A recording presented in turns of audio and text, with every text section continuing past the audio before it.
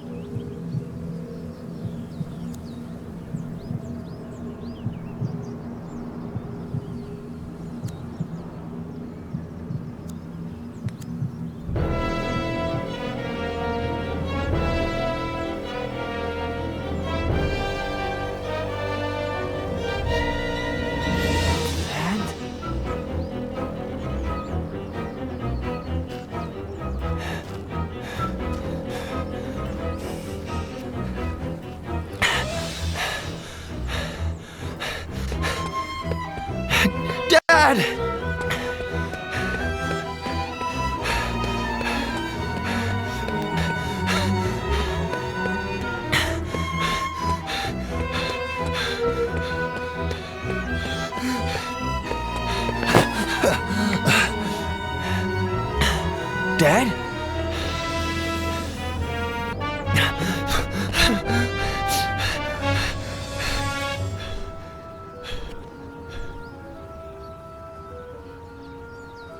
No!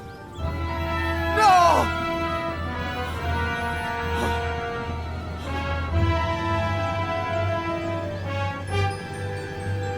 My car! Jenny!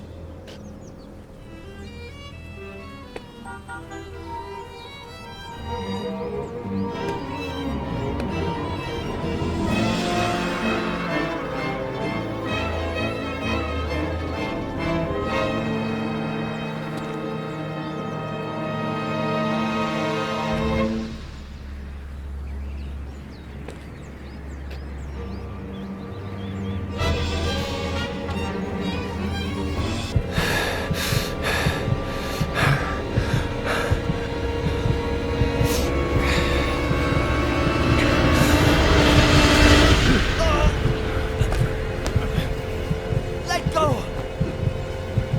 Let go of me! They're in the car! Jenny! I killed my family! Faye! I'm like my dad! Let me go! I'm like him!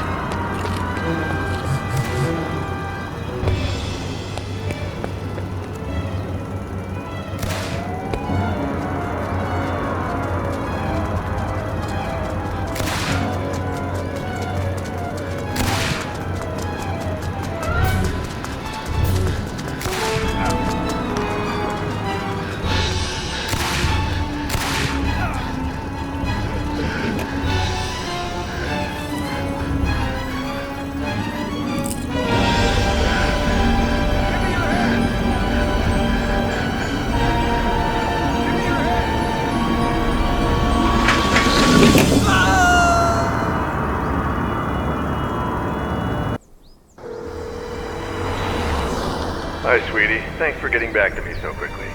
It's about an old client, a friend from Big Sur, Ed Miller. He claims it's his fault that his daughter and her mother are dead. He was driving when their car went off a cliff, and he tried to kill himself. He's been in the hospital for a week. He can't get out of bed because of vertigo, I think. Oh, and he was dehydrated. Probably because of alcohol. Robert? If you could, I would take care of everything. Travel expenses, hotels, fees. Robert? Whatever you need. I think I remember this Ed Miller. The writer? The one it all started with?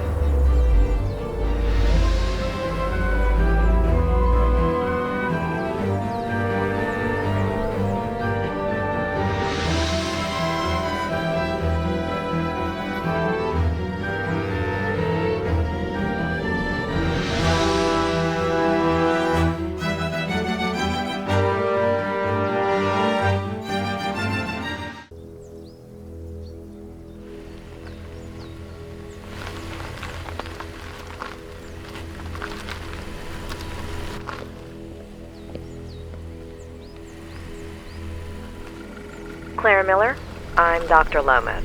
Robert Kerrigan asked... Doctor, you have no idea how grateful I am to you for bringing Ed home. It's a long drive from L.A. When will you get here? If all goes well, early tomorrow morning. I want to get started with that immediately. I'll be waiting for you.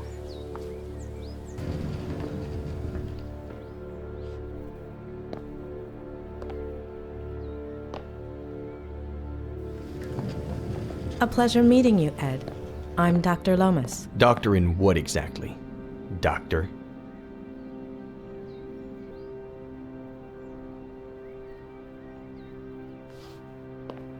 Bachelor's in psychology from UC Berkeley.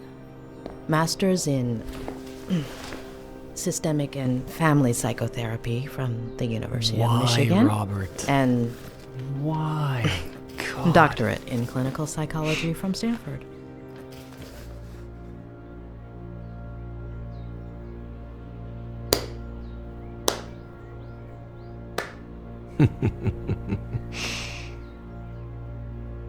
Why?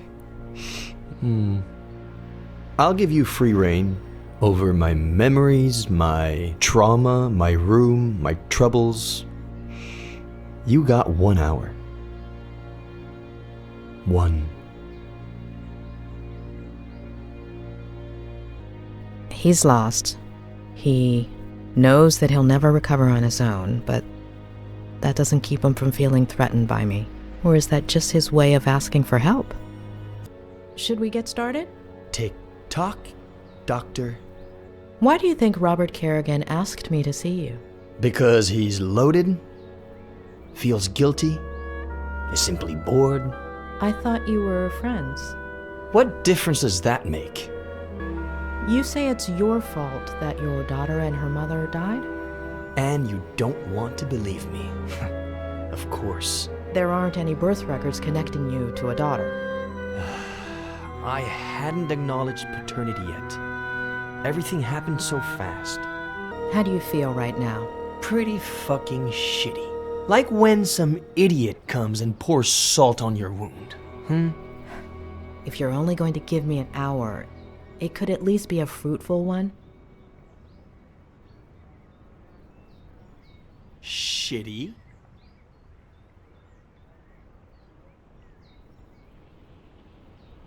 Why?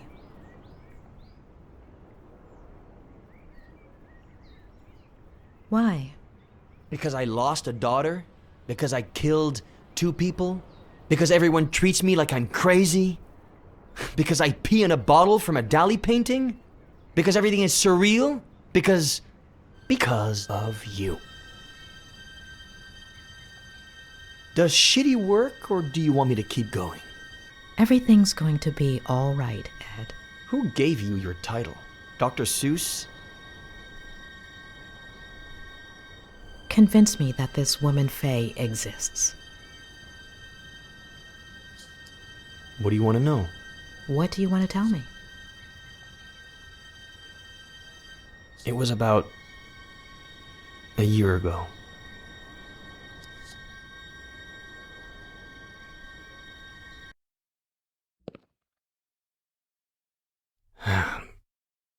I just sat down at work.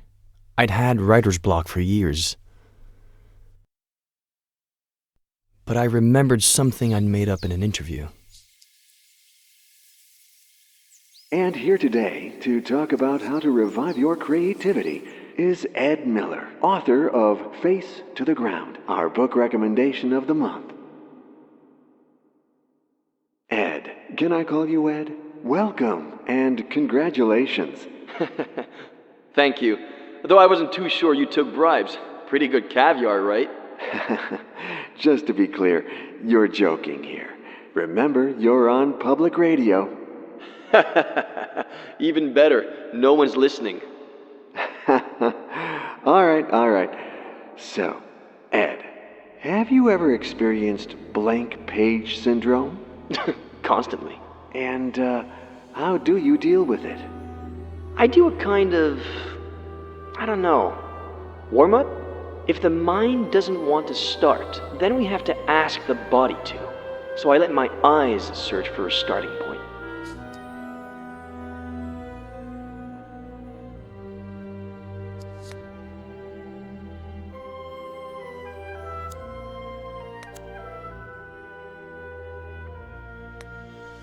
When my eyes find the word, then it's my fingers' turn.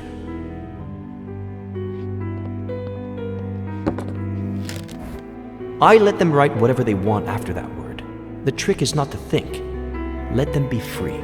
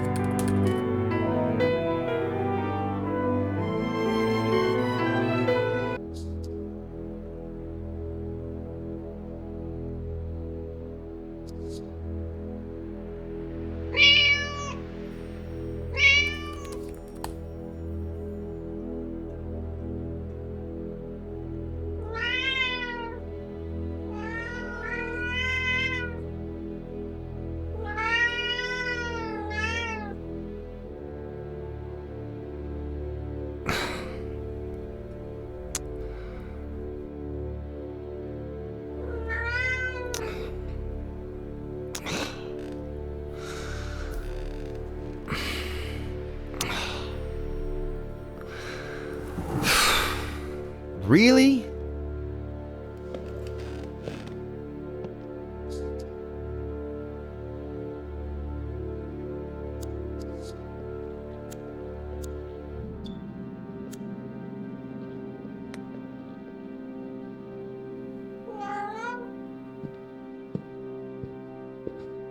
Meow.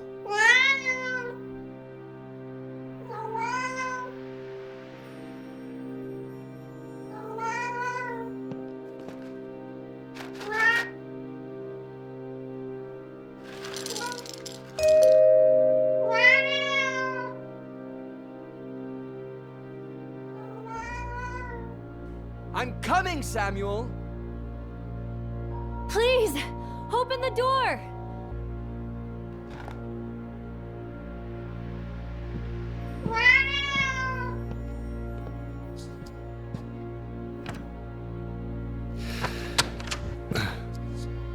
Hi.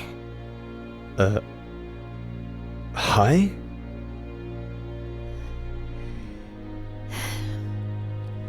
It hurts. Have we met? Right. Okay. I'm Faye, and you are? A writer. Okay. Writer. Now we know each other. Can you help me? My battery's dead, and there are no other houses nearby. Ugh, I'm no doctor, but that looks really bad. I'm kind of in the middle of something, but let me call you an ambulance. No, don't.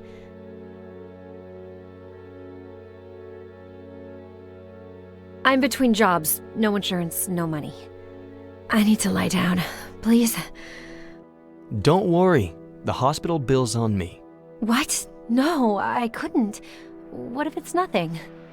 I need to rest. If you bleed to death, you mop it up.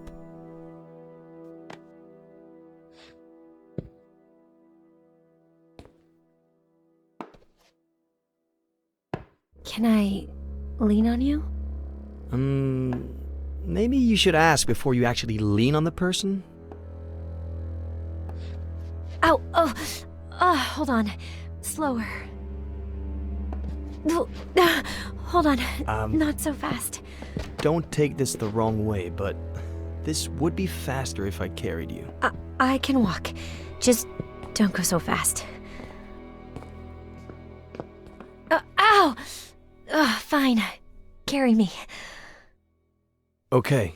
I'm gonna grab you here, okay? And here. And lift you up. Okay? Yeah, okay. Can I lean on you? All That's right, okay with here me. we go. All right.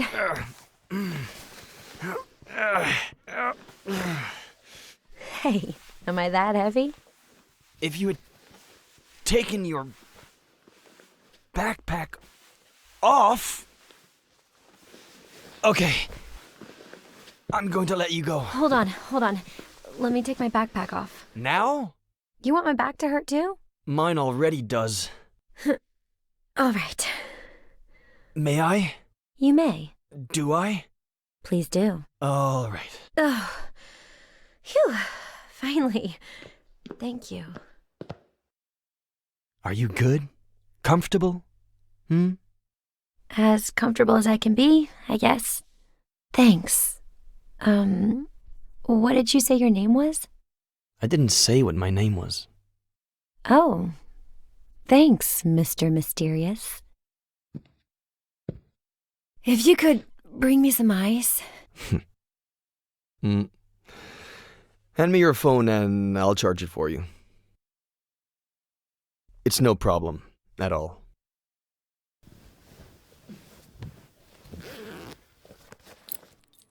I left my car outside the Force Park entrance. I'll go over there and let you be once the swelling goes down. All right?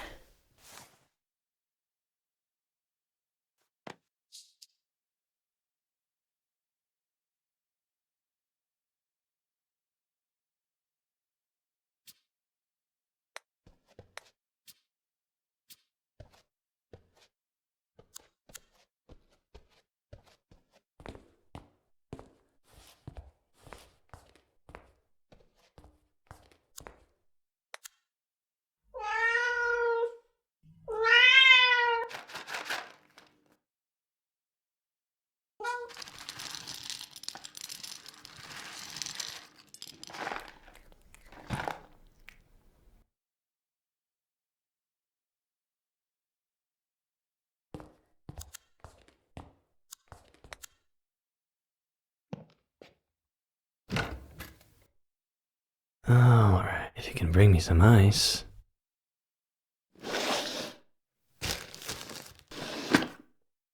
Yeah, I can.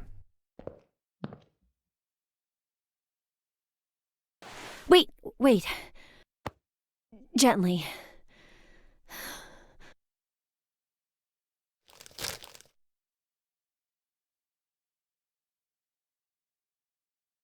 Oh, perfect. Maybe you should get some sleep? Good idea.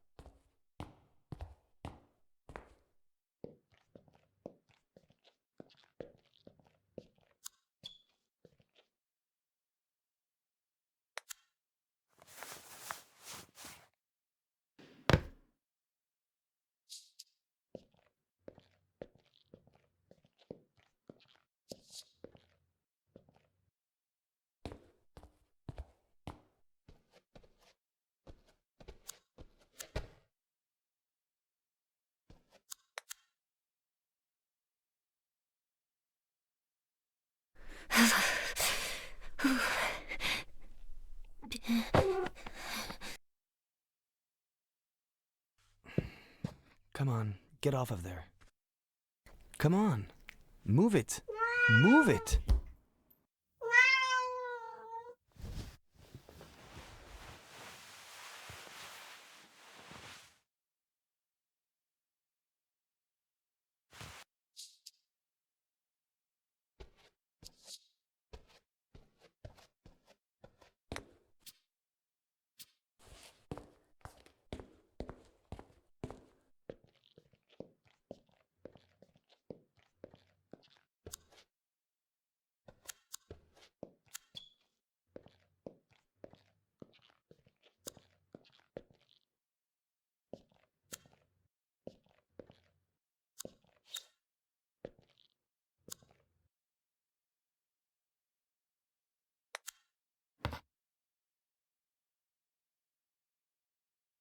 Hi!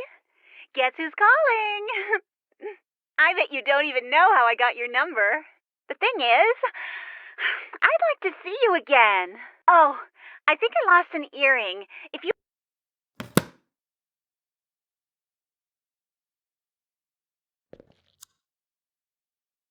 Ugh, it still needs a good while.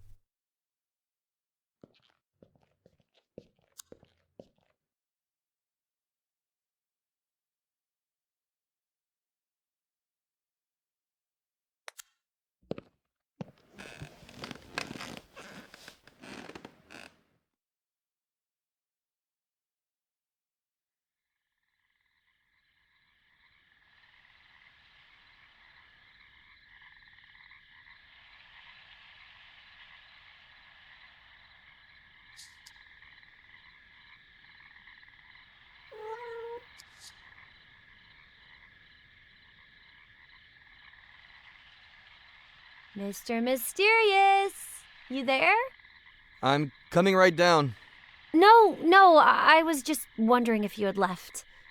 Hey, the ice worked. My ankle looks brand spanking new. Yeah, you heal quickly. Always have. By the way, thanks for the blanket. Thank Pet. It's his blanket. The cat? Bold move. I'd definitely go with a cold girl over a pissed cat. Besides, I usually warm up fast. Have you eaten? I'm hungry. Should I come down and make you something? Something? My fave. Is it any good? No, god awful, to be honest. That sounds yummy. But I'll just make something myself, if you don't mind.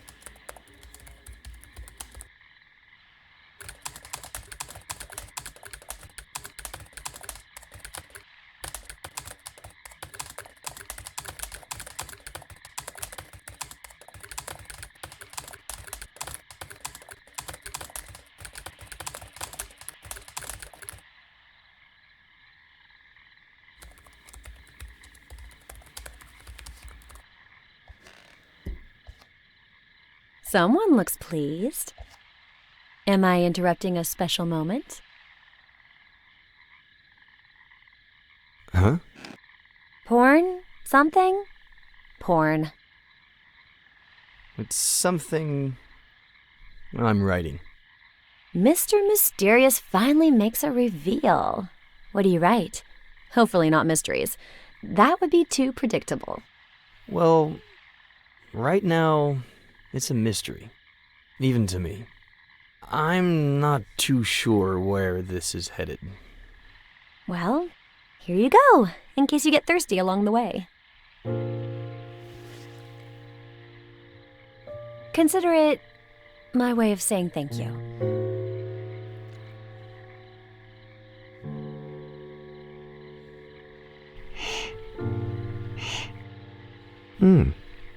A toast?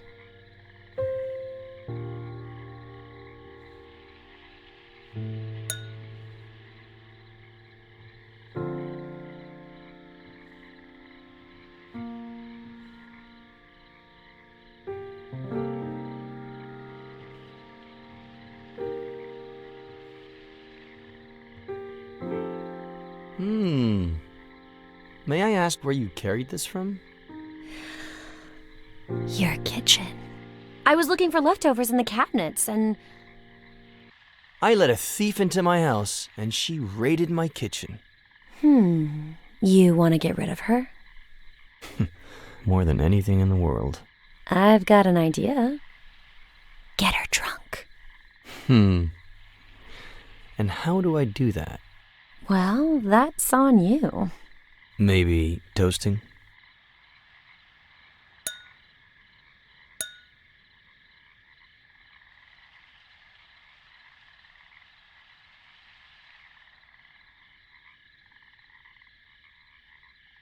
Anything else you want to know? Ask. You have until I finish my glass. The riskier the question, the bigger the sip.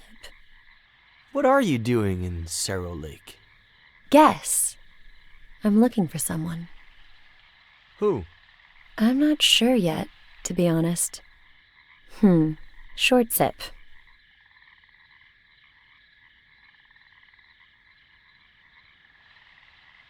I'm not about to ask you the classic work or study question, but do you work or study?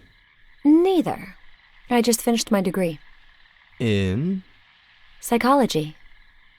Ugh. Short sip.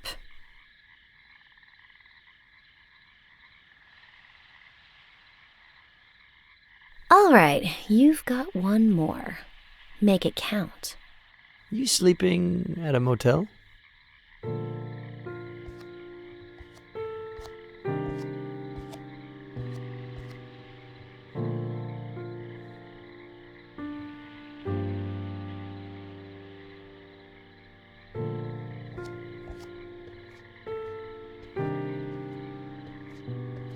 Do you want me to find myself one? That's not what I said.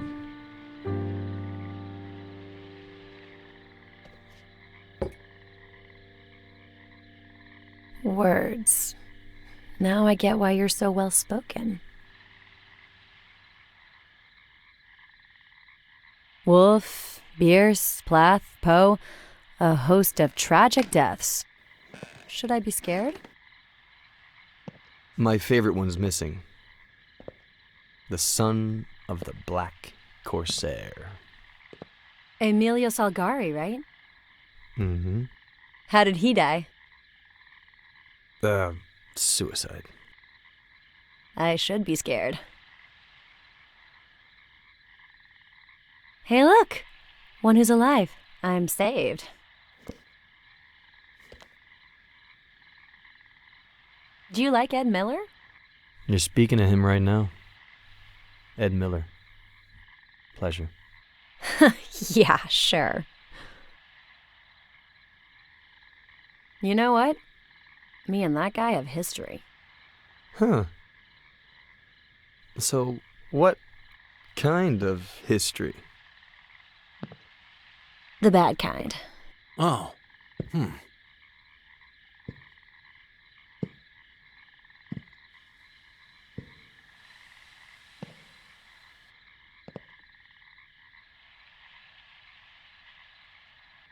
Did he hurt you at all?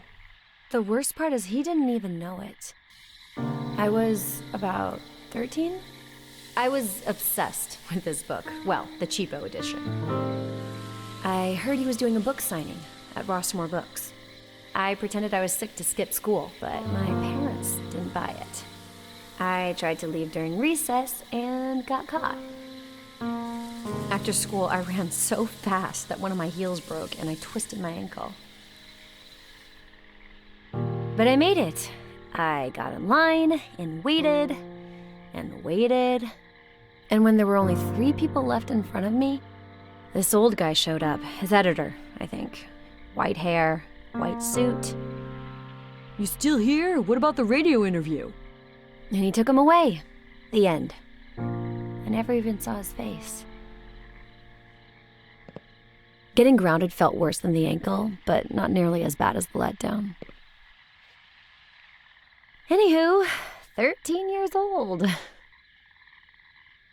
The cheapo edition you had didn't have a picture of Miller, did it? I'd remember. This edition does. Don't you want to see his face? Yes. No. Yes. Of course. You even told me. I thought you were joking. I have to see this with my own... Oh! Petronius, what did I tell you, huh? Sorry, your ankle. It's fine, it's fine. I think he doesn't like me, is all. He doesn't like any girl. He's quite possessive. Oh, so do you get a lot of lady callers? Nobody comes here, except for my neighbor, Samuel Franklin. Oh, should I lock the door and turn off the lights? Or would you rather I get another glass?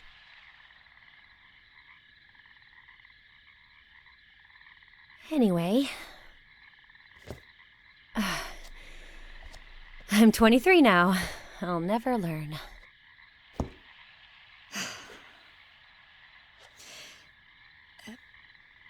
Do you remember the song that Buster sings at the end of the book? I wrote it. Did you write the music? It's a novel. You can't hear it. I could. What? What? No. No. Sing it. No way. Sing it! No.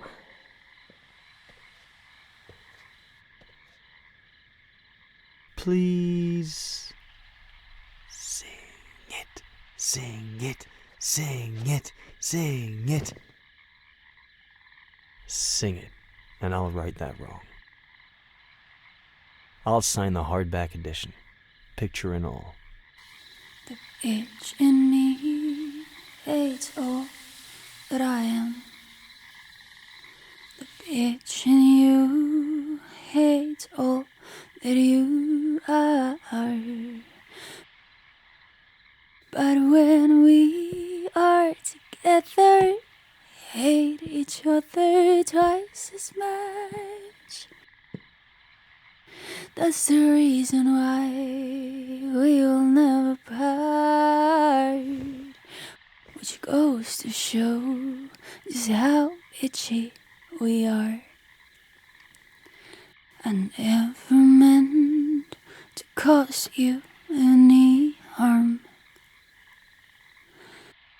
'Cause darling, you need no help with that.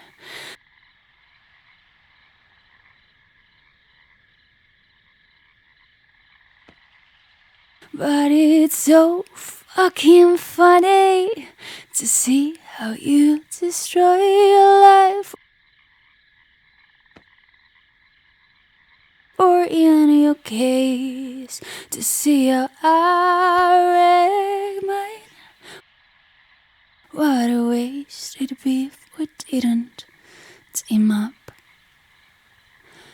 Which goes to show just how bitchy we are.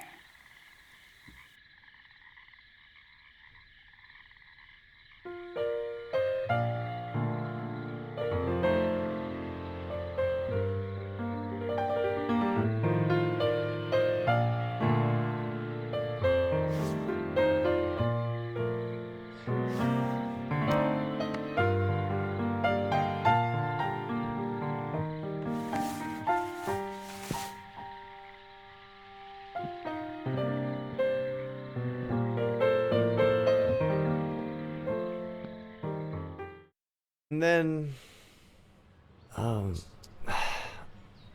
I don't think I need to go into detail about what happened. They're your memories. You decide. Okay, no. I'd rather not feed your morbid curiosity. But there's something I do want to know. Do you remember the date? I don't even know today's date. Our brain gathers much more information than we think. Look here. No. You want to hypnotize me? Please. I thought Robert would hire a real professional. How do you plan on getting out of this bed? So let's go back to that day. You wrote a novel a while back, but you've been suffering writer's block for years.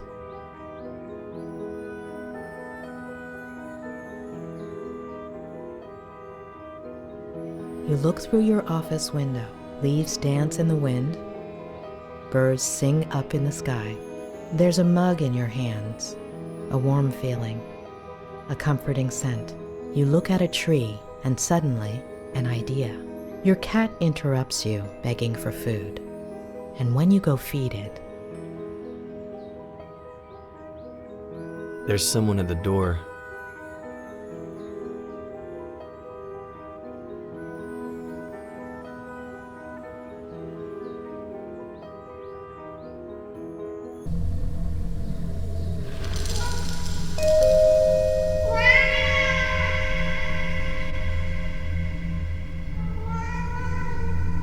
I'm coming, Samuel!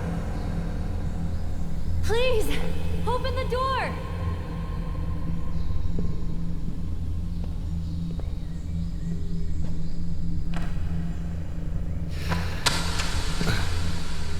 Hi. Hi?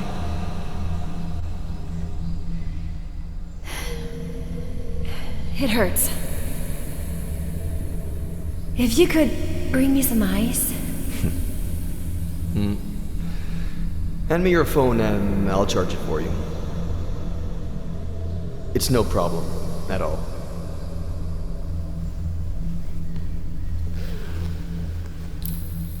I left my car outside the Forest Park entrance. I'll go over there and let you be once the swelling goes down. All right?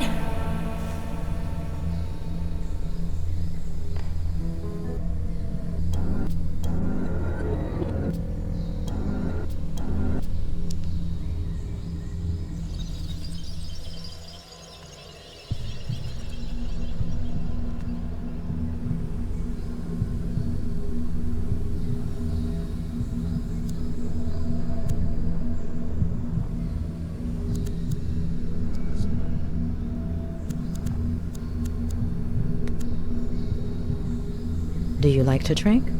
Wine, never on my own. Why? People like me better that way.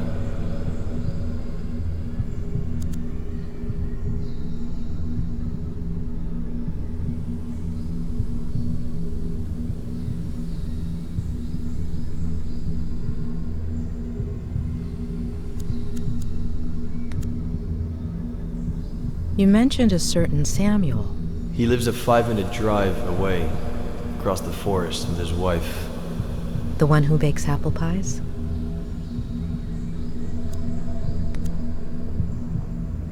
You call your cat Pet.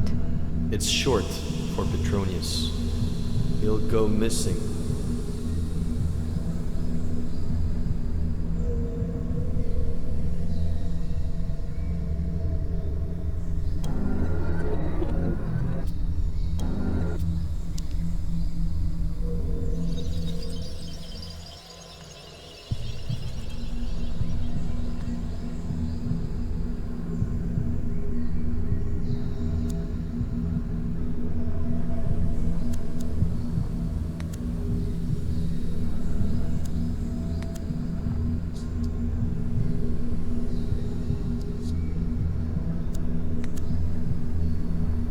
How did she do it?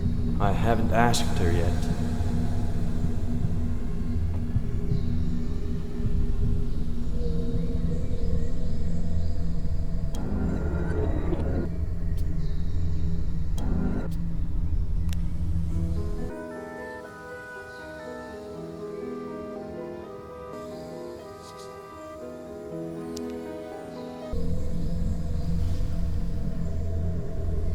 Consider it my way of saying thank you.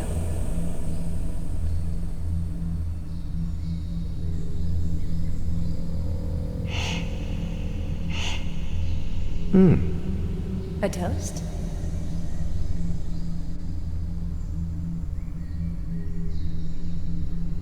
I just finished my degree. In? Psychology.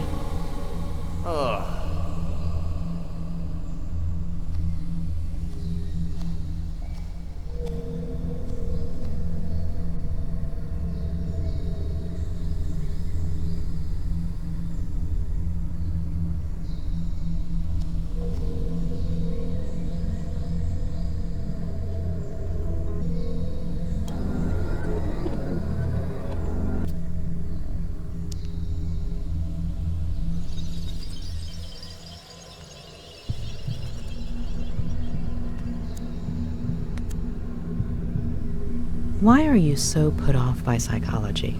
If it weren't for my aunt, I'd be dead right now. Explain.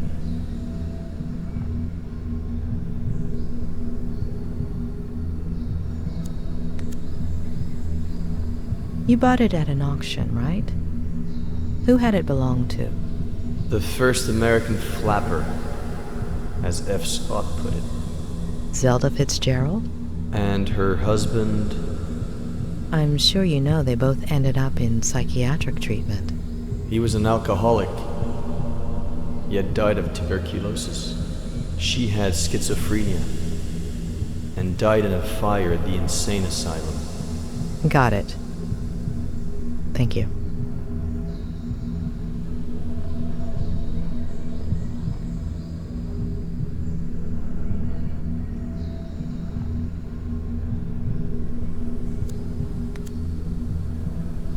You'd had writer's block for years. How did it feel to write again? Hopeful, scary. Will you keep the idea going? We'll see.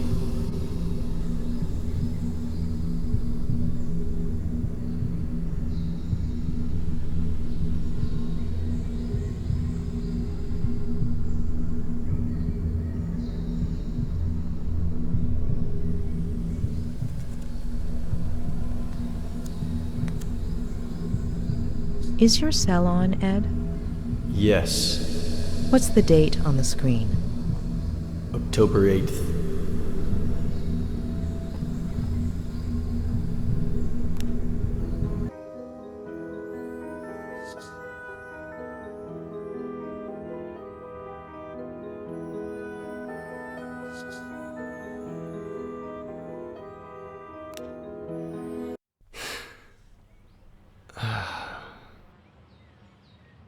All good?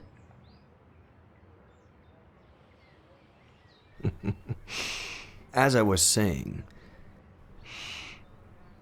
you have no idea how sorry I am that this didn't work out. I had to give it a try.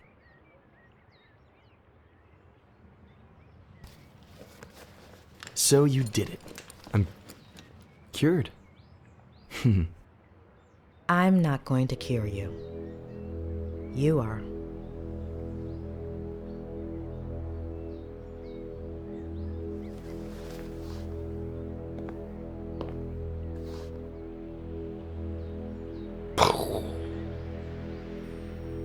We'll continue this later. Get some rest?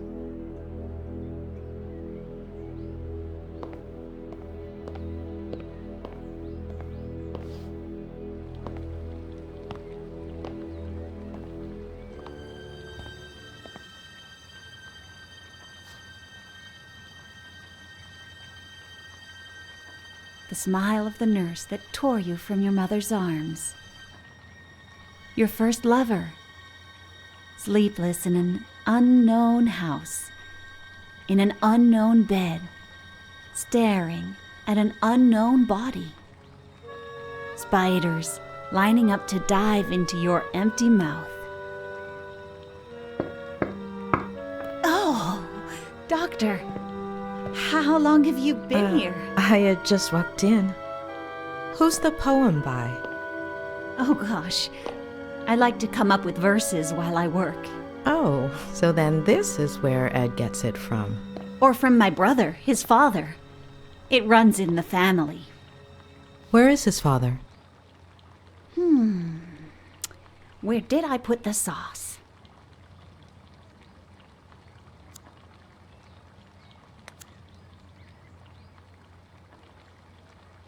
Oh, it's right over there. I'll get it. Oh, don't be silly.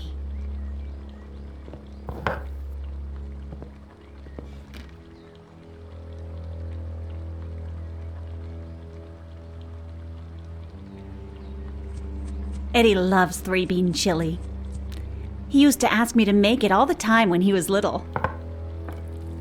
What about his parents? Care to eat lunch with me? I usually eat with Ed upstairs, but it's no big deal if he eats alone for once. Besides, I made enough chili to feed an army.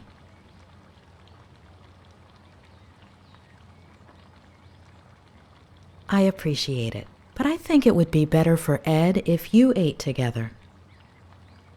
I think I might need a little fresh air to take a break and maybe organize some of my notes. You should check out the dock. Plenty of sun at this time of day. I'll make you a sandwich.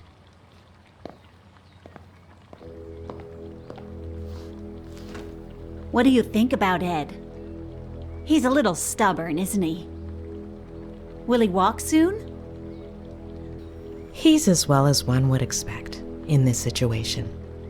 Well, I guess he should just focus on doing his exercises, right? What exercises? Ham, cheese, lettuce, tomato, and mayonnaise? Yes, that's perfect.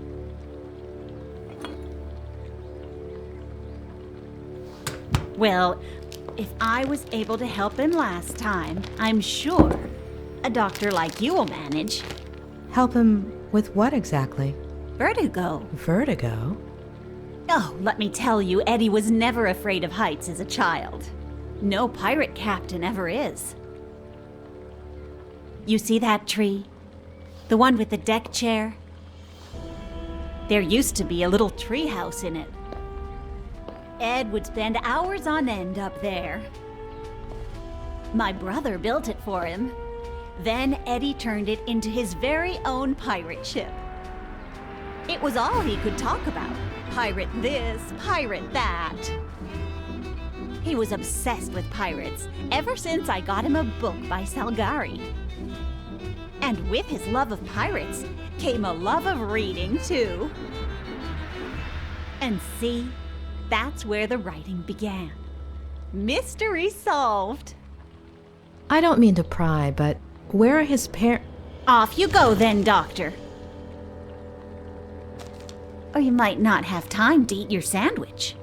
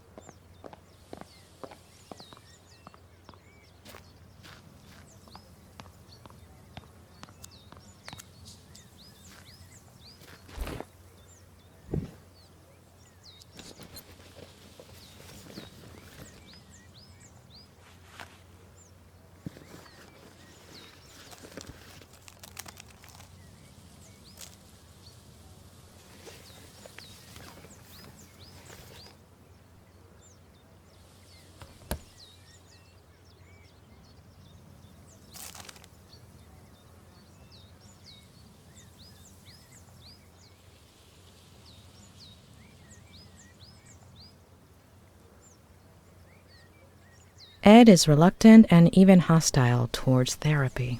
Why? Claire is hiding something, and it is somehow causing Ed to keep his guard up with me. I've never seen such an intense case of vertigo before. Something tells me that Ed isn't lying about that part of the story. Besides, the case reports were conclusive. Does she exist? I wouldn't be surprised if Faye was a character Ed's working on for some book. Whether she exists or not, she may hold the key to all of this, or at least one of the keys. What about that earlier Vertigo episode? And his parents? Something happened in his childhood. But Claire isn't going to tell me. Maybe Robert? Or Ed himself, if I can break through this wall he's put up. I'll have to give it a try.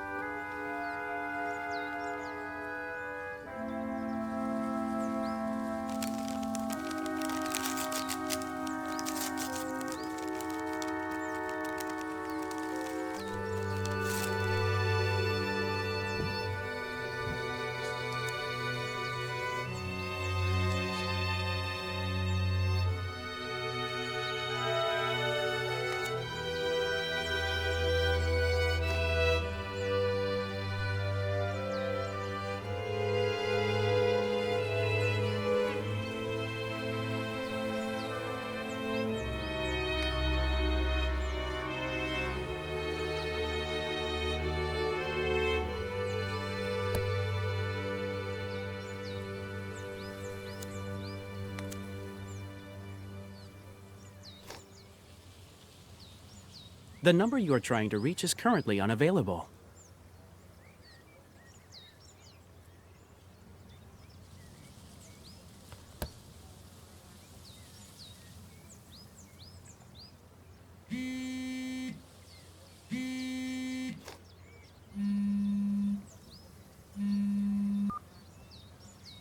Who am I speaking to? Dr. Lomas? Who is this? It's Sheriff Reyes. Dr. Leonard gave me your number. How are you, Sheriff? Look, I don't want you to breach patient-doctor confidentiality or anything, but if something comes up in your conversations with Miller... Is Ed under investigation? Is he the suspect of a crime? No, not exactly. If I understood correctly, Ed hasn't committed any crime. Well, we'll have to see about that. So, will you give me a hand? I'm not in a position to make any promises. Well, I understand, Doctor. I would settle for anything at all. Maybe someone saw something. I'm on my way to his neighbors as we speak. The Franklins? Nick, you there? Sorry, I've got to go. What is it this time, Adam? Tell me you saw my email with the slogan proposals.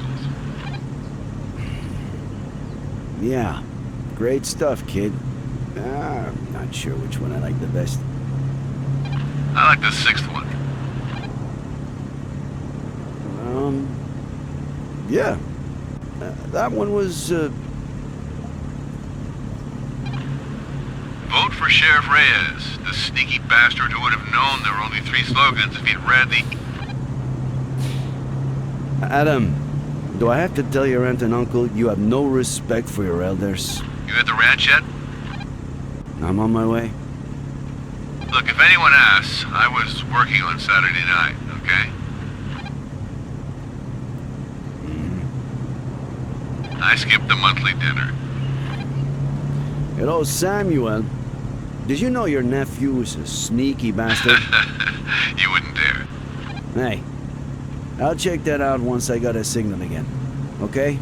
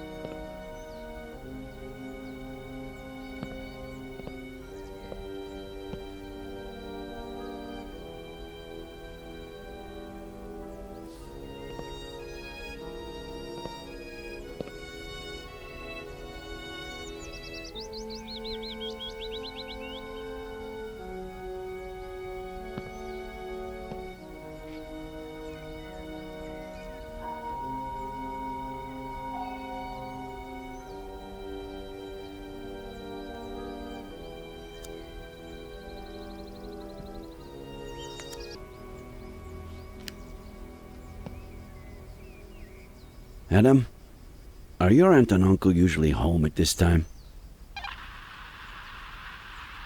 My uncle's probably in the barn, and if my aunt's not home, she's at the store.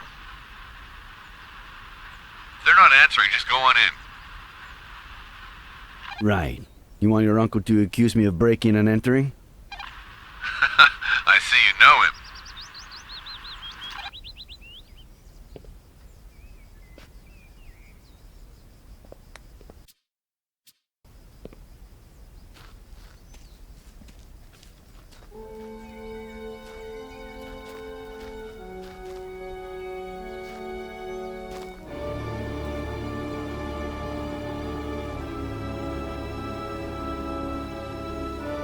Samuel! Are you there? It's me! Sheriff Reyes!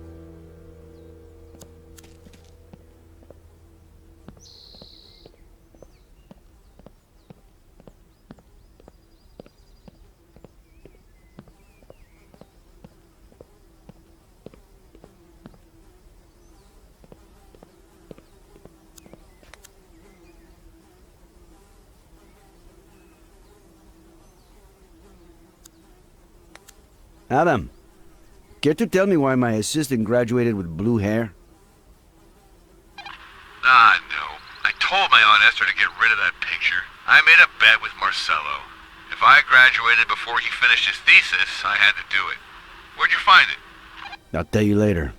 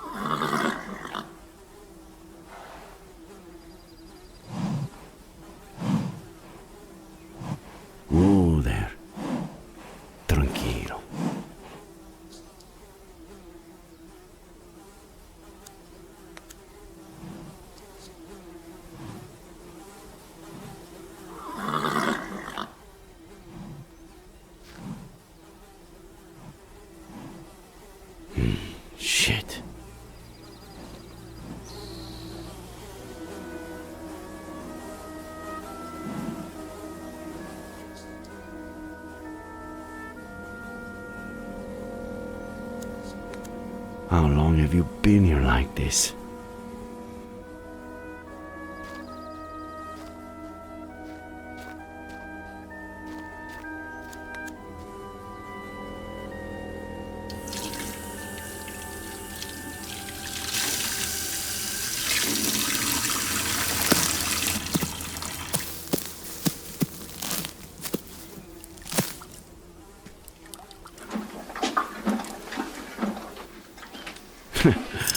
El gusto es mío.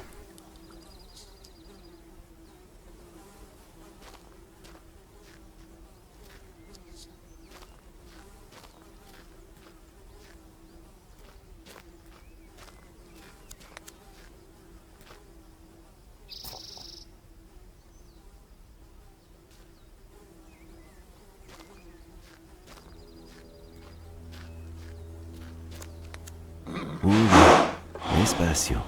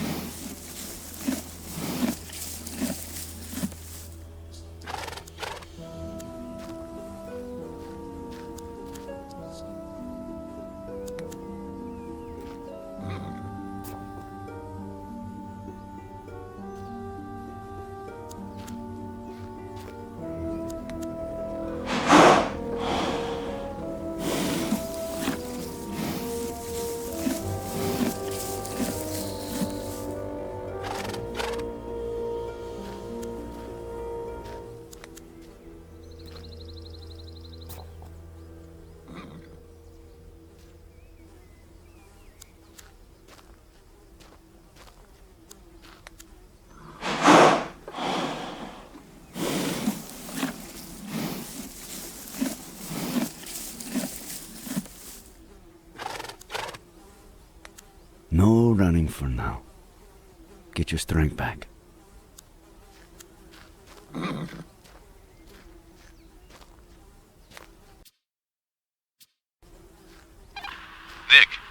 you there? Just a reminder, you got a meeting with the mayor in half an hour. Oh no. Hey, I can hear Frankie Lane. How is he? I don't think your uncle's taking very good care of him. Seriously? The old man is really losing it. You'll be here on time, right? You better fill in for me, alright? Again? Sneaky bastard.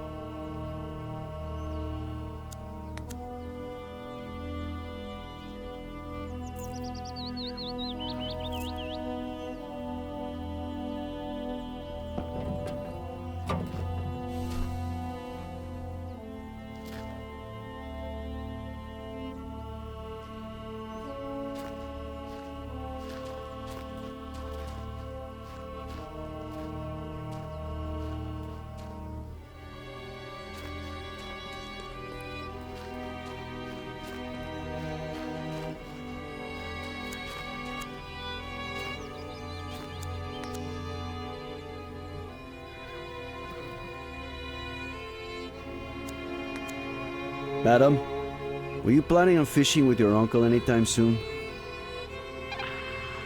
No. Why? He hasn't invited me since I told him about Marcelo. No reason. Just curious. It's probably for the best, to be honest.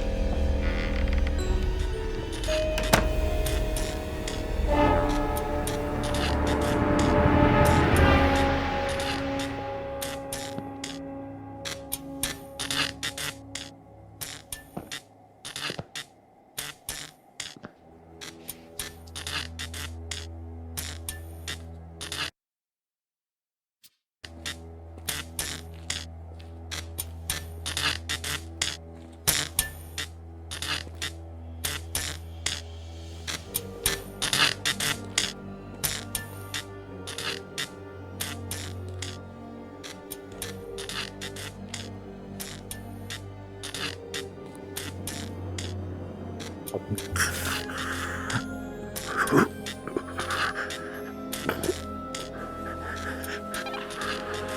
the mayor just left.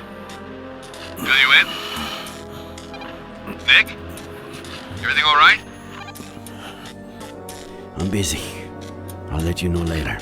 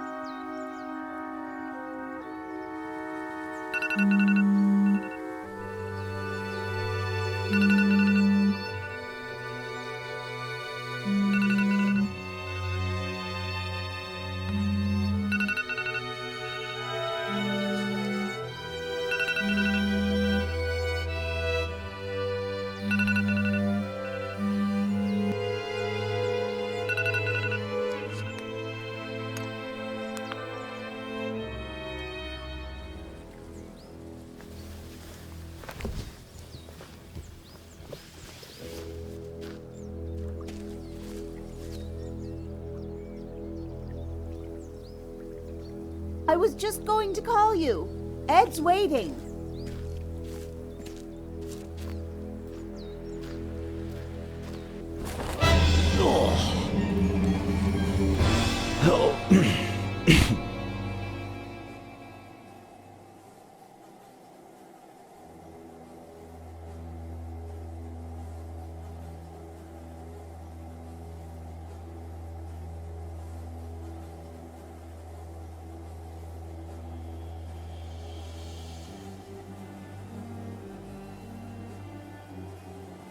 Adam.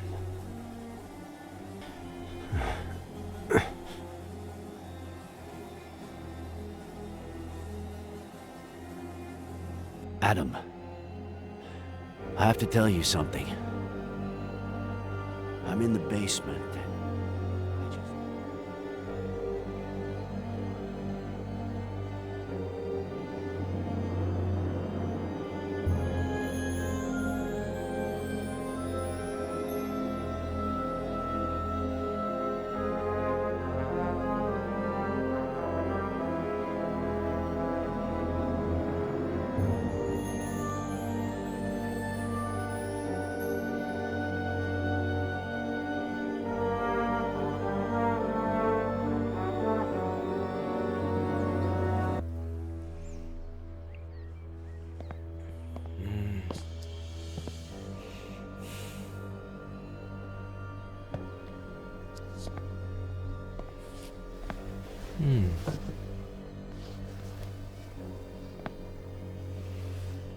Ed?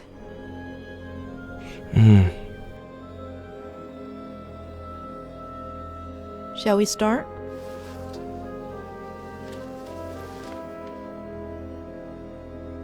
Why don't you tell me about your childhood? What do you want to know? What you played? How high up?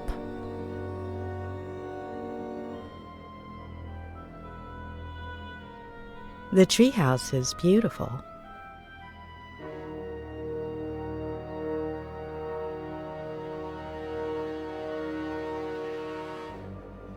It was.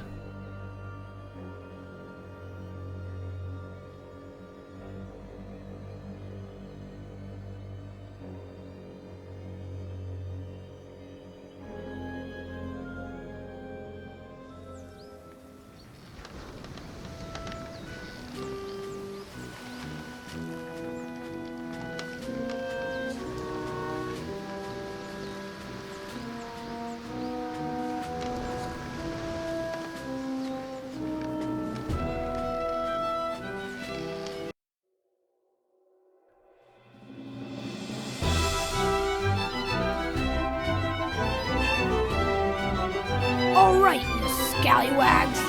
Now we gotta heave ho! Flanagan, me hook.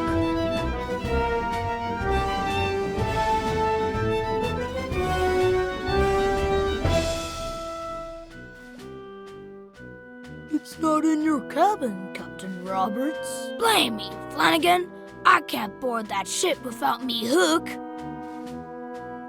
I think it's back on Skull Island, Captain. You better bring it to me soon, unless you want to end up as shark bait. Ed, Bud, come to my office, please. Okay, Dad. Flanagan, get all hands on deck. Aye, Captain. Governor Miller requires me presence at the forecastle to discuss highly important matters.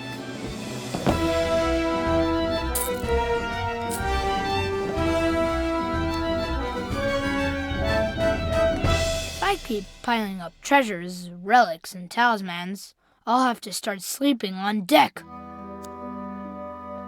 Arr, I've got enough Spanish dollars to buy me own island.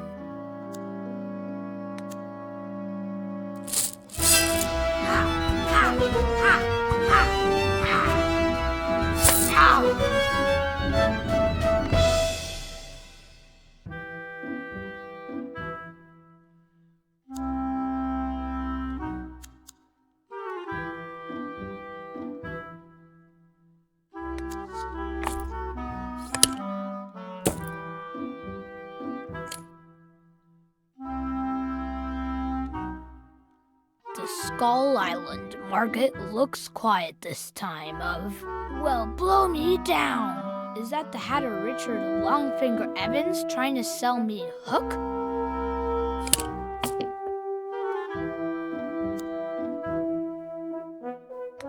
One-of-a-kind article crafted by Richard Longfinger Evans, the best hatter on Skull Island. The one who caught me off guard and stole me hook from me pack.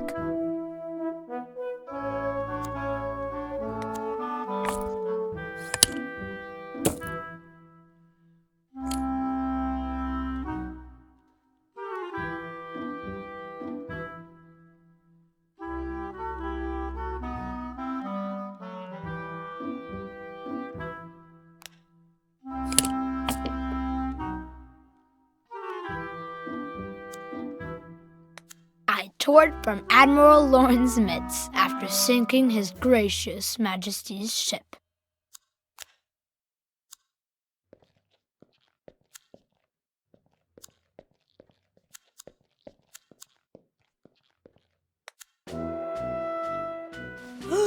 Step aside, me hardy Flanagan. We're approaching the jeer at the end of the world.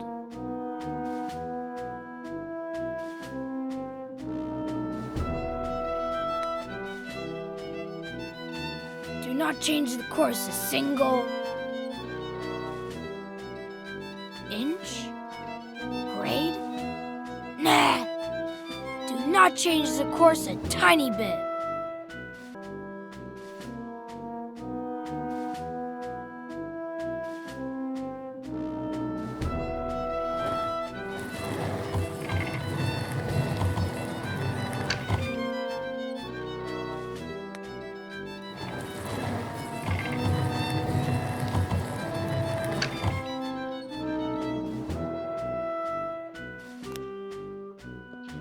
Flanagan, take the helm.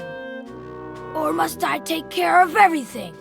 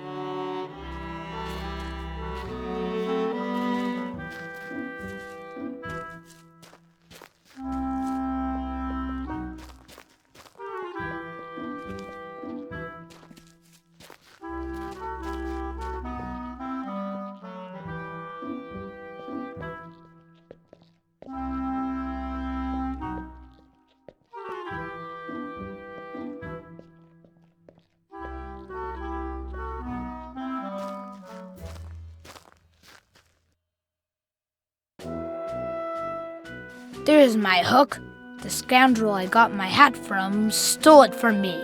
I must exercise caution and...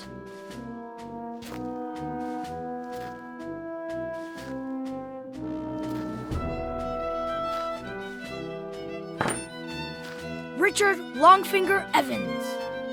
You're the filthiest scum in the Caribbean. Rats! You found me!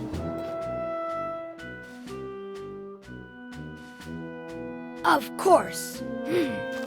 Now, prepare for the justice of Captain Roberts. Ha!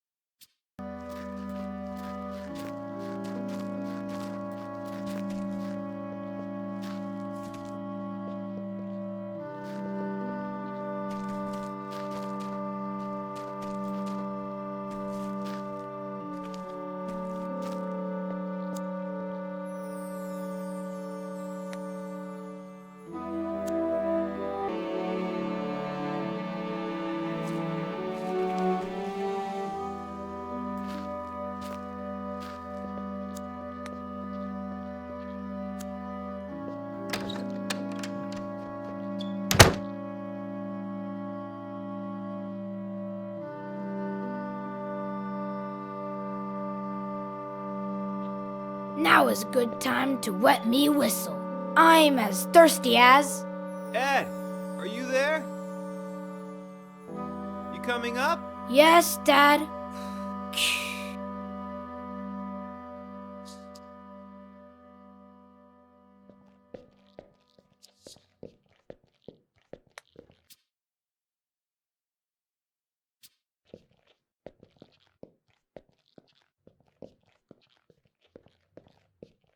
Juicy blue, juicy blue.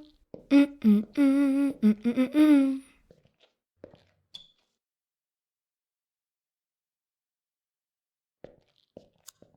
Juicy blue, juicy blue.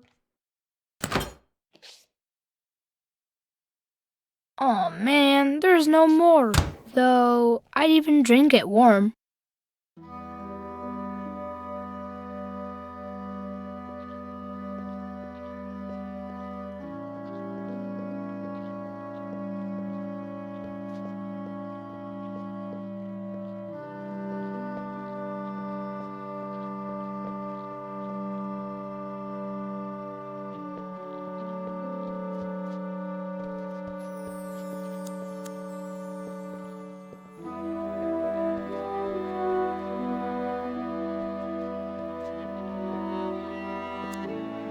Juicy blue, please, please. Man, there's no more here either. Now, what do I drink?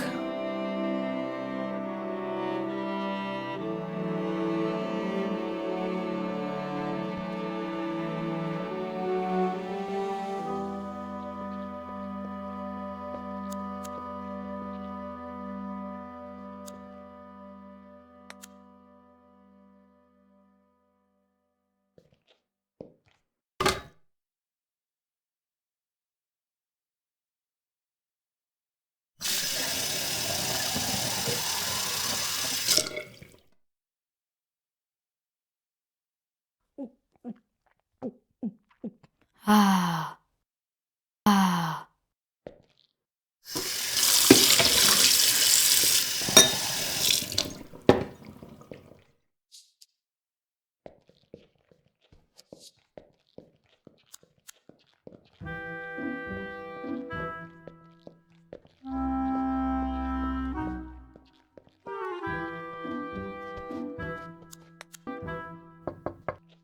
Dad?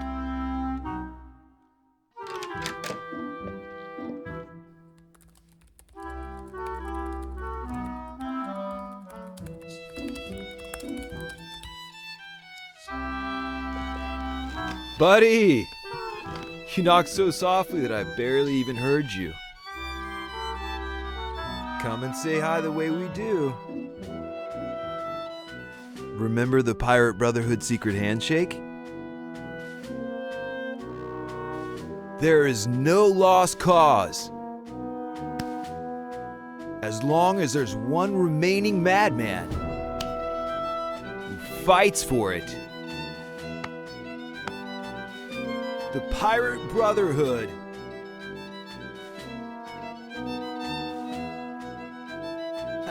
All right, that was just a warm-up. Now let's try it again, one more time. There is no lost cause.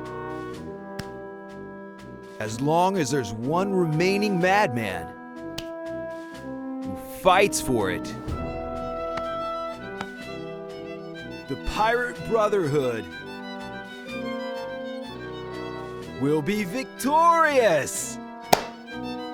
We're getting better at this. Open the window for me, will ya? Secret handshakes are like everything else. The more you practice, the better you get. Anyway, do you have something you want to tell me? I was busy playing, but I came as fast as I could. As fast as you could, huh? I don't know about that.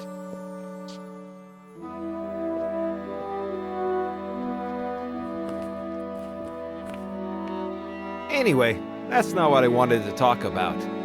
How's your morning? More productive than mine, I hope. Yeah, but I got really thirsty and wanted to drink a huge glass of juicy blue. There wasn't any left, and I had to drink water. Pirates don't drink water. The worst!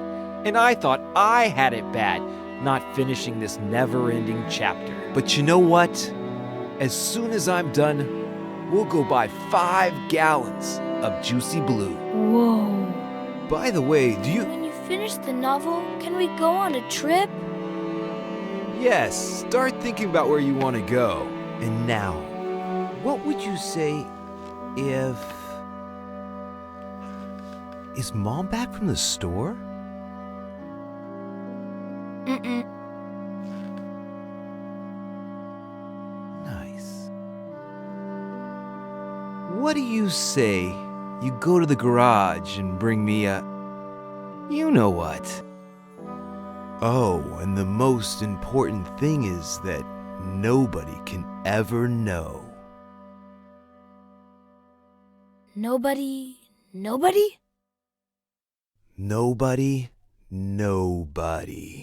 It's our secret. A secret pirate brotherhood Exactly. pact? A secret pirate brotherhood pact. Signed in blood. Signed in... ink. Wait. Ink? You'll see. Ink. Okay, so what could the symbol of the Pirate Brotherhood be? The jeer at the end of the world. Excellent choice. Let's do it.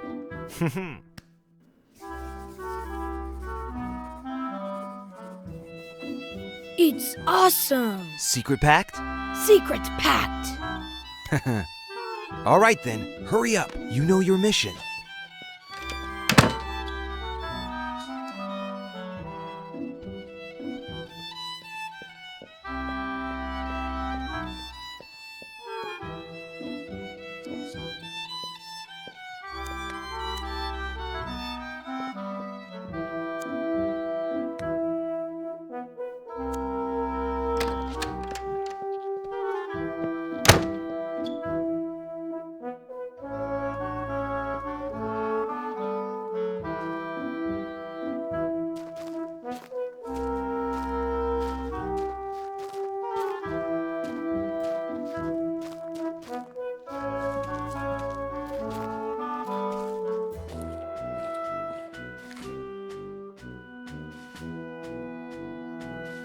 Captain, the thing we are looking for, I'm not clear on part of it. Explain yourself, Flanagan. What exactly are we looking for? We're looking for I know what, Flanagan. Oh, of course, Captain, but could you describe it to me? well, I don't know, a little like this? Oh, it's so much clearer to me now, but I know it's here in the garage, but where exactly? That is the question, Flanagan. The governor is constantly changing its location. Oh, now I understand, though. Enough questions, Flanagan. Start looking.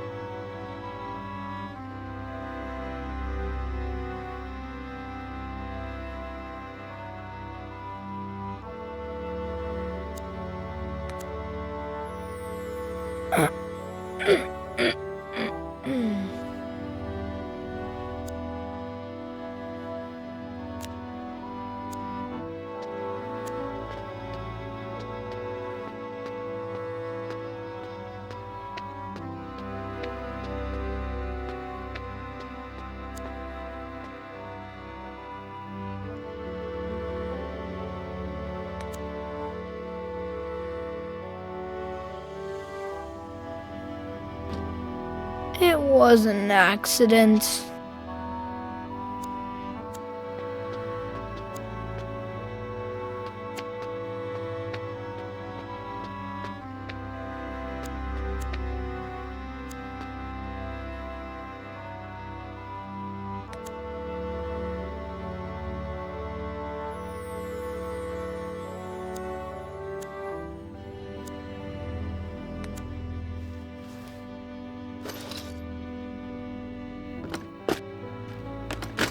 Well, it's not here.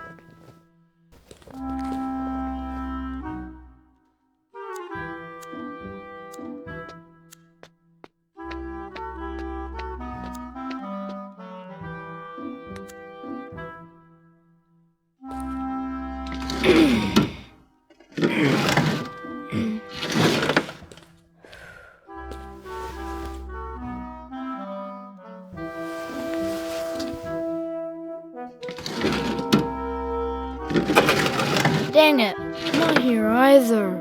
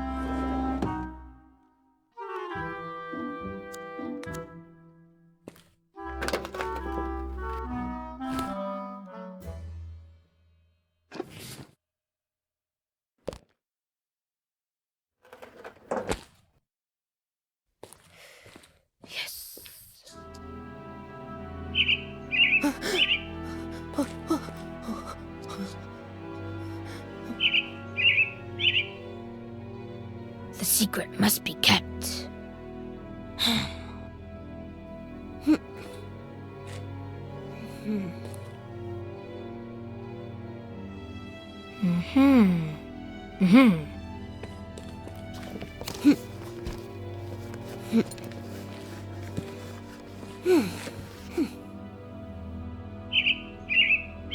You're not fooling me, little bird.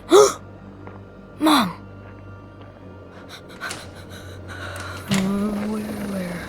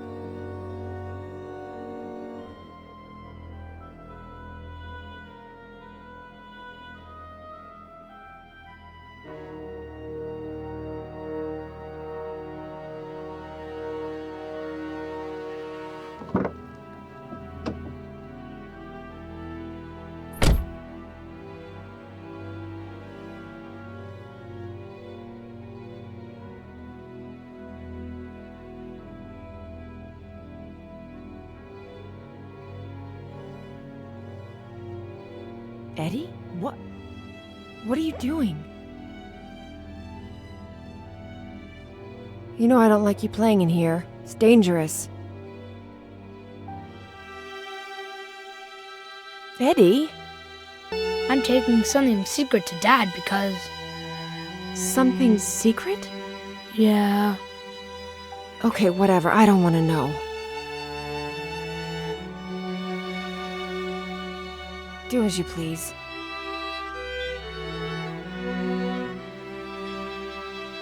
Mom.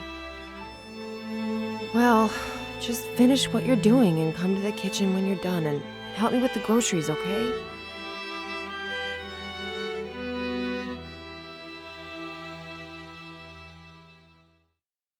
Captain Roberts was dangerously close to betraying the governor's trust, and even worse, has made enemies with Captain Morgan, a valuable ally.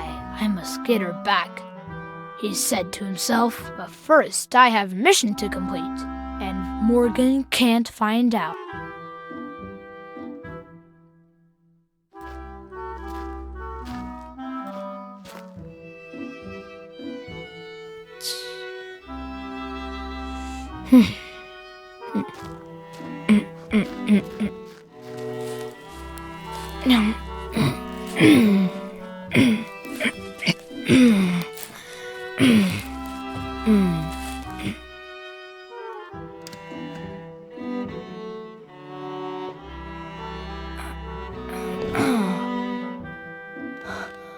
Dude, are you crazy? Why did you climb up if you've already fallen once? Are you okay? I just wanted to keep our secrets safe. Buddy, it's not that. It's just that it's dangerous. You have to be careful. I was very careful, Dad.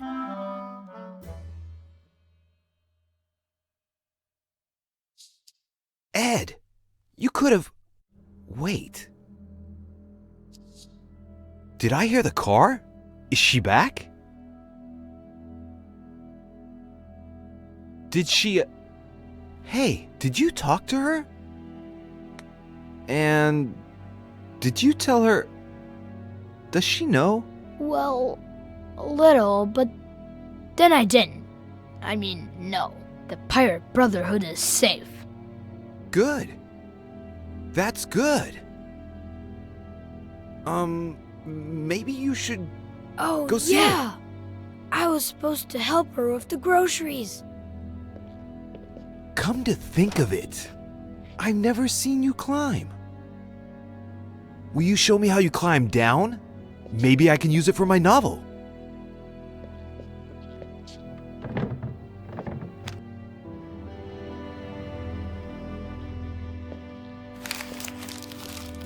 Hey, are you hungry?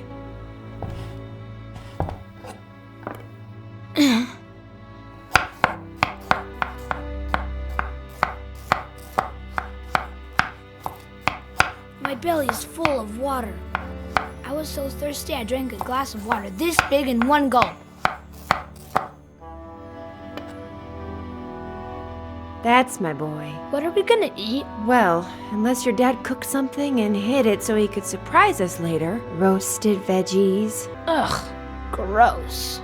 You don't say. I could tell by that face. Okay. Can you put the rest of this stuff away while I start getting things ready?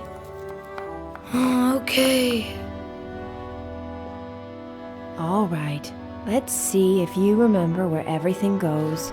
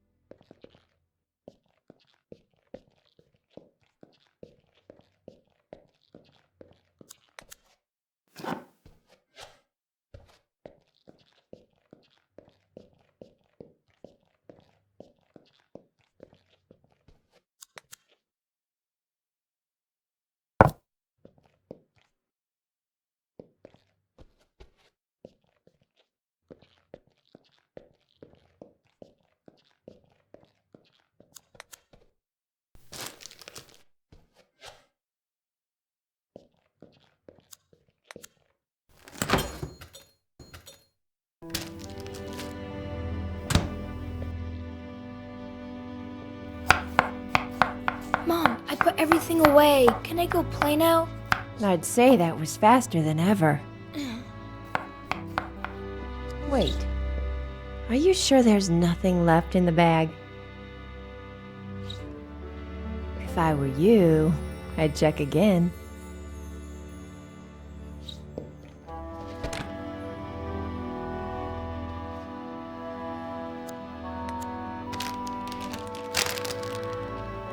All signs point to a bottle of blue, red.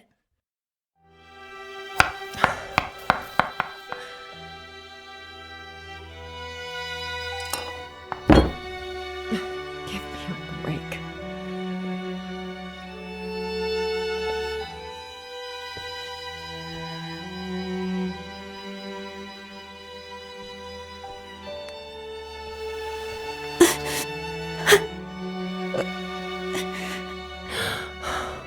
Eddie. The red one's good too. But you don't really. It's not your fault.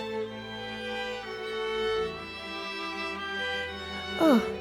Mom, you're bleeding. That's why you were crying. Oh, sorry, I got some on your drawing. Signed in blood. Should I go tell... It's nothing, sweetie. I'll fix it up in a jiffy. Just finish putting the things away, please, buddy, okay? So brave.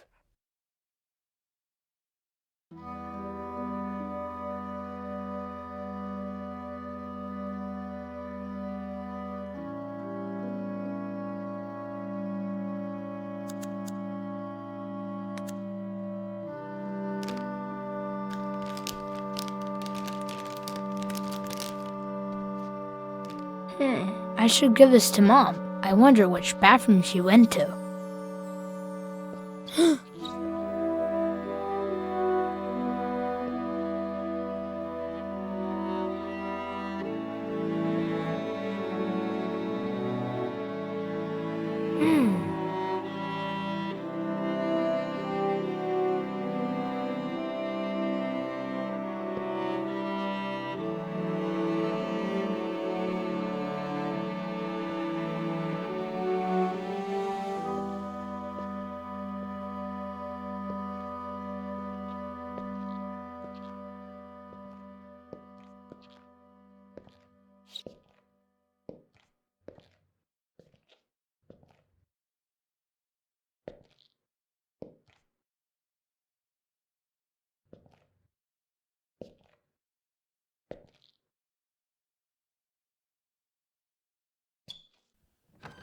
Mom? So? What? What happened next? Nothing. Nothing? Yeah, nothing. Ed, there are some things I still don't quite understand. Would you say you were a little obsessed with pirates? Not as much as you are with psychoanalyzing me. I was just a kid. Do you tend to obsess over things? Maybe you're the one who's obsessed, asking the same question over and over again. Why didn't your father want your mother to find out about the Frangles? You've misunderstood. My father always hid treasures around the house for me. Little presents or just some candy. It was a game. I see. What happened to your mother? Why was she crying? She cut herself. When was the last time you cried because of a little cut? Maybe it wasn't a small cut. I don't remember much. One last... I was under the distinct impression that psychologists just listened. Not always. It comes down to asking the right questions. So, why don't you?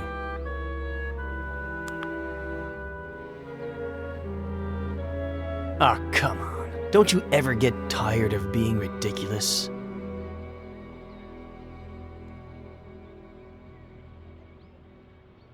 It's not going to work this time either. Please. Earlier, I sat down at the edge of the pond. There's something about it that... I don't know. Lingers? It's as if I were there right now. The water moved slowly. I liked the sound.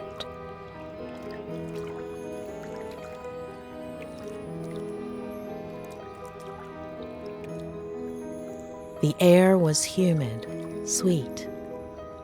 The cool breeze whistled between my fingers. You could barely hear the birds in the distance. It smelled like sap, like bark, like earth.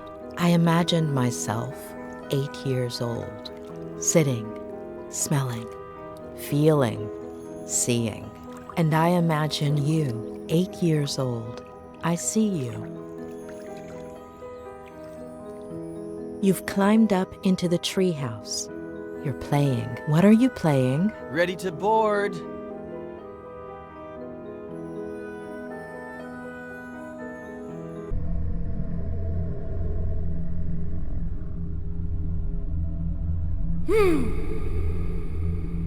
Flanagan, me Hook. It's not in your cabin, Captain Roberts. You better bring it to me soon, unless you want to end up as shark. Damn it, Eddie! Are you deaf? Come to my office, now! Okay, Dad. Flanagan, get all hands on deck. Aye, Captain.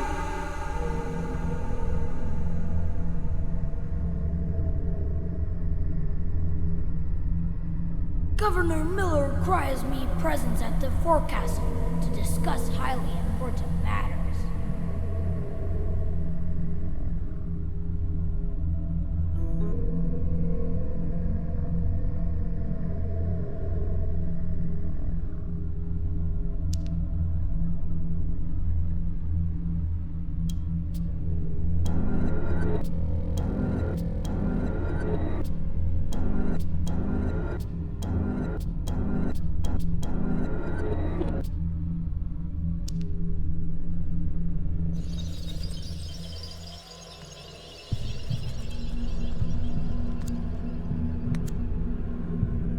Where did you get all of this? They're treasures. They're all over the place. They're not actually treasures, but I make it look like it. The trick is half closing your eyes.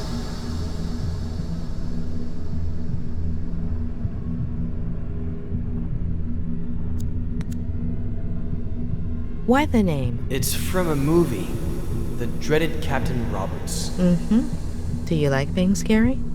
Only when I'm a pirate.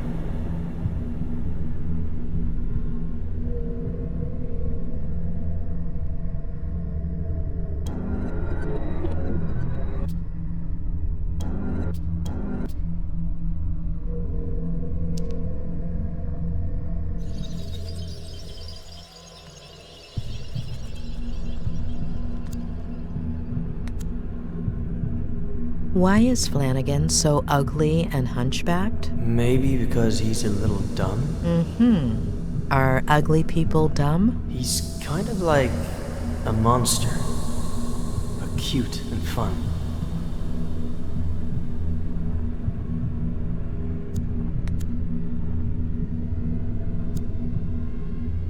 Who gave you all of that? My dad bought me a ton of pirate toys. Look closely. Are you sure that toy was bought in a store? Maybe I found it somewhere, like my treasures. Before, he would give me presents, lots. Why did he stop? He's busy.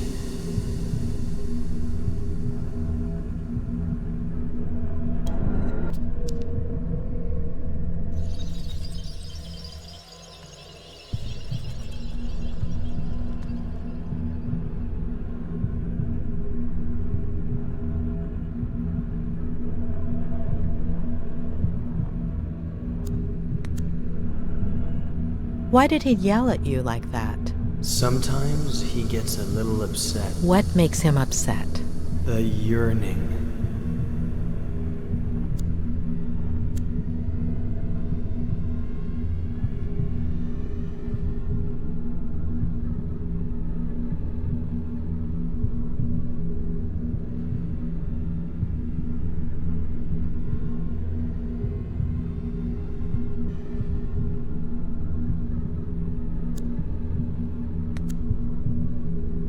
Who built it? Dad. Are you sure? Yep.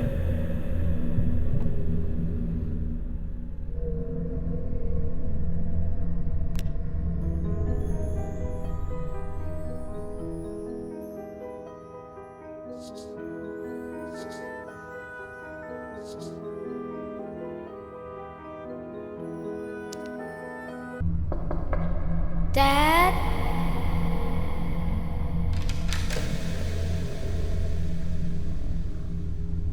What? Jeez. What have I told you about coming in here while I'm working? I made you lose focus, and artists What do you need say? to concentrate. You go to the garage and bring me a... You know what. Oh, and most importantly, your mom can't find out. A secret pirate brotherhood pact? Sure, but she can't find out. Come on! You're taking forever.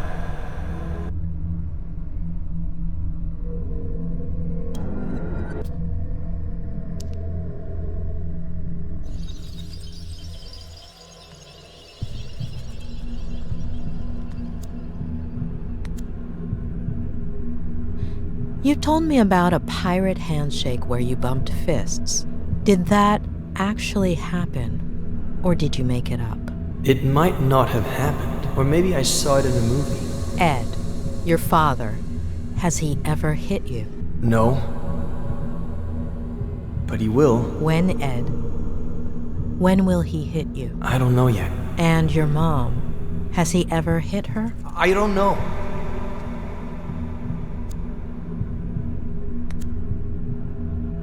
What is your dad writing? A bestseller. Will it? Sell, I mean. He'll never finish it.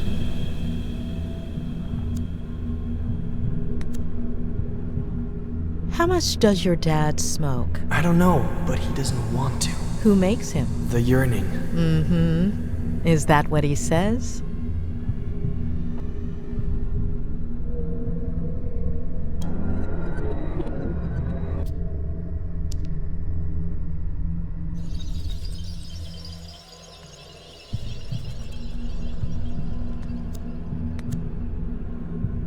So you and your dad made up the pirate brotherhood? Or was there anyone else? No, just me. And your dad? I don't know.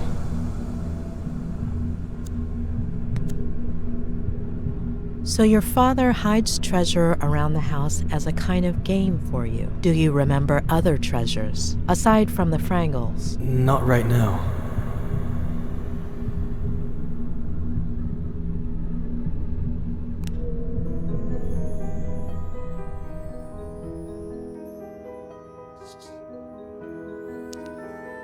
No, it's here in the garage, but where exactly?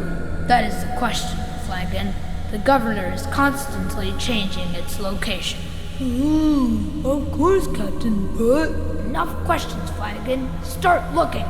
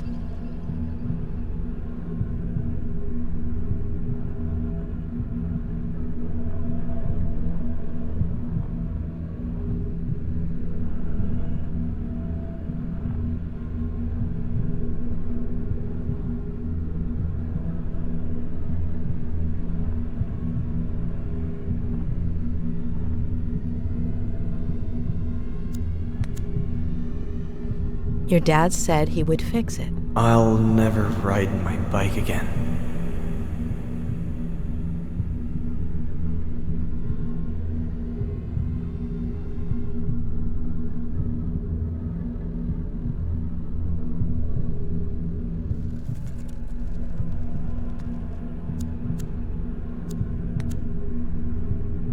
They look pretty dangerous for a kid. Mom doesn't let me go in there. But your dad asked you to go in.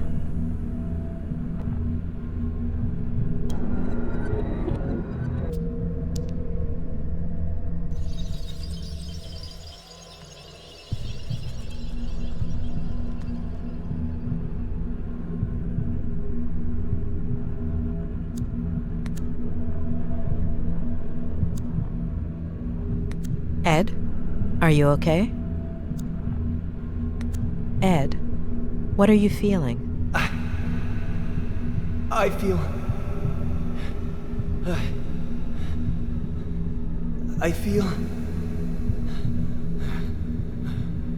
I feel... Okay, it's all right.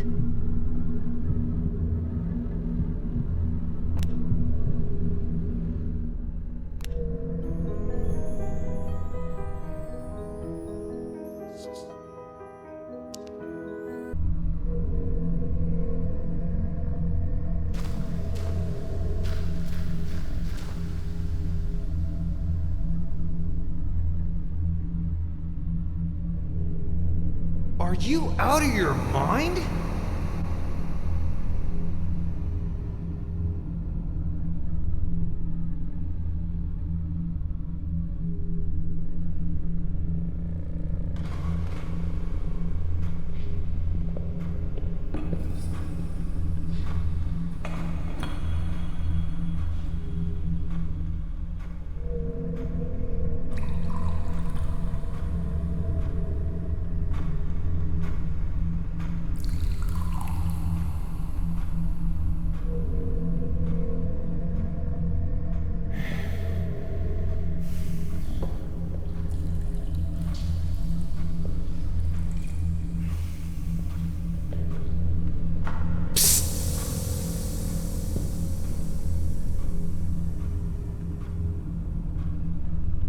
Sit down there.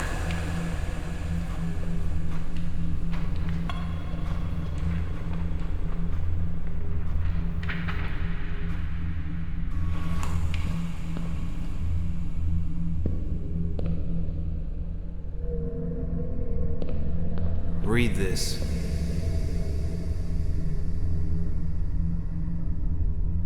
The next step in the long process of Joe human self-destruction involved an internal rebellion. His nervous system out of revenge for being mistreated by Joe.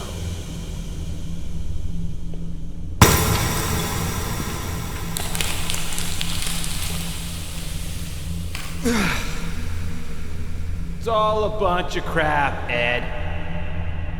I'll never make it. I'm worthless. You understand? Fucking worthless. I'm worthless. You're worthless. Waste. No matter how hard you try, okay? You're trapped. Remember that. One day it'll come. It'll never go away. Understand? Remember. Dad, I have to... Mom is in the kitchen.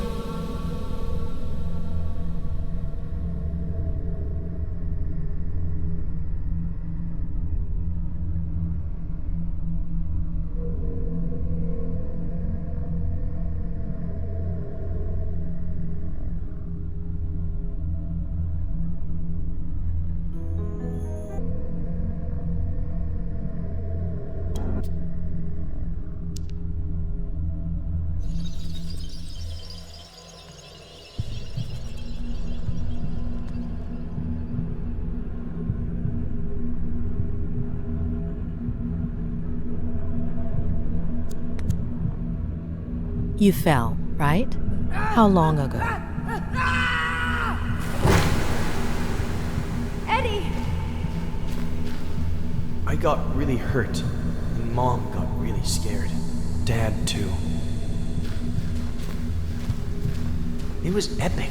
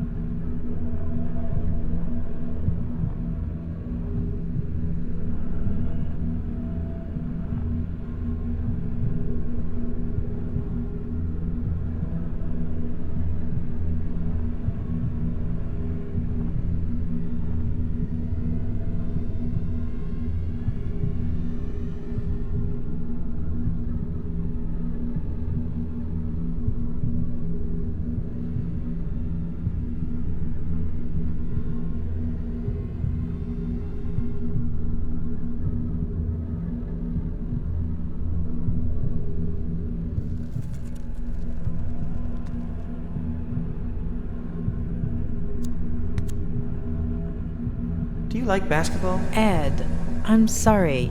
Who are you talking to? To you. I love it. I don't follow it much, to be honest. Well, I'm sure you'd love it. Really? Why is that? Well, because it's awesome. Oh, sure. So are you. Let's see if you can guess my favorite. Definitely Magic Johnson. Yeah, right. Too obvious. Has to be from this season. Nick Van Exel is my favorite. Nick the Quick. It's not Magic Johnson, of course. But looking at this season, it's a shame. Really a shame.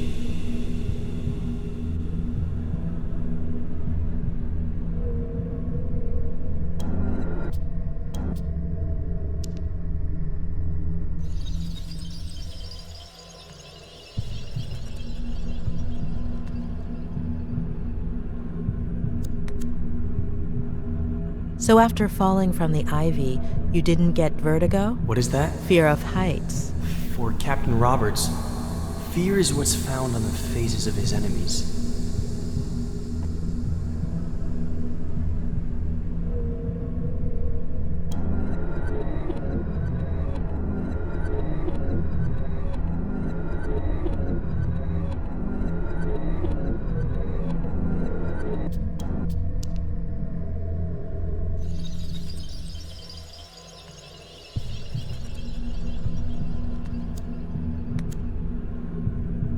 Is it a normal thing for your dad to get really sad all of a sudden? Or angry? Or happy? It wasn't before.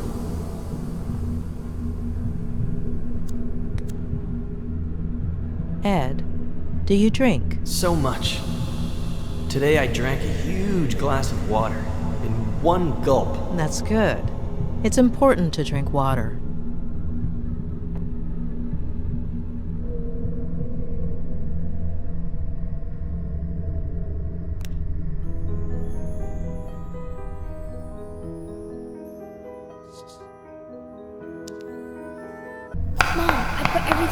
Can I go play now? Wait. Are you sure there's nothing left in the bag? If I were you, I'd check again. All signs point to a bottle of...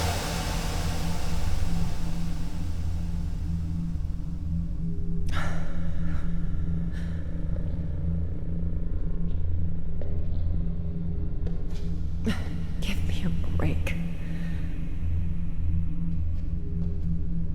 It's not your fault. Oh. Mom! You're bleeding! That's why you were crying. Oh, sorry, I got some on your drawing.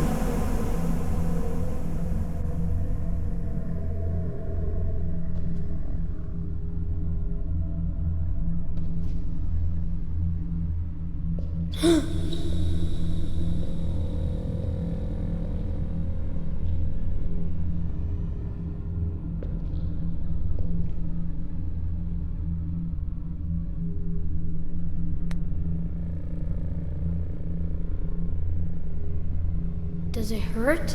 Don't come in! Ow! Ow! Ed! Ow! Eddie!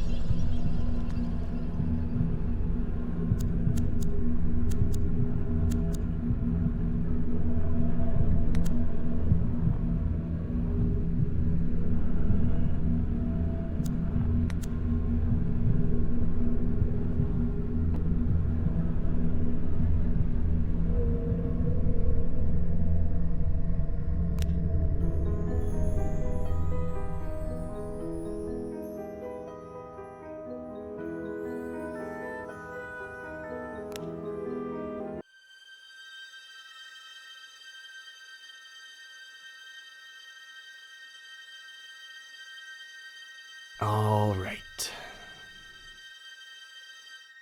So, you believe me yet, or are you gonna keep at it? I had to give it a try.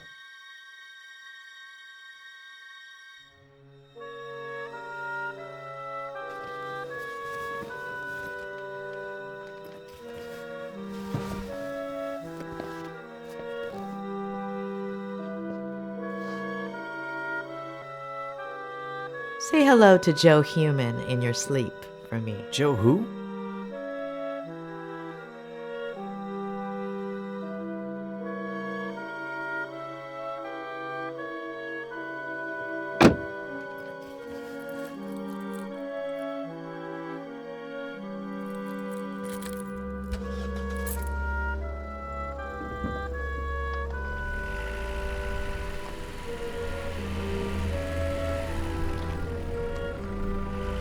You told me about it. Don't you remember?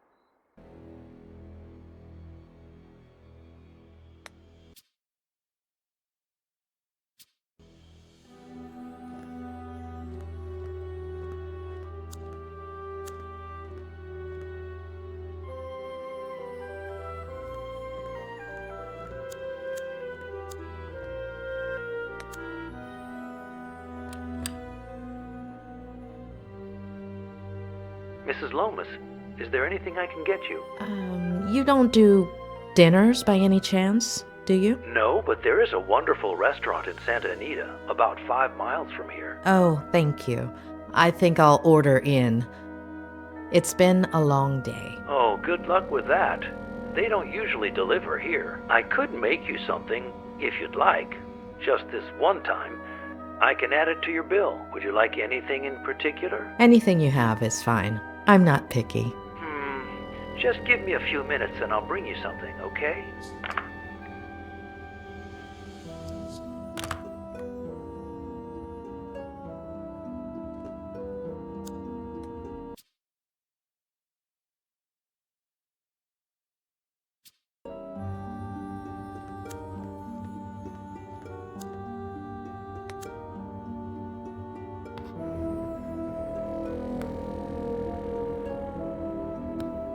I thought Claire was manipulating Ed to protect him from me.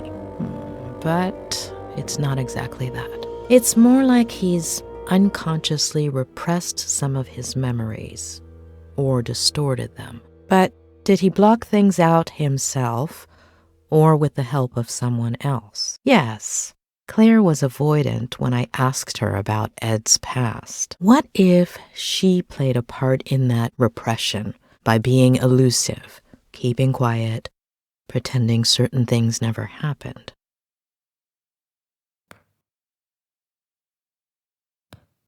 What if Ed, aside from fulfilling his father's dream of becoming a writer, followed in his footsteps in other ways? What if, by driving himself off a bridge, Ed was trying to copy his father? No, John wasn't suicidal.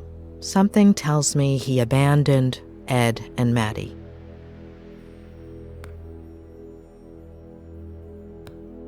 What about his mother? How does one deal with a situation like that? What if a possible sibling Ed has never mentioned is one of the memories he's repressing? Too many questions. I hope Robert has some answers.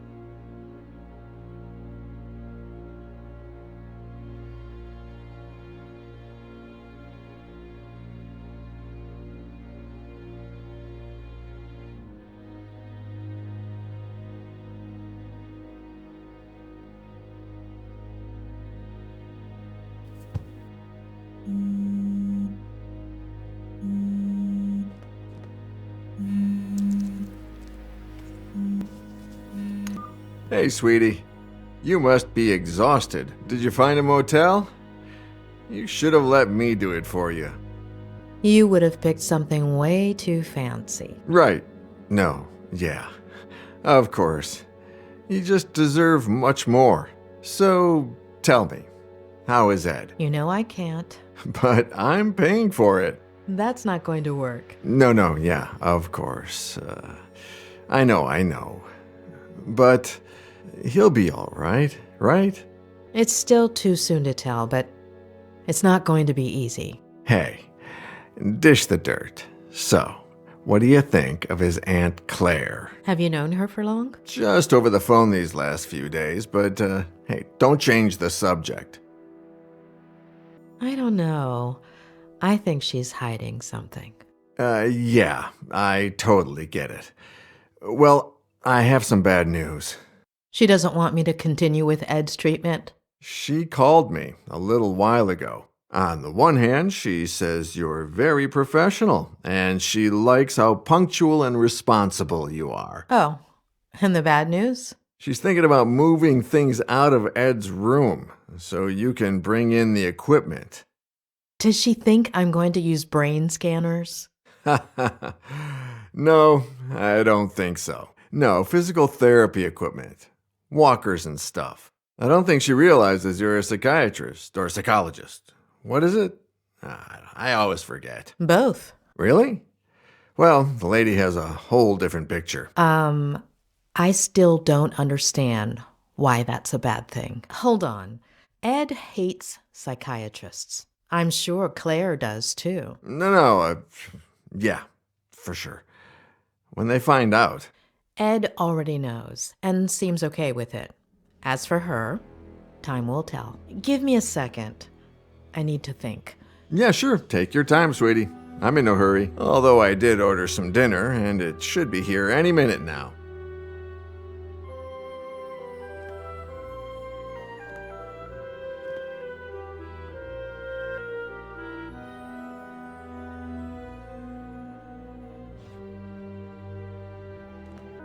Tell me about Ed's parents. Well, don't know much. His mother died in a car accident. What? And his baby sister. So she had it. And his father killed himself. Oh, I wouldn't have thought. How? He jumped from a bridge. And you didn't think to tell me this before? Well, no. It just slipped my mind. Ed is following in his father's footsteps, and I'm sure his first episode of Vertigo came as a result of that trauma. Yeah, rings a bell. Robert. Yeah, I'm sorry.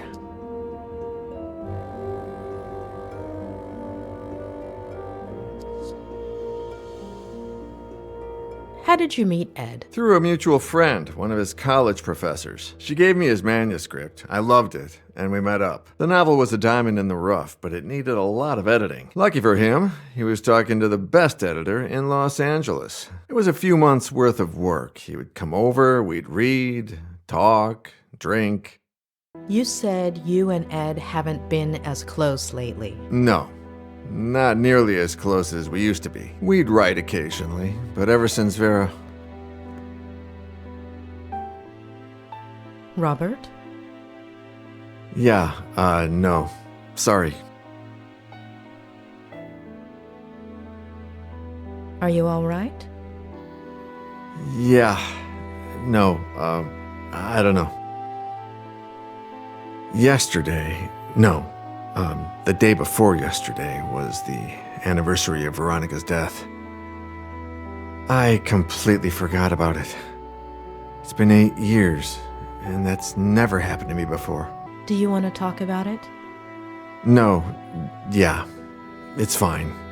It's just weird. It's like I remember. You said this would happen, didn't you? In our last session. Possibly. Oh, dinner's here. I'll be right back.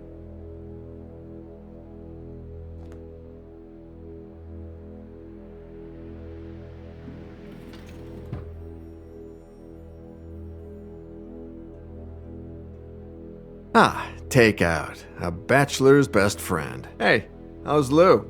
I need time. Oh my, a visit this late, Doctor? Oh, come on. I eat too.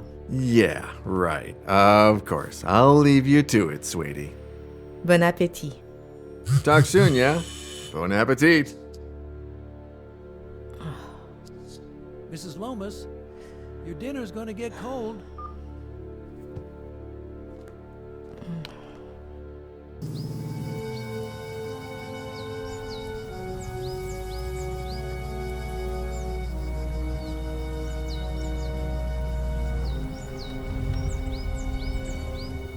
All right, kid. Let's go.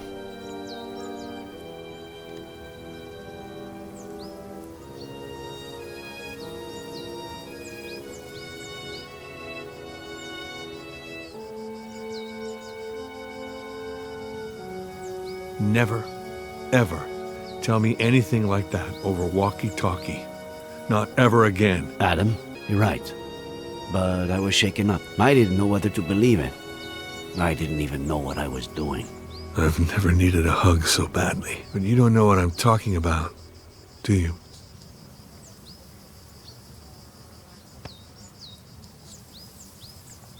Kid. We have to find my aunt. We'll find your aunt and the son of a bitch that killed your uncle. She's alive, right? I hope so. Harley is getting ready for the biggest search party you've ever seen, Adam. We've already got over 100 volunteers coming. We'll find her. All right? Let's go.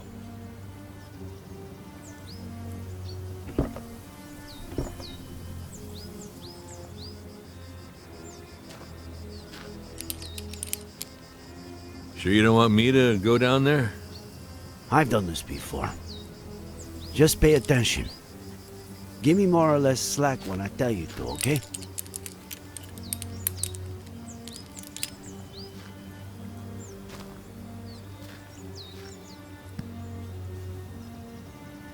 You think there's a connection, don't you? Between my uncle and Ed Miller. According to the forensics, your uncle died... Was murdered. A little over a week ago. That same day, or maybe the following, he was going to go fishing with Miller. We are talking pretty much the same day that Miller's car went over that cliff. And the jackass says he was riding with a girl and a baby that no one's ever heard of. But firemen went down and didn't find anything. We don't put out fires, and they don't find things.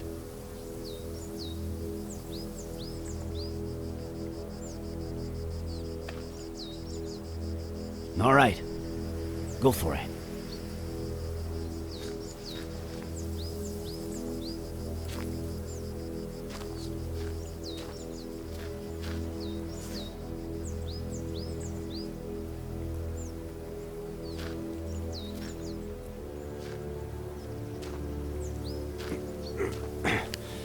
I'm on the ground.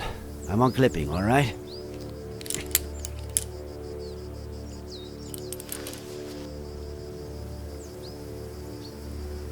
Roger that, boss.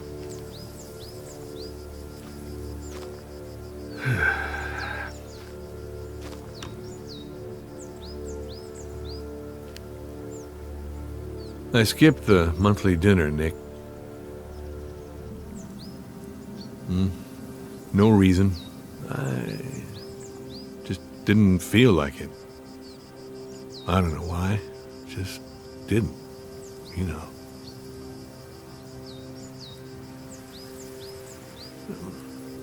I just stayed home, watched some stupid show with Marcello.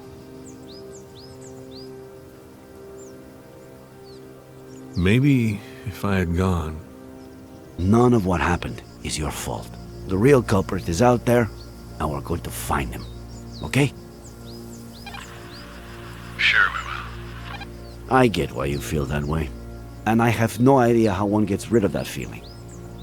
However much time goes by. All I know is that it's pointless.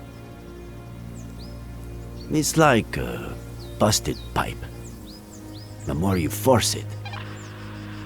Nick, are you getting poetic on me now? If that doesn't make you smile, I don't know what will. Asshole.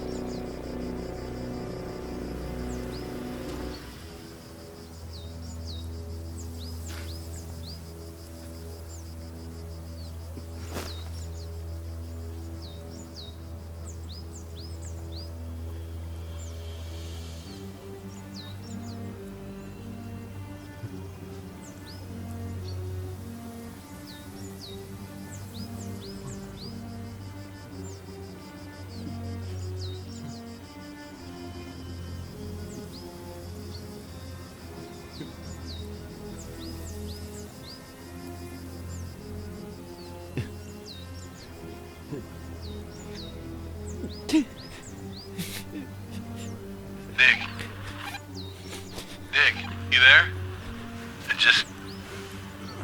Just what I said in the car. I'm sorry. Adam,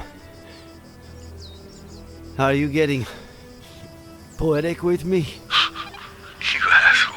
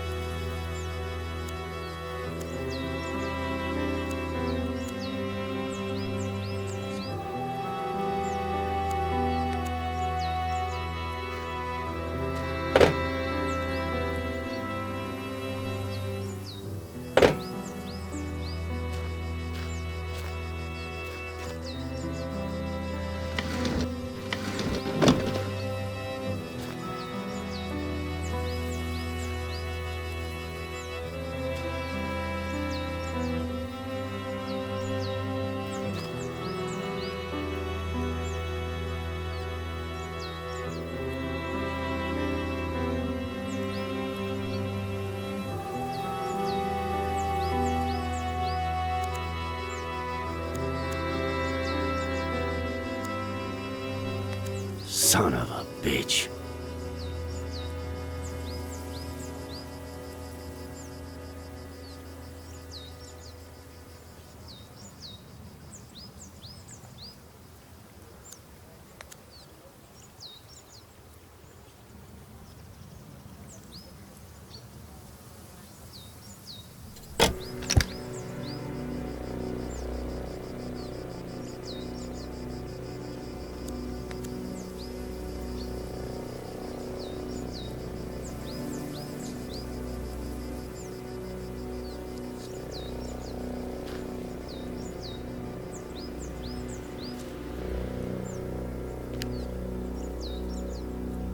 Tell Harley to call forensics. We've got work for them.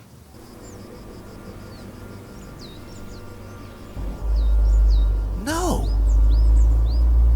It's too early, John. I don't... Do you even listen to me when I talk? Next week. Here we go again. Next week? There's no traffic now. You know how it gets? If we don't leave before sunrise, we don't get there until lunchtime. I mean, honestly. Next week, we should leave at a reasonable time. The kids need their rest. You're saying that as if I didn't care. Not again, please. I'm their father. Are you saying I don't care? No one said that, John. No one. Okay.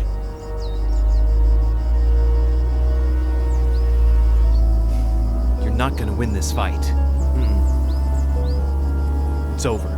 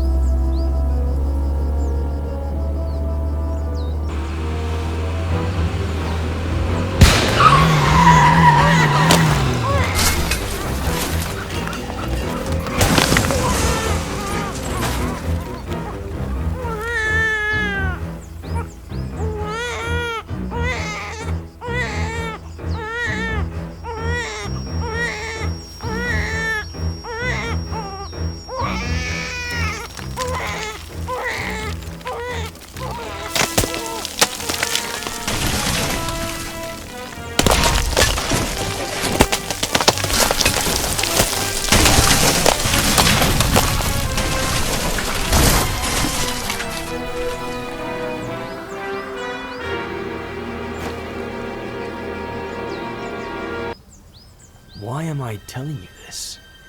It's important, Ed.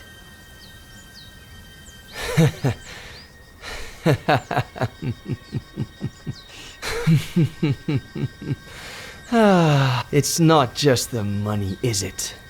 You shrinks are all addicted to other people's pain. You get off on it. Tell me about your father. About his... See, case in point.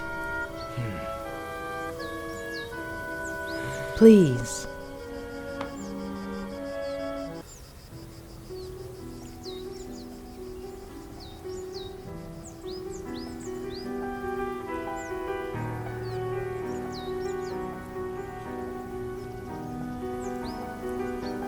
Aunt Claire really loves you, huh? If she'd brought me all those books, I would have never left my room. What about the birthday cake she's making for you, huh? Come on. Let's see if you remember the ingredients we have to buy. Okay. I'll say one, and then you say one. Baking powder? Eggs? No. Flour? No. Butter? No. Molasses? No.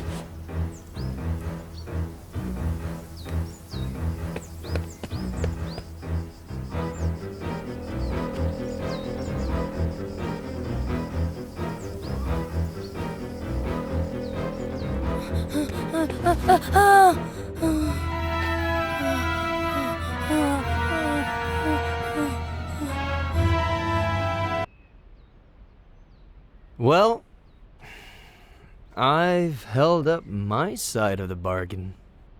Somebody must be exhausted from all that listening.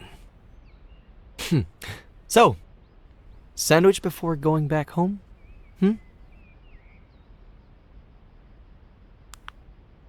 You know,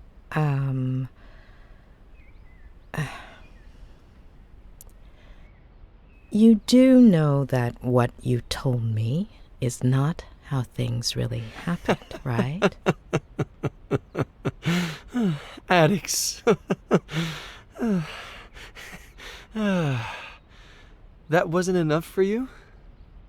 You need a double dose of tragedy? Look at the spiral, please. You got me out of the hospital. You're a friend of Robert's. But you've just used up the last favor I owe you. So, next ones. Sandwich, car, road, bed. Got it? Got it. You're 9. Your parents woke you up in the middle of the night to go on a trip. You fell asleep in the car. Your sister is next to you.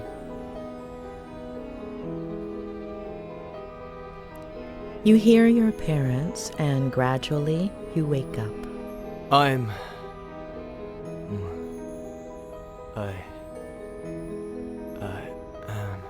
No.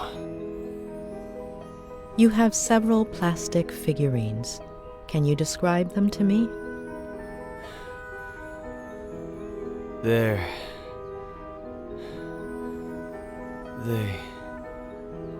are from... Please, no. Wake up, Eddie. No. Wake up. No. Wake up. No. Wake up.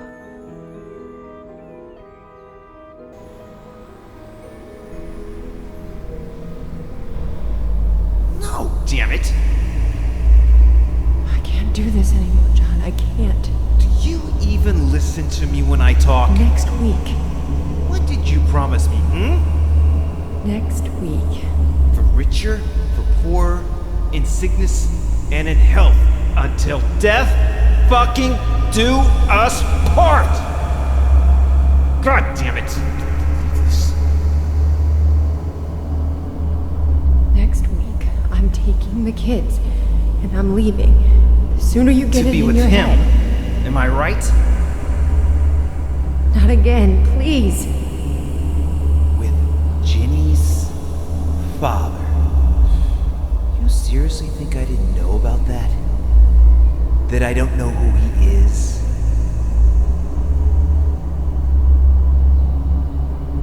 There's nobody, John. Nobody. You're not gonna tear this family apart.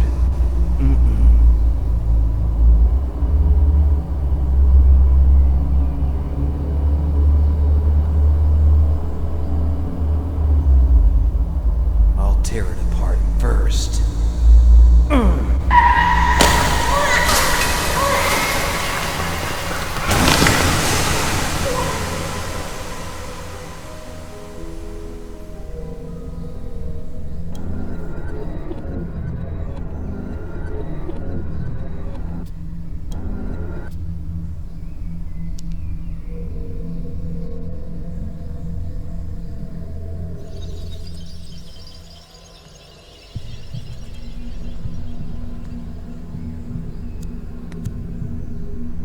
When was Jenny born? Mom says she'll be 100 days old next week. Wow, that's a lot, huh?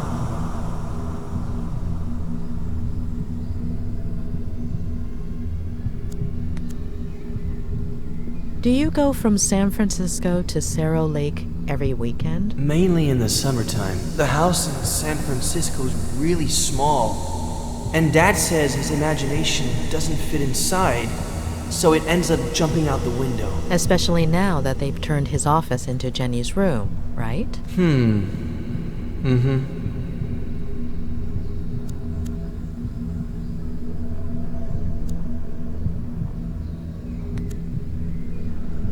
Before, you said your mother winked at you at that point, but actually, she only looked at you. Why? She would do that sometimes. Why did you forget the last look she gave you, Ed? I don't know. It's not my fault. I didn't do anything.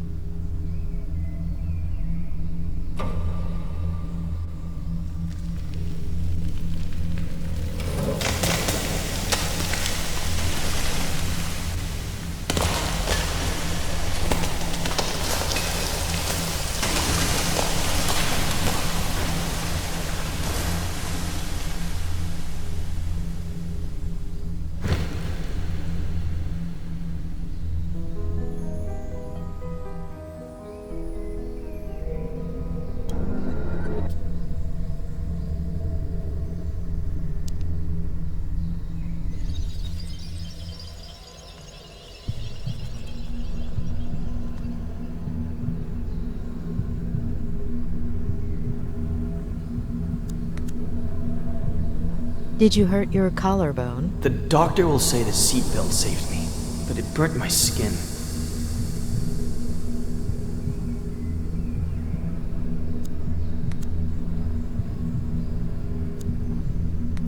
She's asleep, isn't she? You know she's not, Eddie.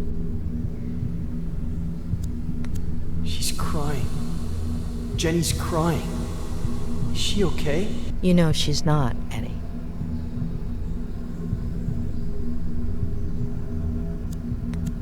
Before, you told me a blowout caused the accident. Yep. But you didn't hear anything, did you, Ed? That's what Dad will tell the police.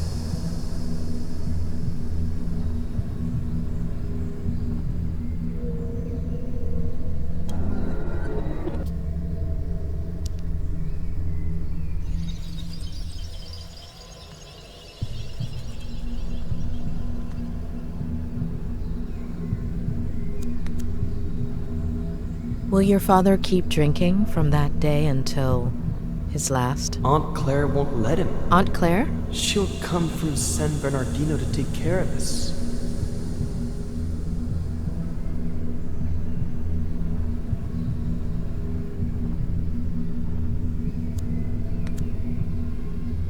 Do you still have that figurine? I'll lose it.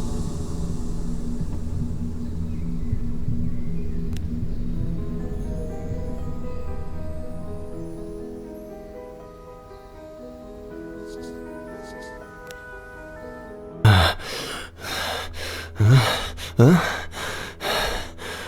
What happened?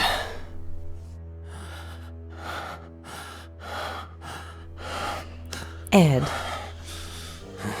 I can't tell you yet. Tick tock, Doctor.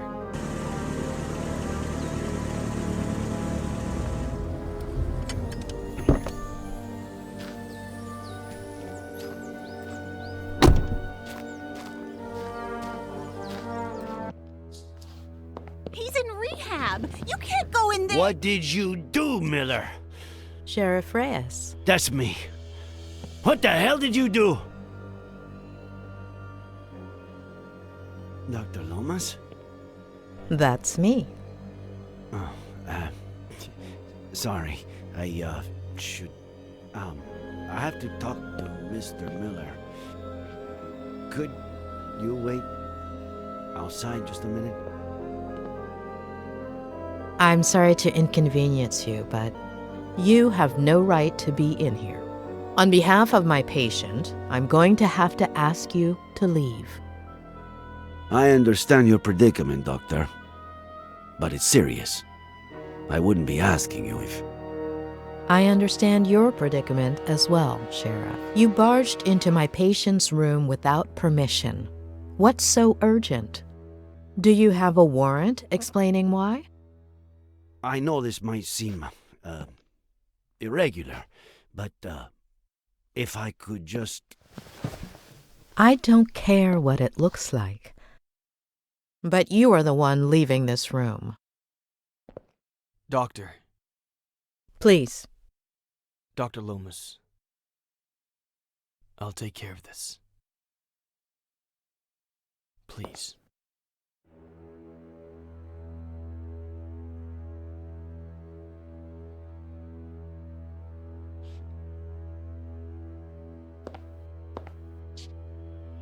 Thank you.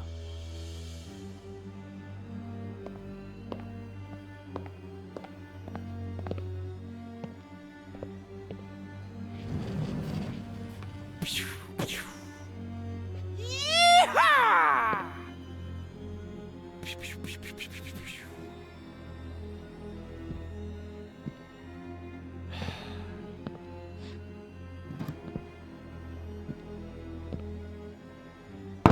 You don't like me, I don't like you. Let's get to the point.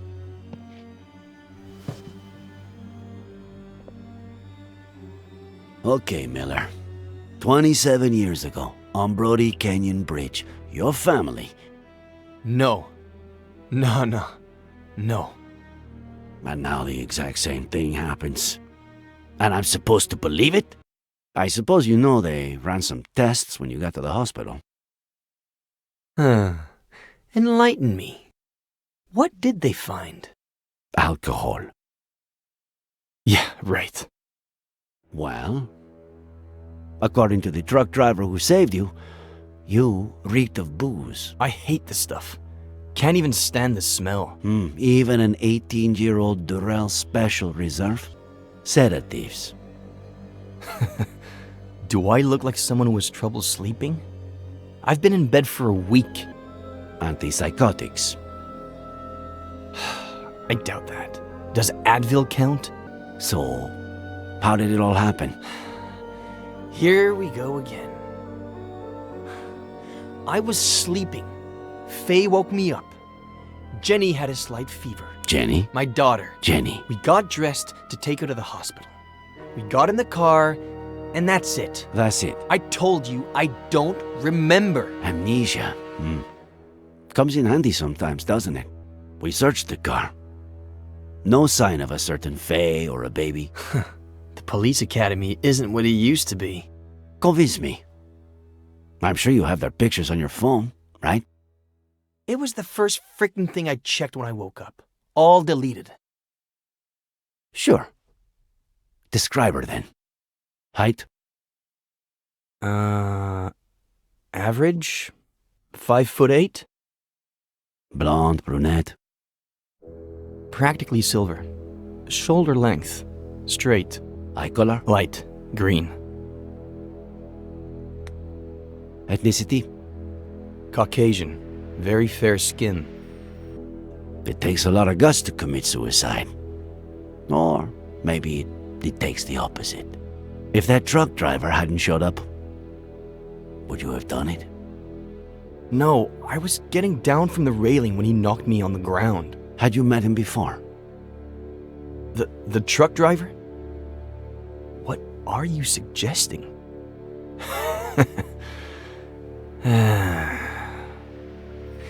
You had me confused for a minute there, Sheriff. I thought, how is this guy who's been out to get me since forever the only one who seems to believe Faye exists? But I get it now. I stopped counting the amount of times you pulled me over for a breath test. Now you finally have an excuse. You want to lock me up for a damn DUI? And if you can also peg involuntary manslaughter on me, all hail the sheriff. You have no idea of the charges coming your way, and it all starts here. You are good friends with the Franklins, aren't you? What? What have they got to do with any of this? Do you have a gun permit? I'm a writer.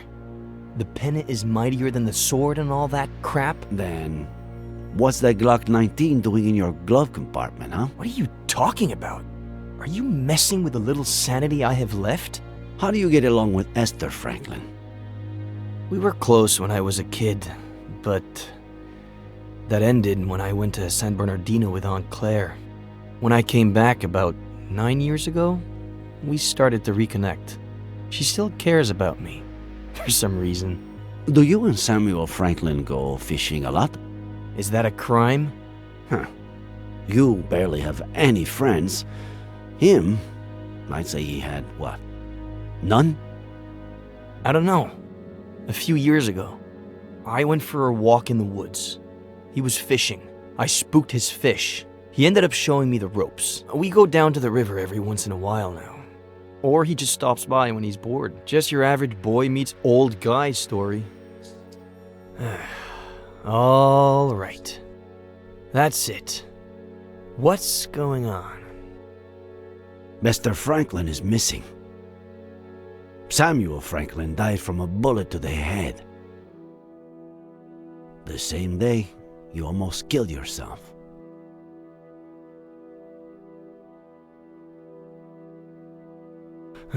No.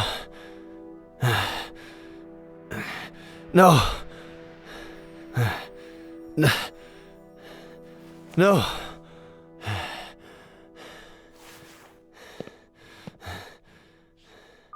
No.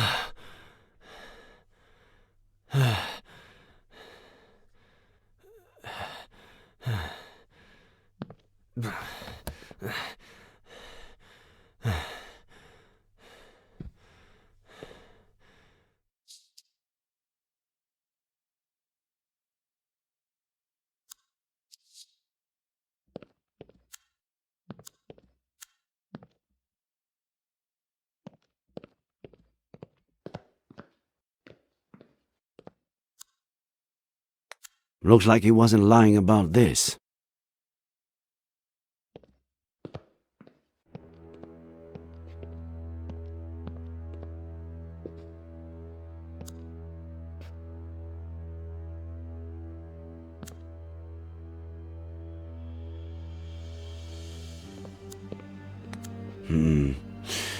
What if I handed it to him? With some excuse to look at something. Maybe a picture of this Faye. What did he say she looked like?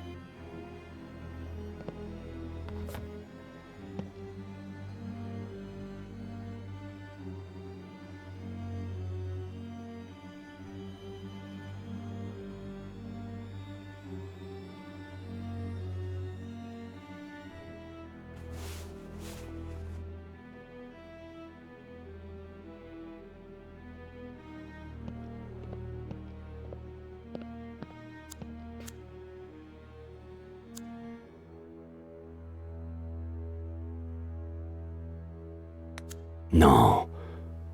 If Miller has seen any detective movies, he'll know what I'm trying to do, especially being a writer.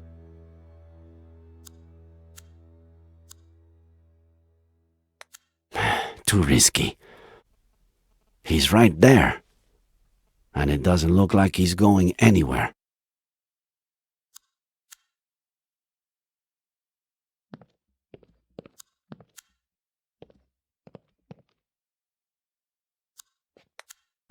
Too many people have touched it, and Miller's probably the only one who hasn't.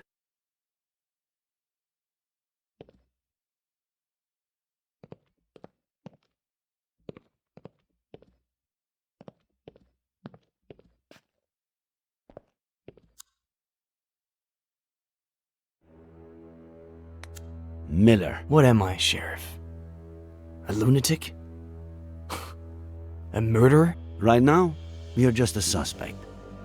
We'll see what happens. What about Esther? We have to find her. A search party is all set for this afternoon. We'll find her. And I can't even help. Fucking Vertigo.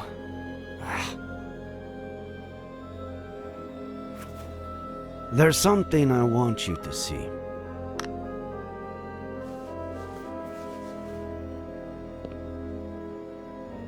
You could be a huge help.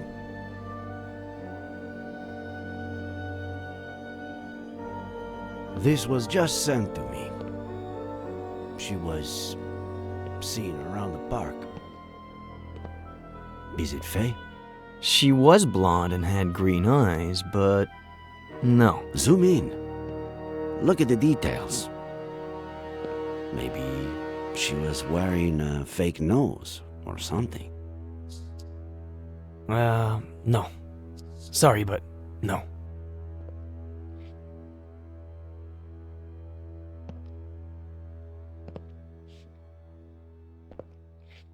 Hey, Sheriff.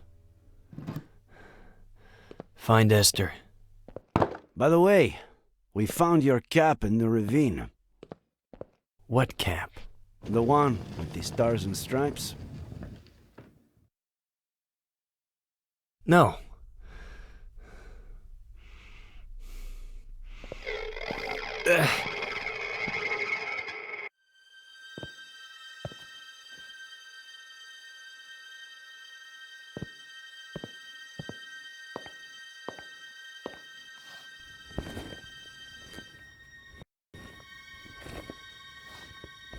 Please, stop.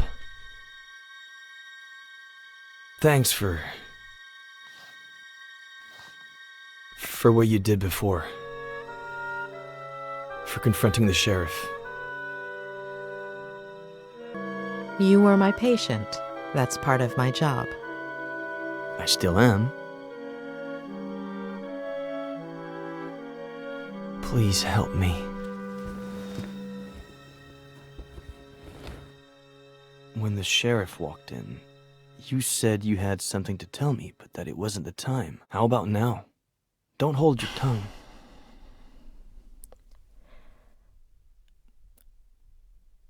I'm still missing a piece of the puzzle.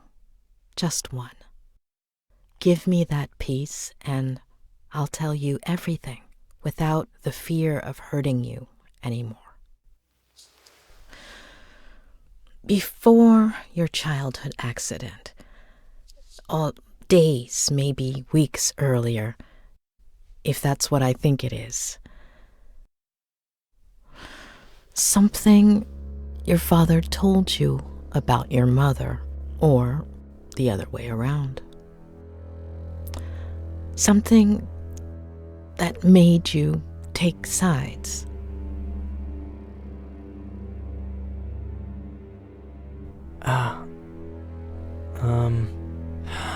I think I might have something for you. I think, yeah. It was the weekend before the accident. I was completely obsessed with his sea shanty. Well, more than the actual shanty, I had a thing with his verse. I don't even know why. What verse was it? What did it say?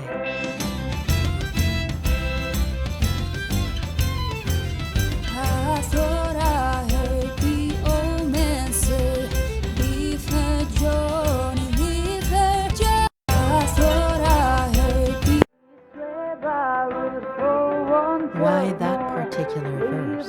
I don't know. Maybe Grog reminded me of a certain video game. So go on shore, and it's time for us to leave her. Leave her, Johnny, leave her. Oh, leave her, Johnny, leave her. For the voyage is not.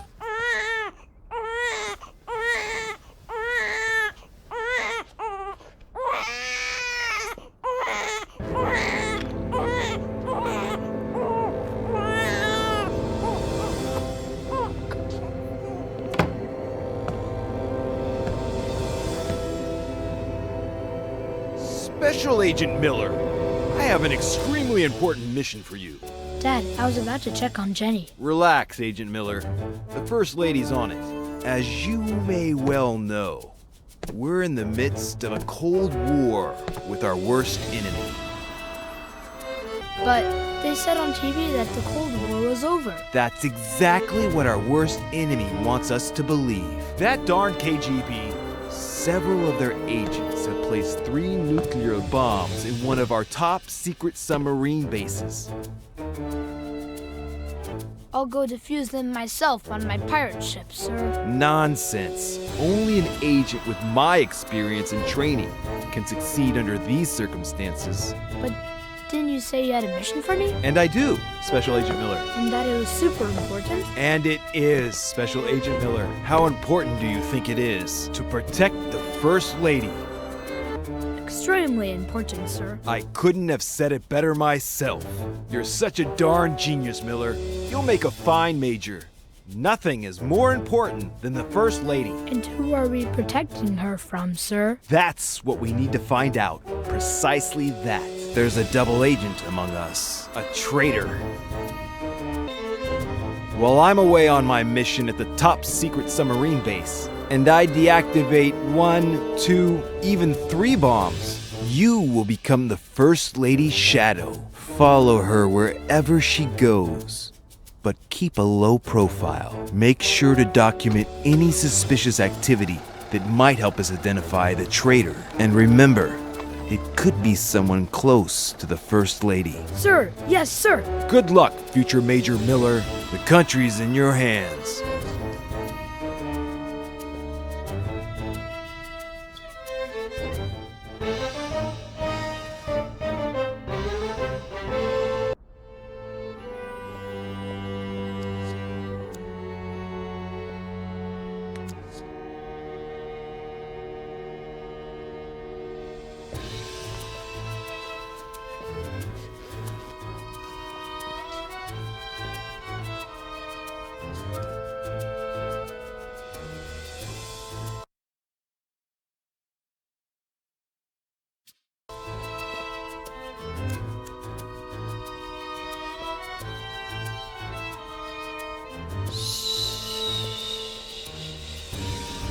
It's okay, sweetie.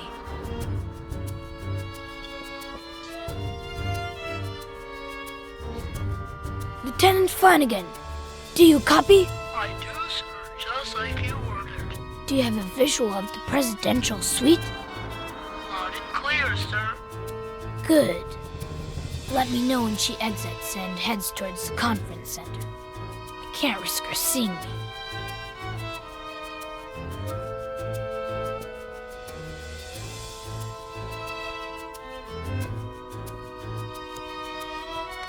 Where's the other one?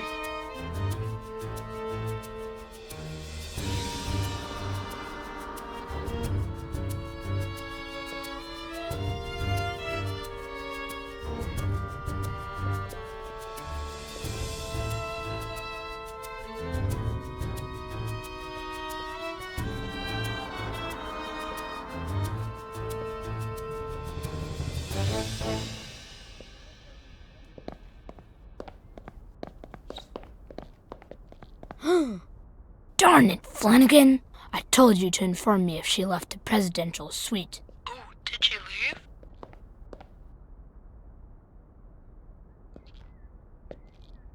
She's in the dining hall.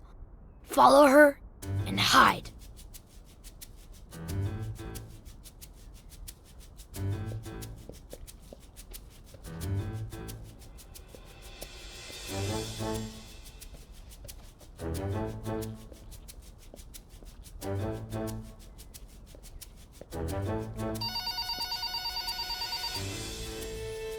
Claire, how are you? No, your brother just left to get groceries. Oh, she's just precious. Yes, she gets plenty of air. I'm making dinner now, but in about 15 minutes I'll take her outside and we'll go to the lookout by the lake. Yes, the lake that's by my house. How would that be dangerous? Don't worry, I won't let her get close to the railing. We'll just sit on a bench. Okay, I'll definitely tell him you called when he gets back.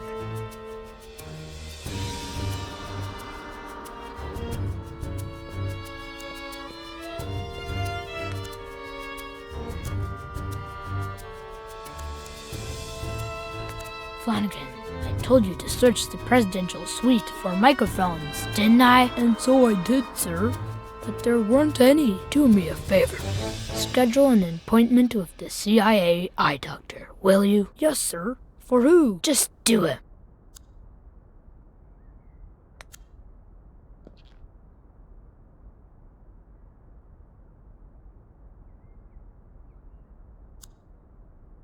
I have a feeling things are about to get dirty around here.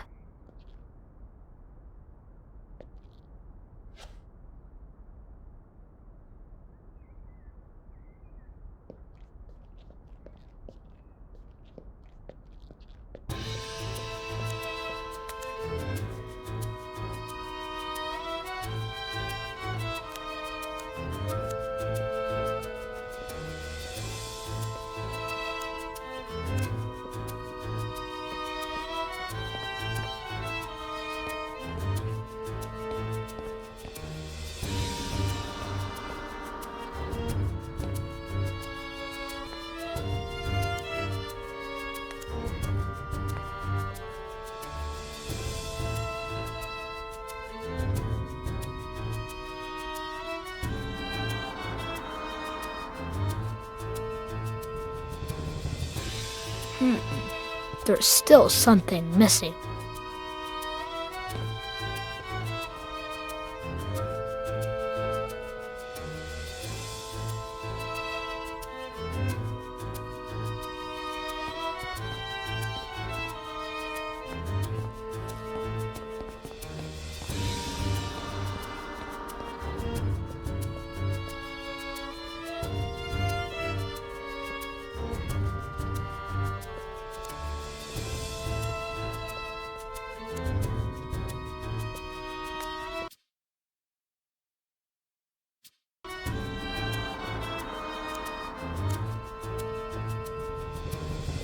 Jenny! No! My little sweet pea!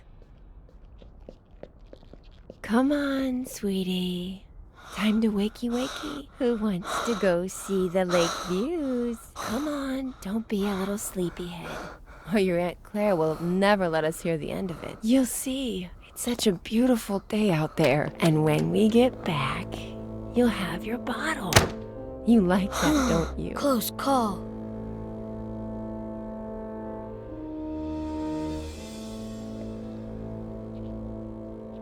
Sir, I scheduled that appointment with the eye doctor. Okay. Alright, good Flanagan. Yeah, Always glad to help, sir. not the sharpest tool in the shed. I swear, I don't know why certain people are even born.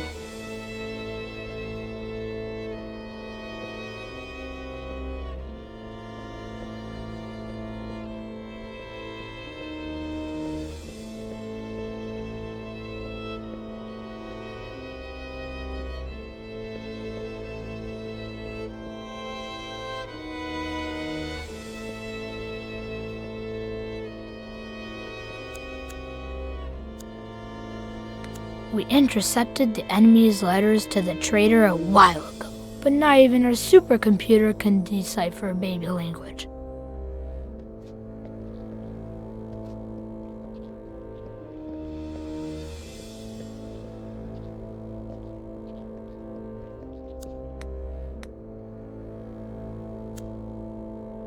Are you following the First Lady, sir? Not yet. I need my camo helmet first, but I can't find it. Oh, I washed it for you, sir. I left it in the hangar. By the tanks and motorcycles.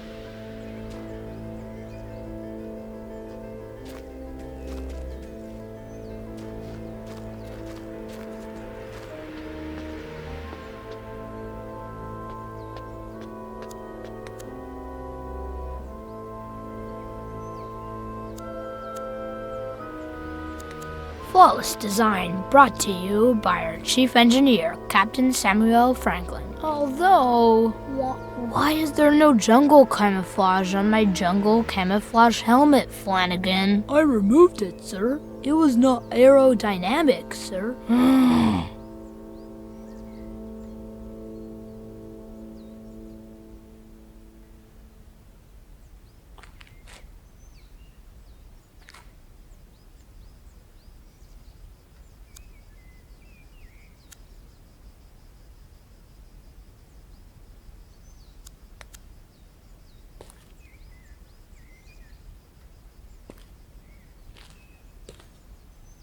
Another great fix by our chief engineer, Captain Samuel Franklin.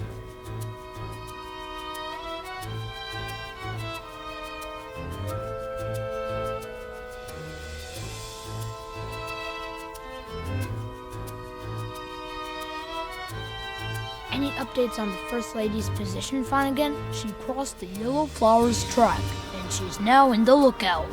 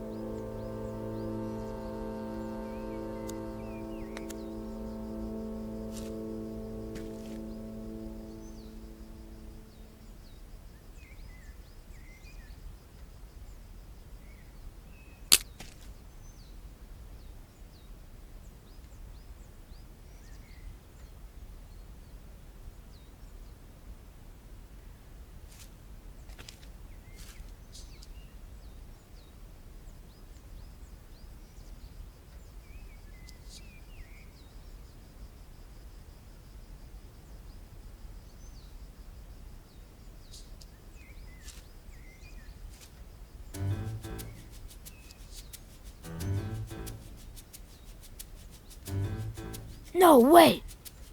Yes, sir? The double agent is manipulating the First Lady. She's setting us up. Sir? She stole a microchip from my safe and is accusing me of leaving it for the KGB to find, and the First Lady's buying it. Now, if that's not suspicious activity.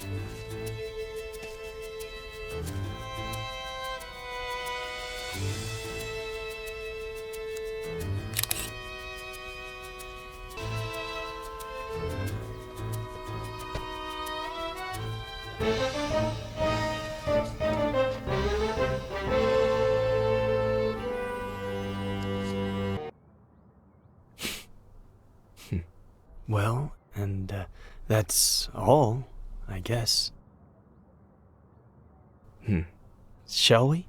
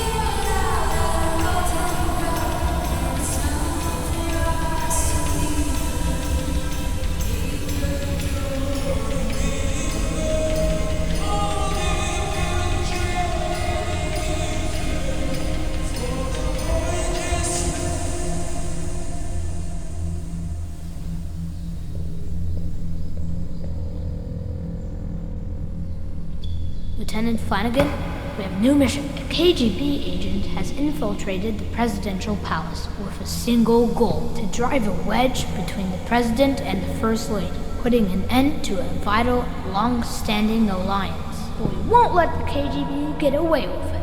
We will unmask the traitor and save our nation.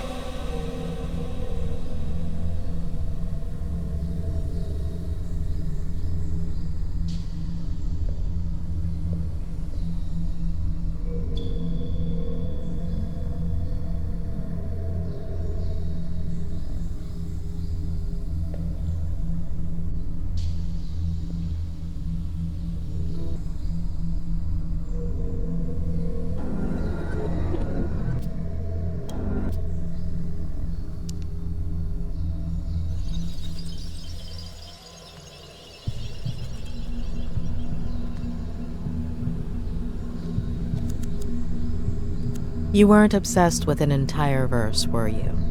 Only with one sentence. Leave her, Johnny. Leave her. Maybe. I know you found the missing figurine after all. Mom will give it to me later. She'll be a bit angry.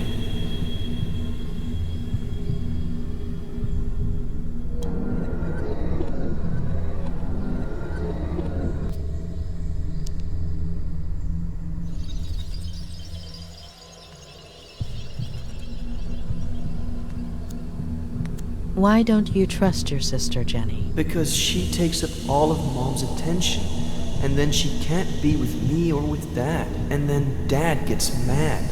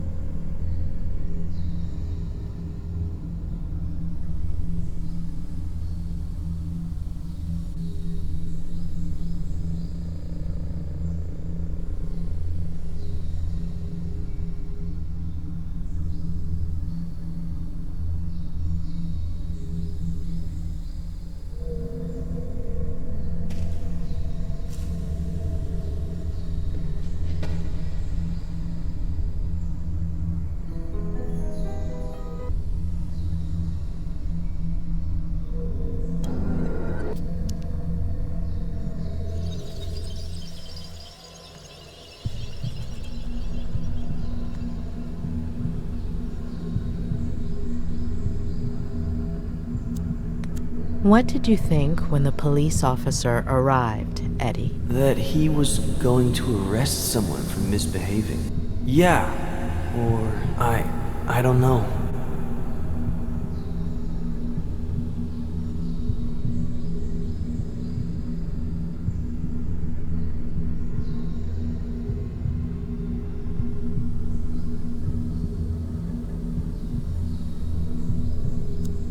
Why are you taking those pictures, Ed? Because things just used to be better.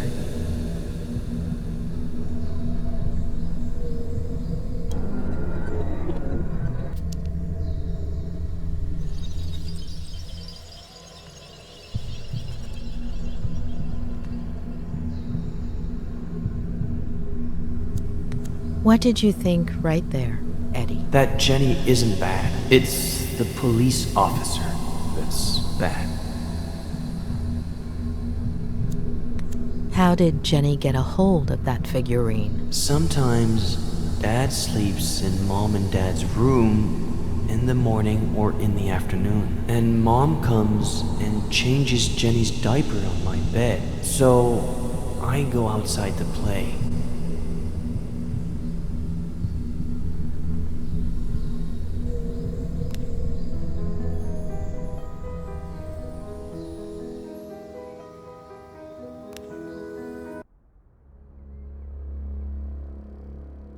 What?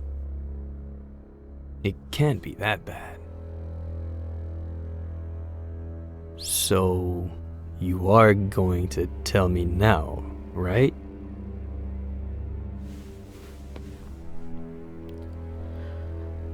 You've been repressing and twisting your own memories since...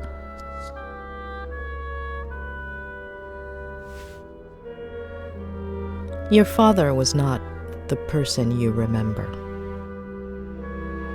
At some point, when you were little, he became obsessed. He got lost.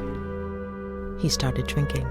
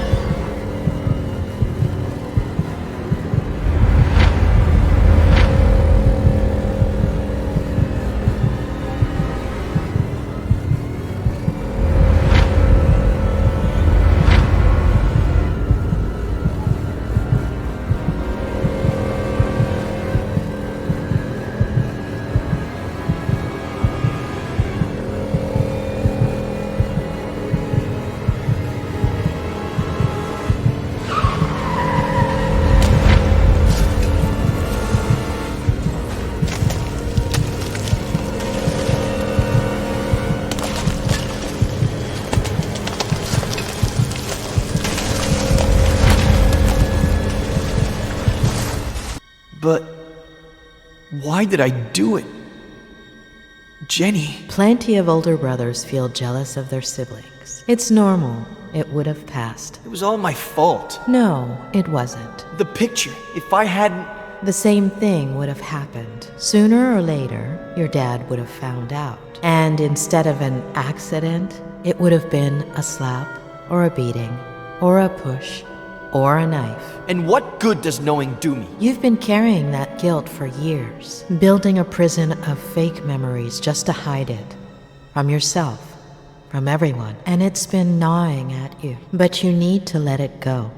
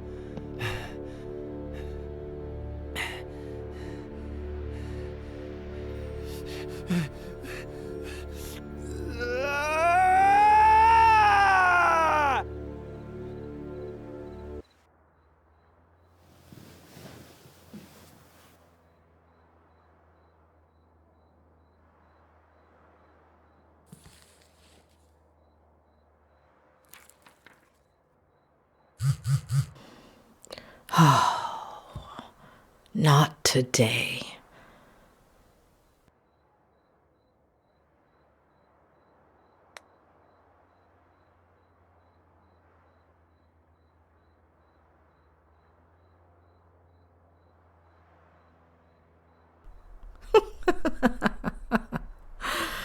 Oh, Ed, you're the most loyal person I've ever met. Doctor? It's Sheriff Reyes.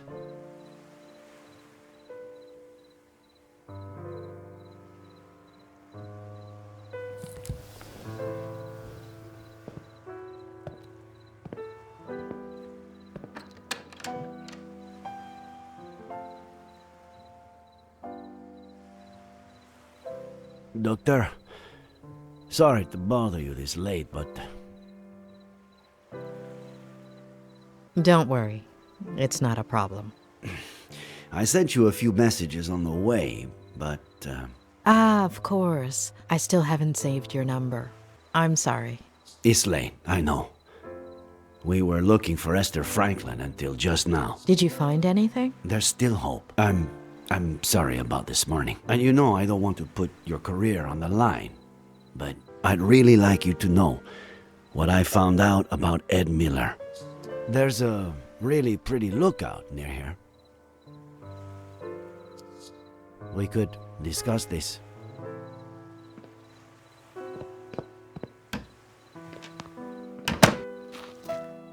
I'm telling you, it's bad news.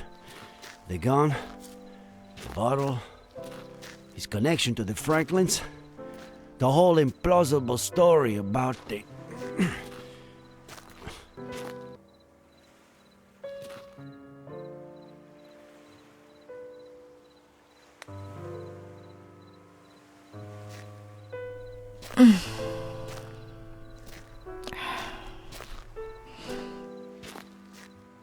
Like I was saying, there are too many signs, huh? I'm not saying he's guilty, it's just... It's hard to see it any other way. Don't you think, Doctor? There's one just like it in my favorite movie.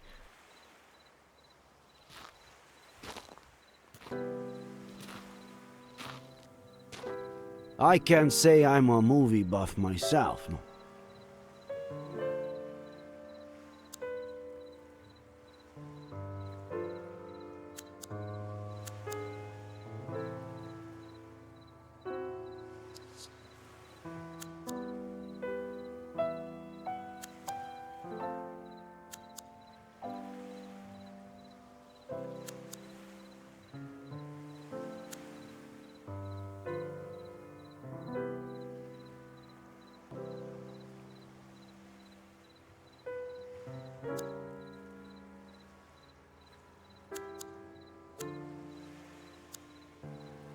It's incredible to think that the tree was almost 1,000 years old here. That it died here, and that we've only been here about this much. Here, no, a year later, I was at a protest march. The police charged us. I fell. LA, right? Did they crush you? 3 knee operations. What were you doing at the time? I don't know. Patrol during the day to make a buck, study at night to be a sheriff.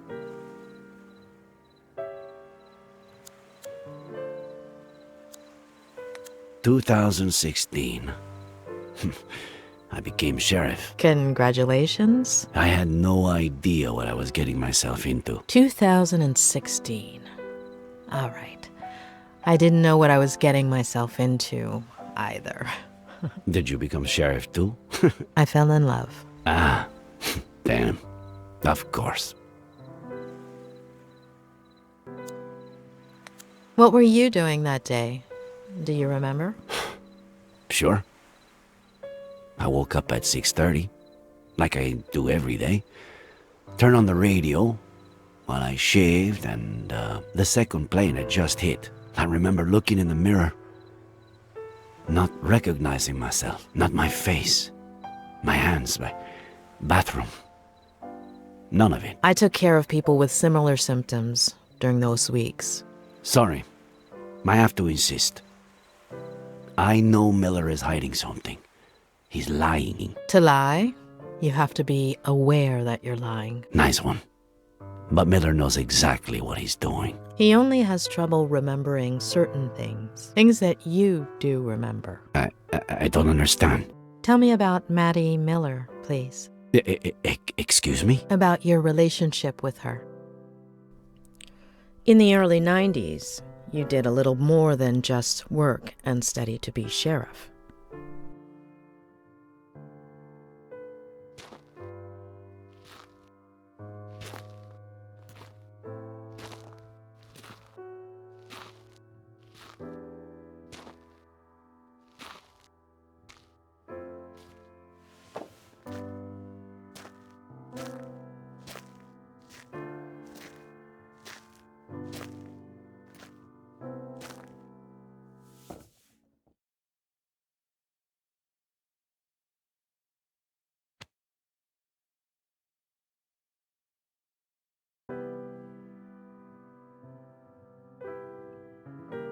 I never told anybody. Maybe it's time you talked about it. We were inseparable as kids. I spent more time at her house, the one you've been to, than my own. In high school. Everyone thought we were dating. Then she went to school in San Francisco. We'd meet up some weekends, until one summer. She came back arm in arm with John Miller. We didn't see each other for years. It would have been 5 or 6 when we ran into each other and started meeting. A coffee, a walk, dinner, a motel. Later, pregnant with Jenny. She distanced herself from me. I thought the girl had helped her marriage, that she was happy.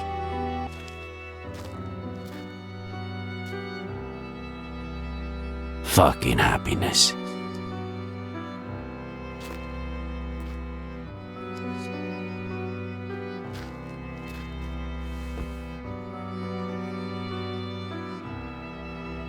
She's a beautiful girl. Isn't she? Beautiful and a bottomless pit. You'd gobble your mummy right up, wouldn't you? Thanks for coming after all this time. How have you been?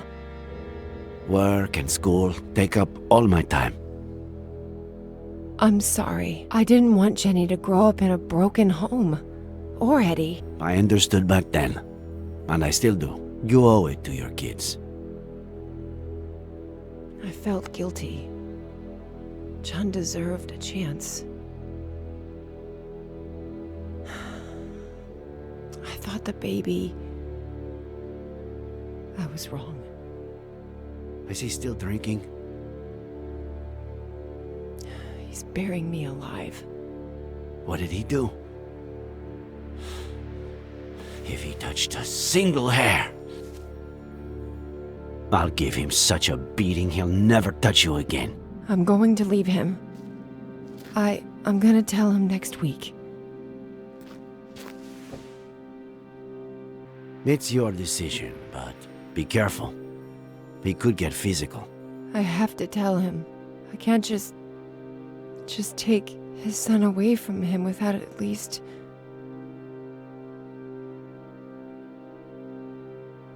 Jenny is yours. Take her.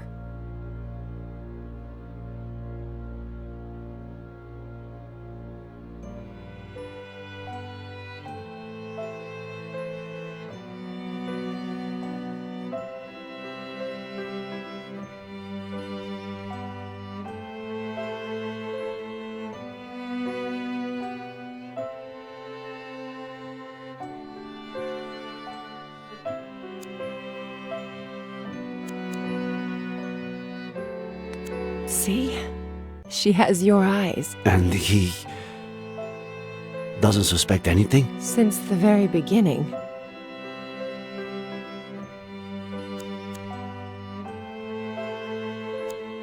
She's got something in her hand. Oh, get it, will you?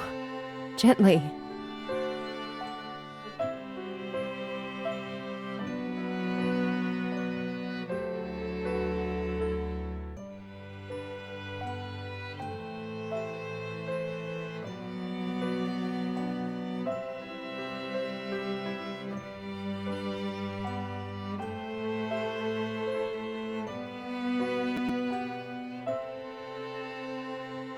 Eddie.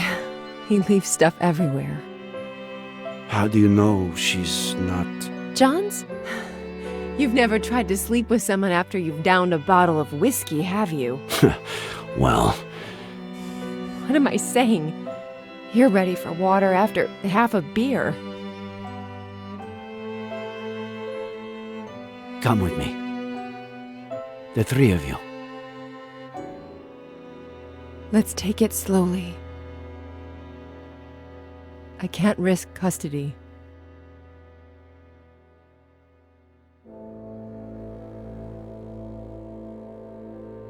That was the last time I saw them alive.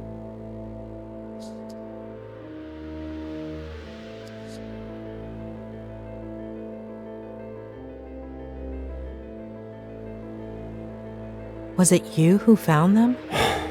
I wanted to kill that son of a bitch, but he took that away from me too.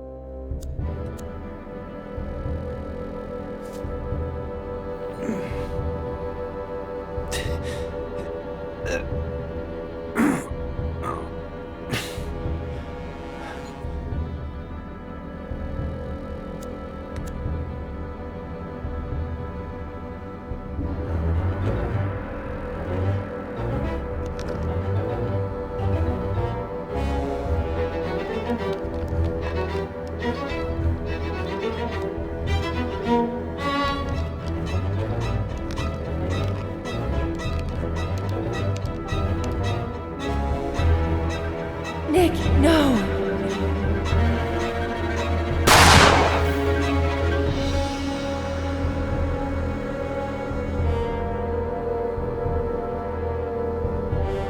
What went through your mind in that moment? Why did you move it away?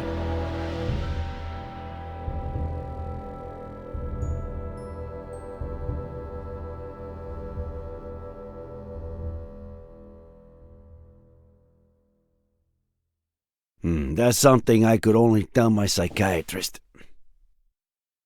Thanks. Now, do you understand? John Miller was dangerous. His son is too. The same look in his eye. I'm worried about you.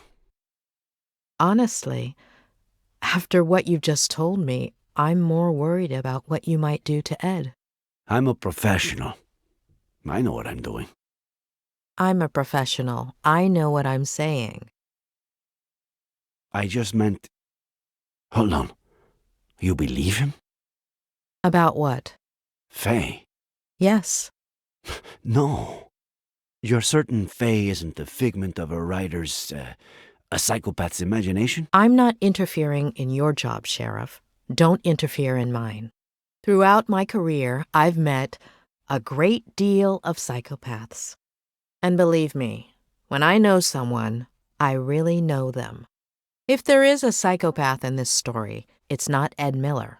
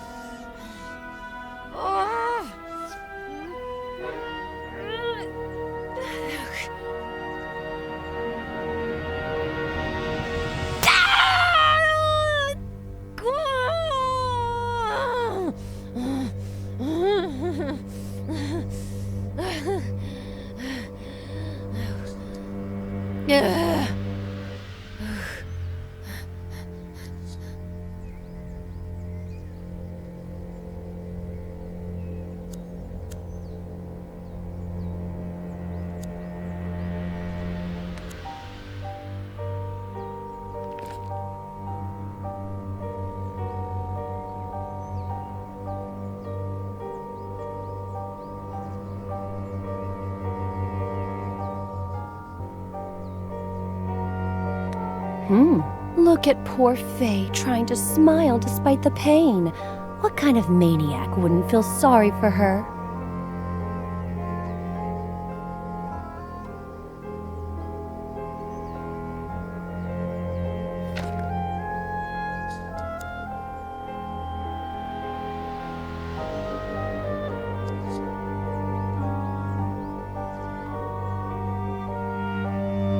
Oh, that looks like it hurts a lot, Faye. Come in and I'll put some ice on you.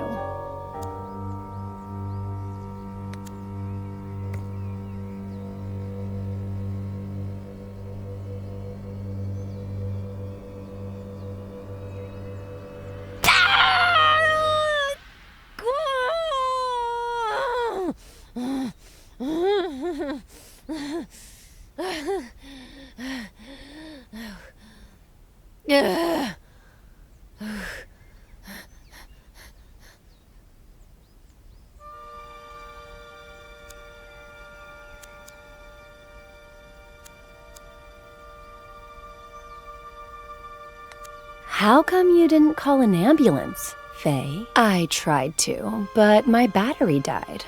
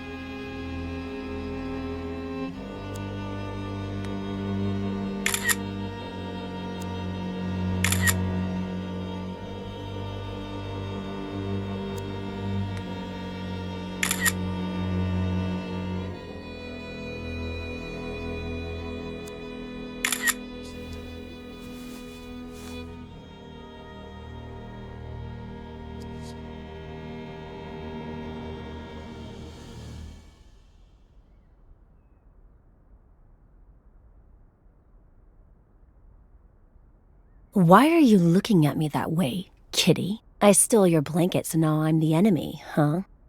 Not yet. But one day, kitty.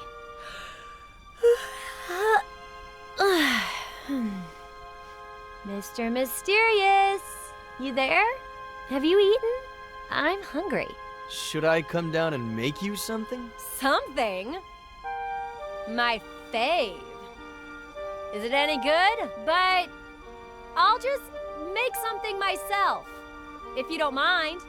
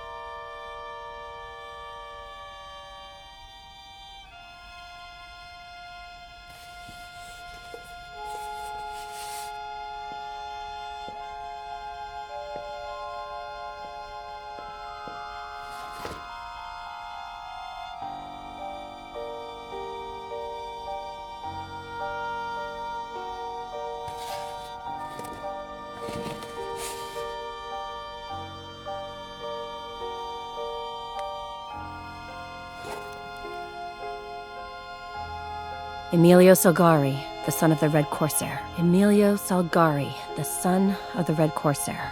Emilio Salgari, the son of the Red Corsair. Emilio Salgari, the son of the Red Corsair.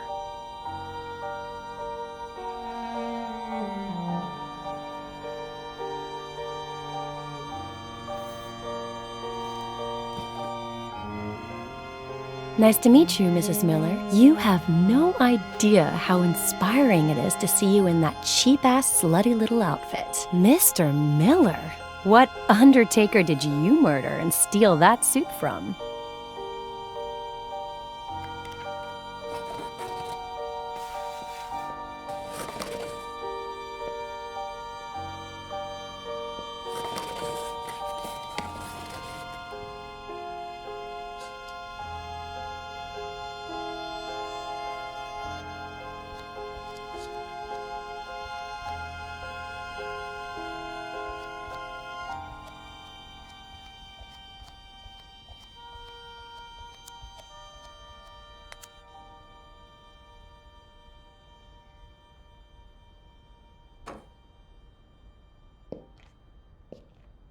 One out of 5 on my list of things to make sure he delivers. But I'll need a more secure base of operations.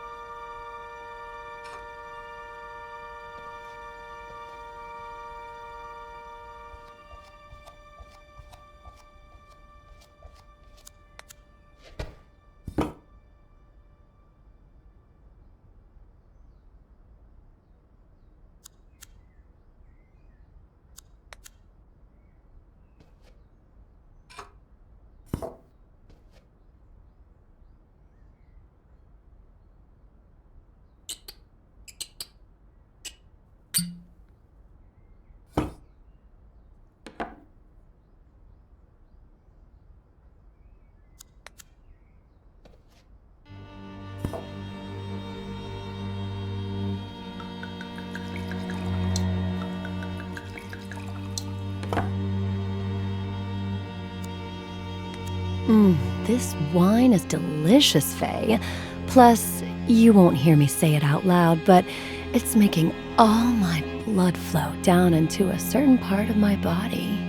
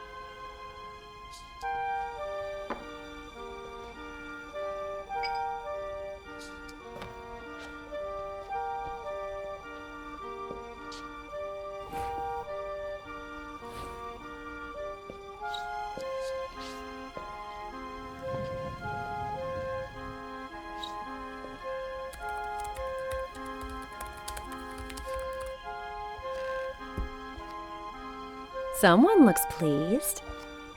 Am I interrupting a special moment? Huh? Consider it my way of saying thank you.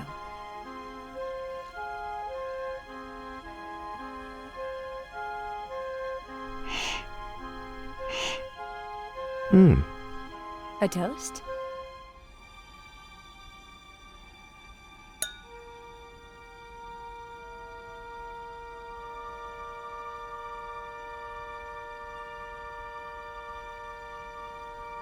My favorite one's missing. The son of the Black Corsair. Emilio Salgari, right? Do you like Ed Miller? You know what? Me and that guy have history. Huh. So, what kind of history?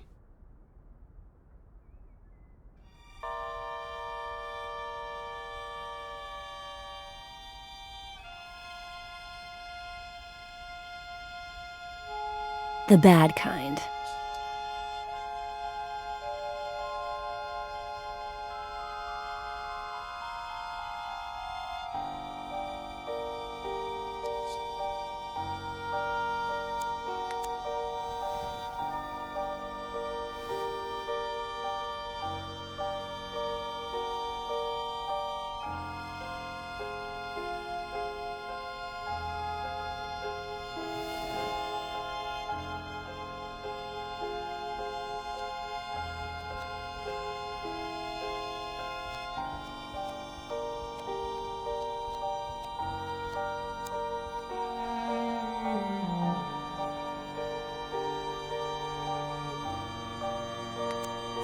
Sweetie, the more I get to know you, the surer I am.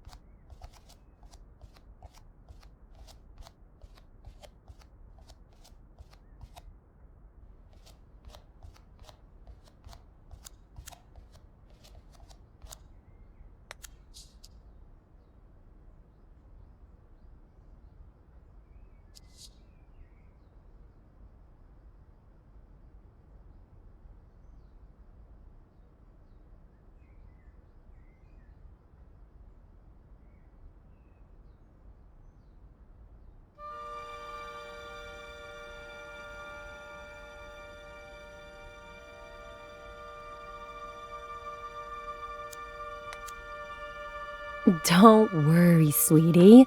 I'll be back. I promise.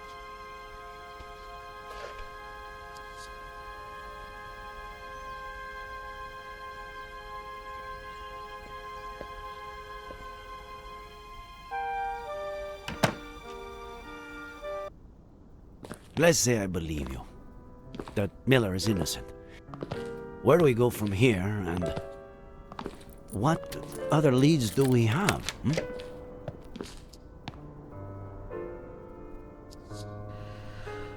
Let's find out if Faye really exists, or existed. I have the date she appeared and the name of the agency she may have rented a car from. Sound good? Weren't you not going to interfere with my work? Good night, Sheriff. Thank you, Doctor.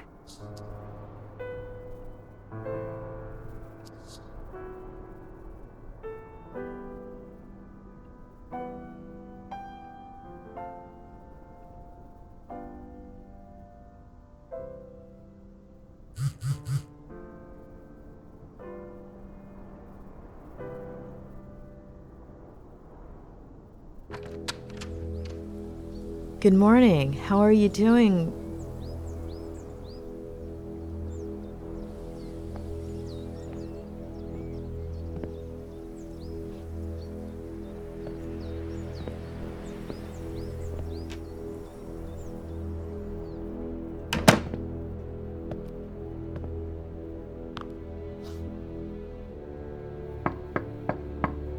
Oh, don't worry about her. Come up.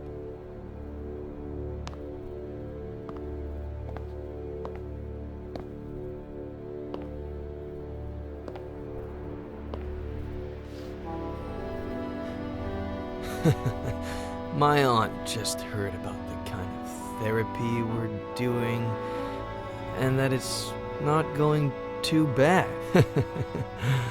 She's never been a huge fan of shrinks, you know. She's kind of a sore loser, but she'll definitely get over it. Though she seemed pleased with you up until now. Did you walk there from your bed by yourself? Or did she help you? My aunt? No. I didn't do it alone, though. Ugh!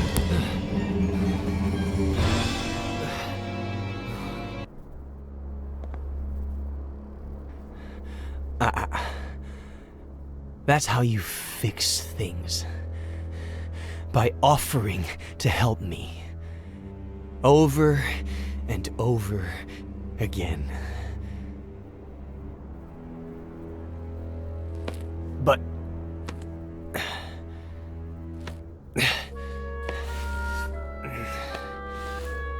But do I deserve that help? Huh?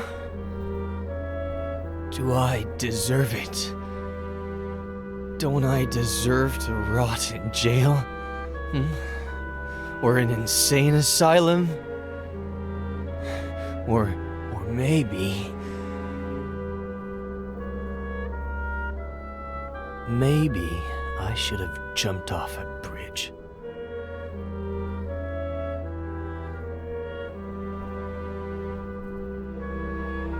I'm dangerous. It'd be better for everybody. You're not dangerous, Ed.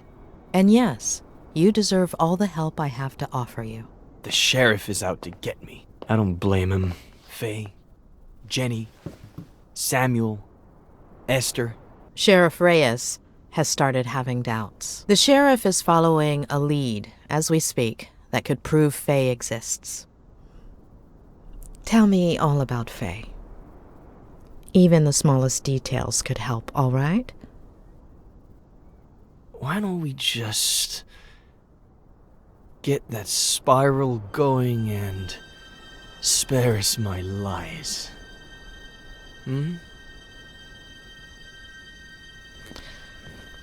We need to know what you remember so we can understand why you forget.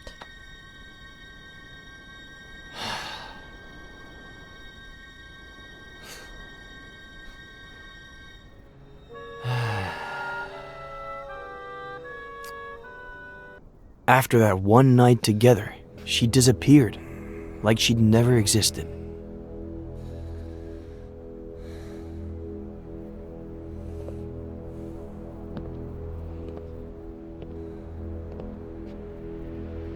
Hello?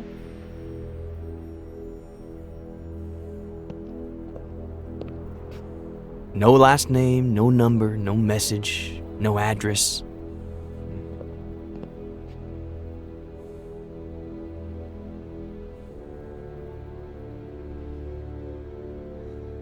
Just her wine glass.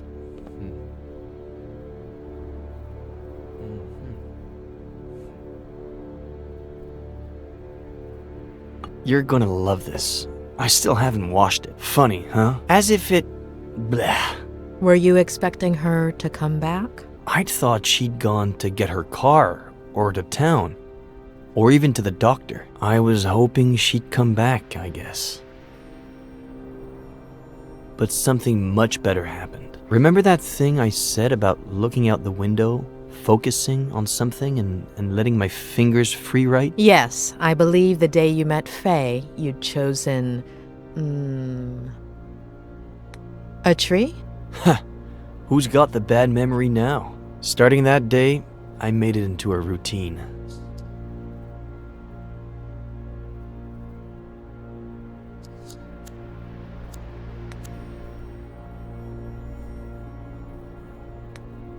Some days, something interesting would come out of it. Most others, nothing would. But I decided that my next book would be a collection of short stories or vignettes in the style of Bierce or Kafka. New book? How is it coming? I'll tell you later.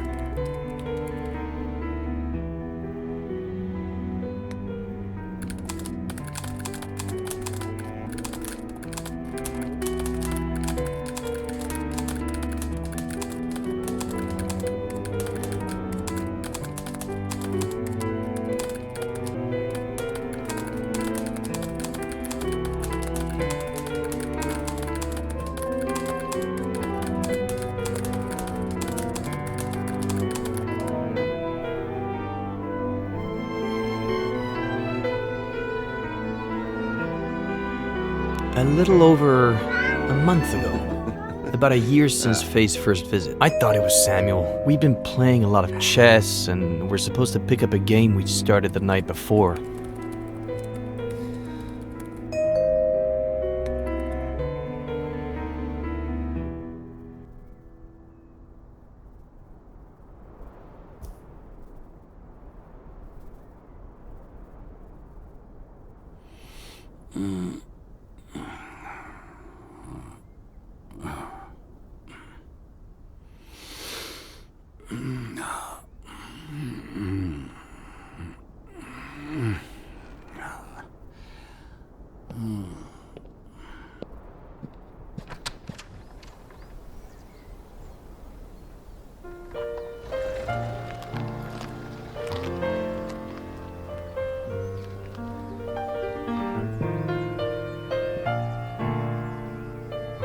What did you think when you saw her? I was too in shock to think anything.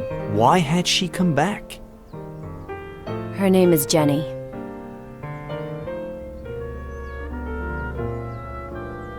She's your daughter. It wasn't surprising to you that she had the same name as your sister? I didn't even think about it. And so, guess what she told me, Doctor?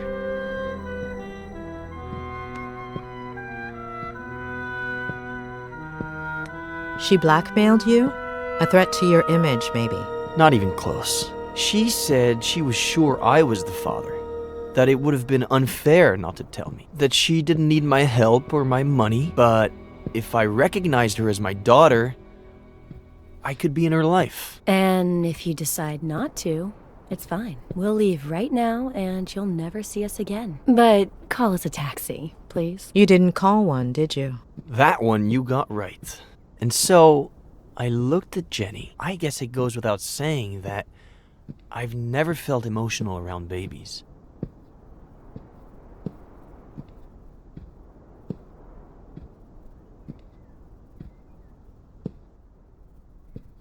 I've always made fun of this sappy crap, but I looked in her eyes and I knew she was my daughter. Of course, I didn't give Faye an answer. I was confused and I told her I needed time, to give me a few days. I said they could stay with me instead of at a motel.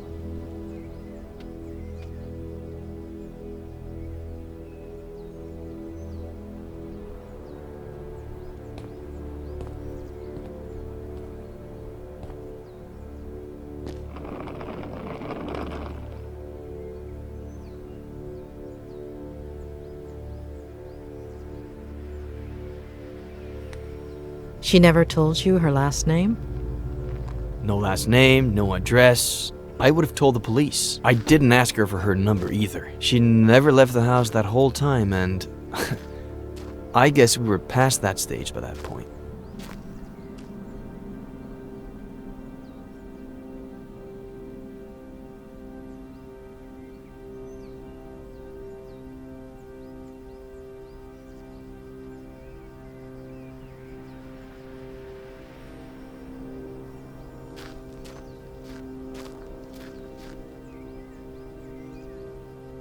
You didn't let Faye and Jenny stay in the main house? There's just my room there. About 10 years ago, when I moved back in, Aunt Claire started visiting me a lot. So I converted the old garage into a guest house. My aunt is better if kept at a safe distance.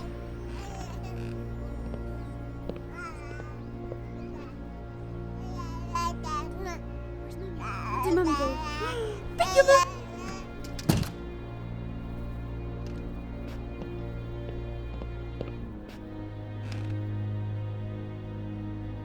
After that first night, did anything ever happen again between you two? No.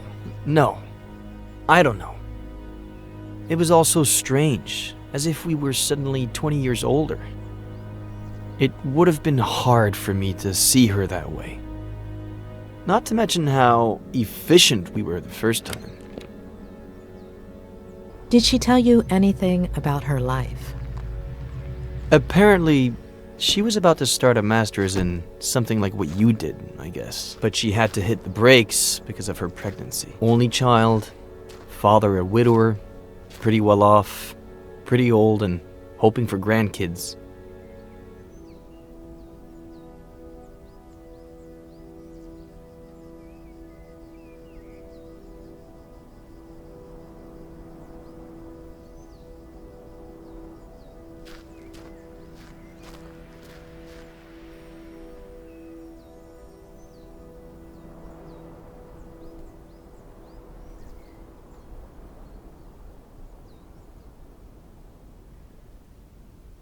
Did Faye do anything strange? Anything that took you aback? No. She spent the whole day with the baby. Taking care of her. Playing. It sounds dumb, but I was even a little jealous. We're all dumb.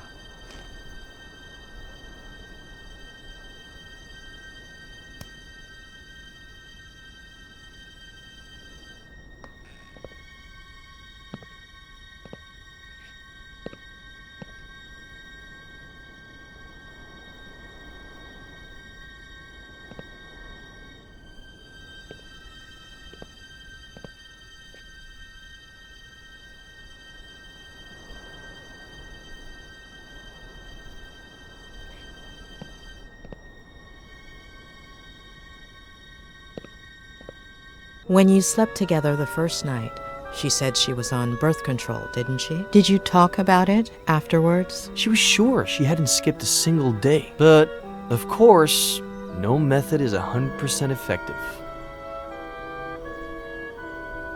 Did she tell you why she disappeared that first night? Did she apologize? No, and I didn't ask her to. You have any idea how many times I've done that?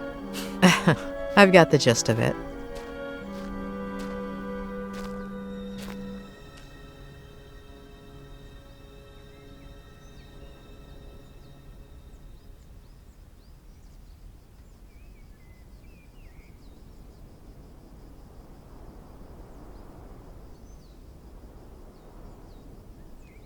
How long were they here? I've been thinking back on it these days, and I'd say it was exactly 3 weeks. They got here on a Sunday, and as you know, they disappeared on a Sunday. Are you okay?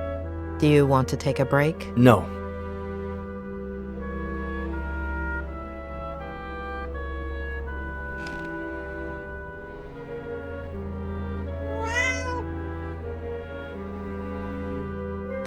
A young girl, single, with an unwanted pregnancy. She didn't think about getting an abortion? She told me that she was going to at first, but after a few days, I think I get it.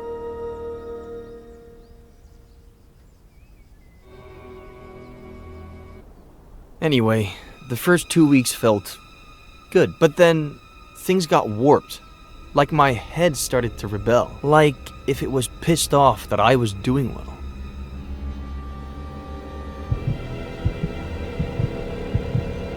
Wake up, Eddie. Wake up. Why'd you do it, sweetie? Mom?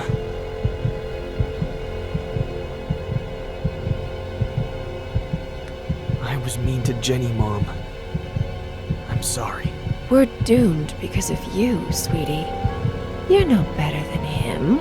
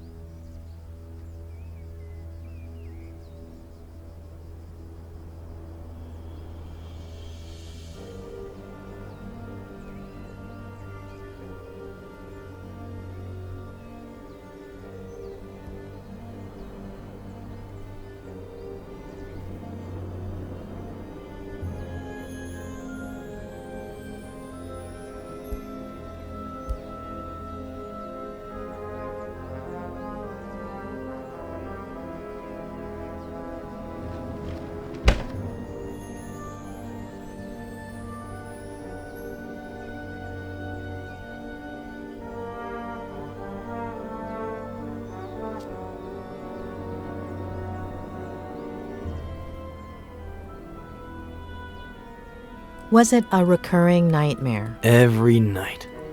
Always the same message. And the days weren't much better. I'd wake up exhausted, couldn't focus on anything. For years I hadn't thought about them constantly. I hadn't relived their deaths over and over again until... Ed! Ed! Ed! Huh? Jenny's temperature is 103.6. Huh? Are you sure? Sometimes babies just... What do you know about babies? Let's go to the hospital. Get dressed. I'm unlocking your car. I'll wait for you in there.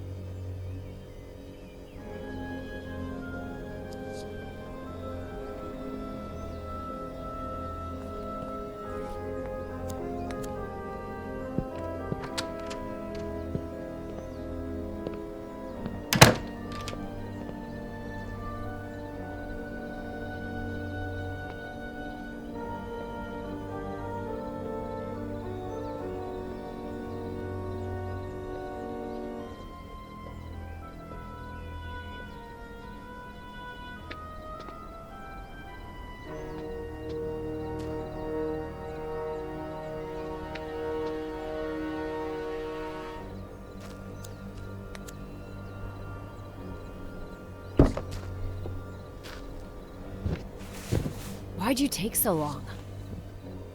I got the book, just in This case. is not the time for books!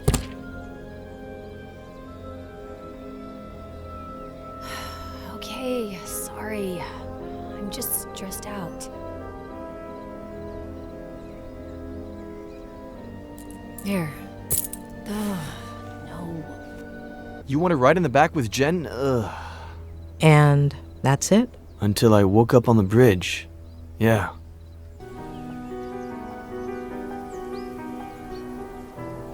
It was like another one of my nightmares. It's clear as day that my car plunged down into the canyon, that the truck driver found me on the bridge, but what I remember seeing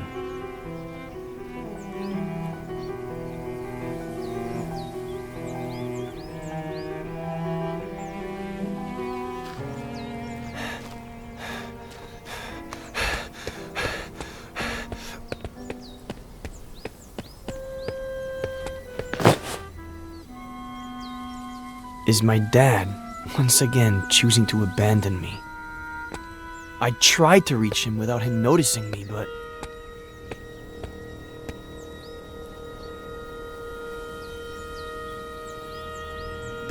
no!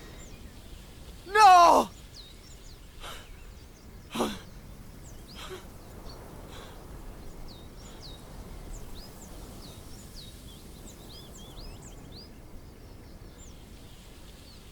Well, we both know what I remember. Should we try what I forget?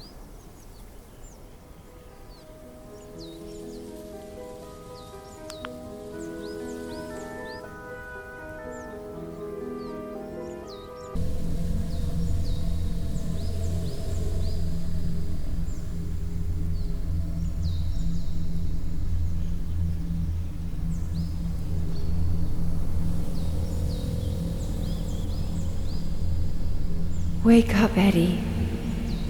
Wake up. Why'd you do it, sweetie?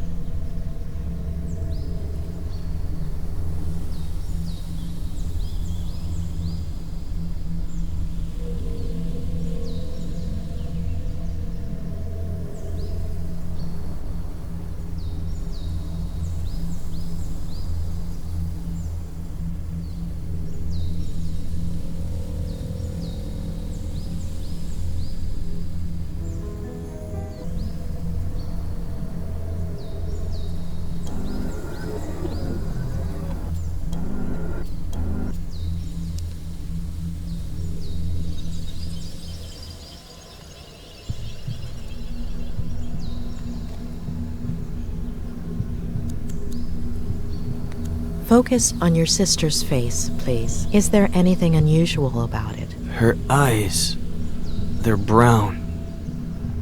They'd always been blue. And do you remember what color Faye's baby's eyes are? Brown. Focus on your mother's face, please. Focus on her and tell me what you see.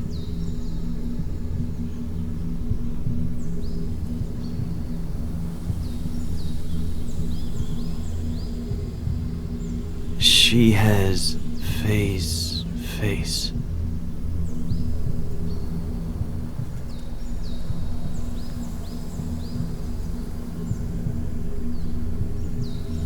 But she's my mom.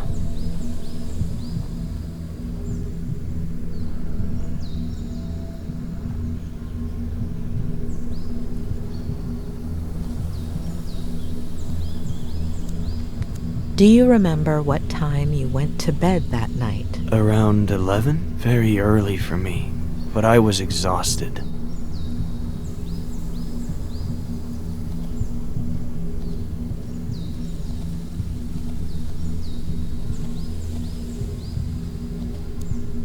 Are those the clothes you were wearing that day? Yes. The exact same ones? The exact same ones.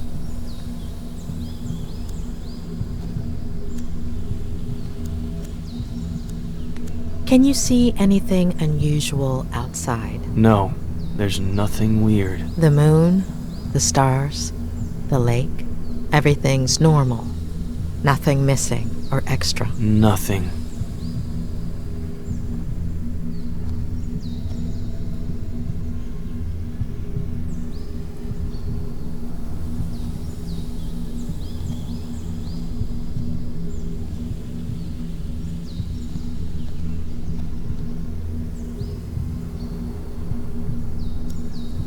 Is there anything odd about the bathroom? Anything out of place? No.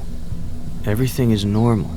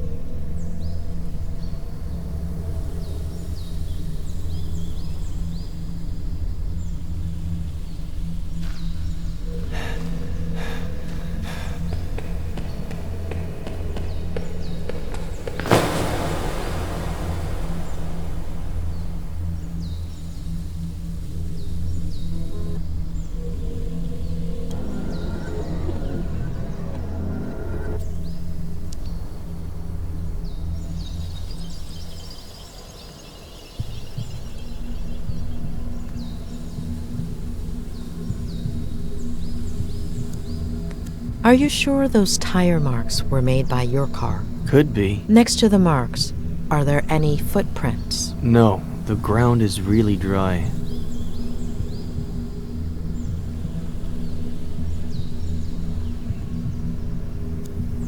Can you make out your father's features? He's really far away.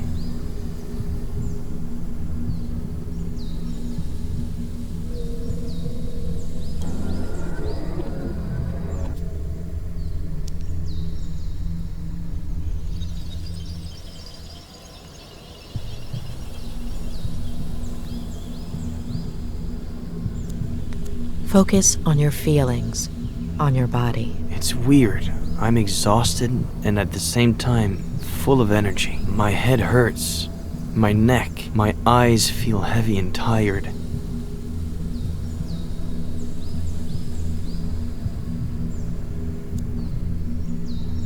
Do you recognize your father, his face? His back is to me. And his body? He looks a little shorter.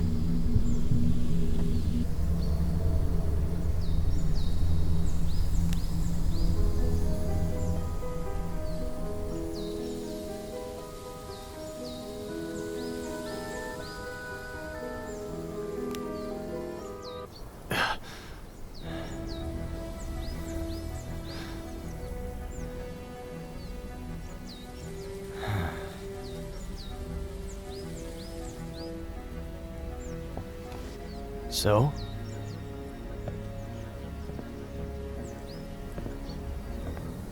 So?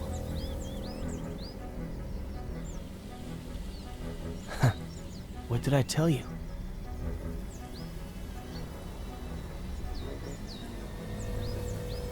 Doctor, you're scaring me.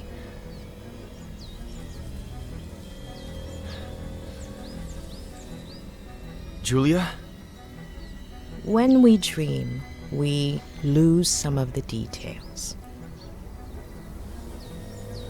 We see certain things extremely clearly, but the rest tend to be out of focus. You remember very concrete details, including the exact time down to the minute. Doing the math. The first time you dreamt about your mother, you should have been in stage 2 of NREM sleep. The probability of dreaming during that phase is minimal.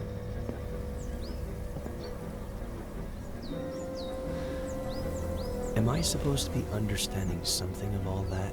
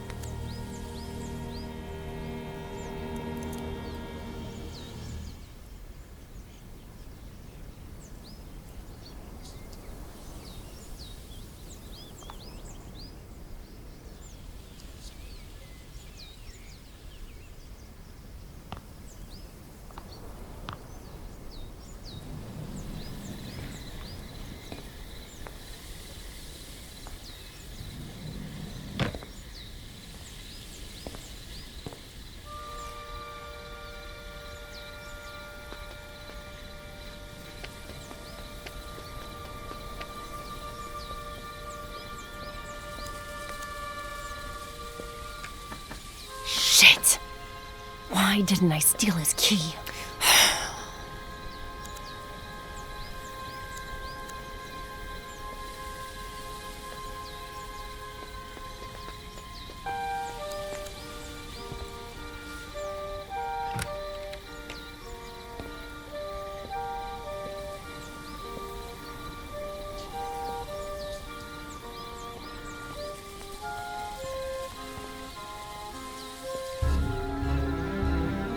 Your little sweetheart is drugged up, but if you start meowing and wake him up...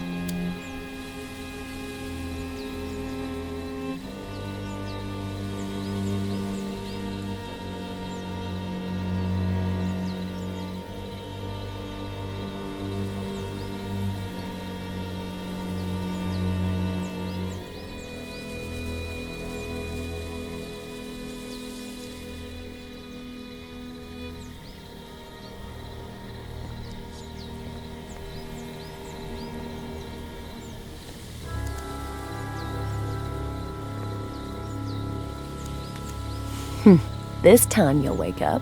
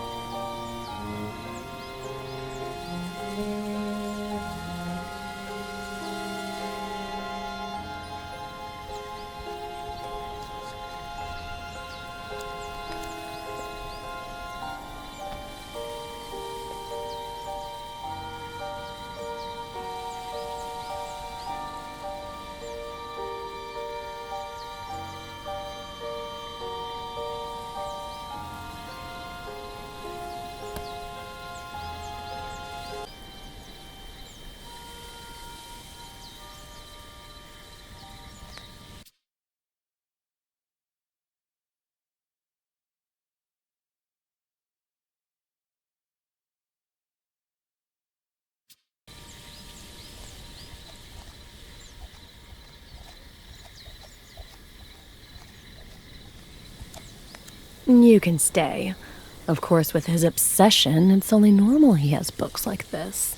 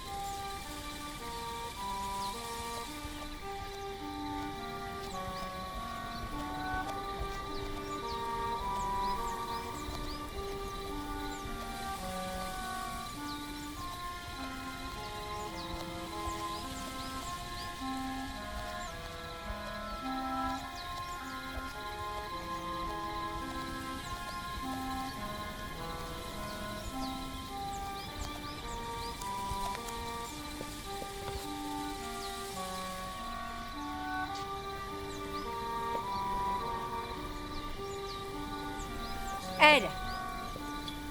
Ed! Ed! Huh? Jenny's temperature is 103.6. Huh? Why'd you take so long? Okay, sorry. I'm just stressed out. Here.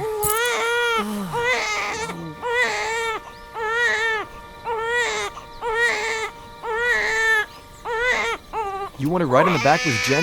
Ugh.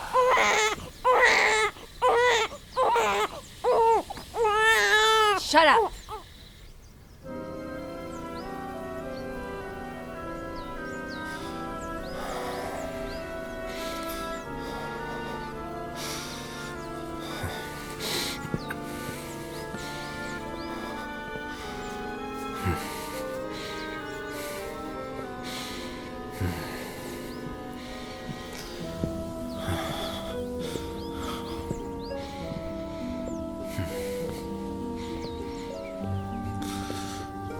Seriously?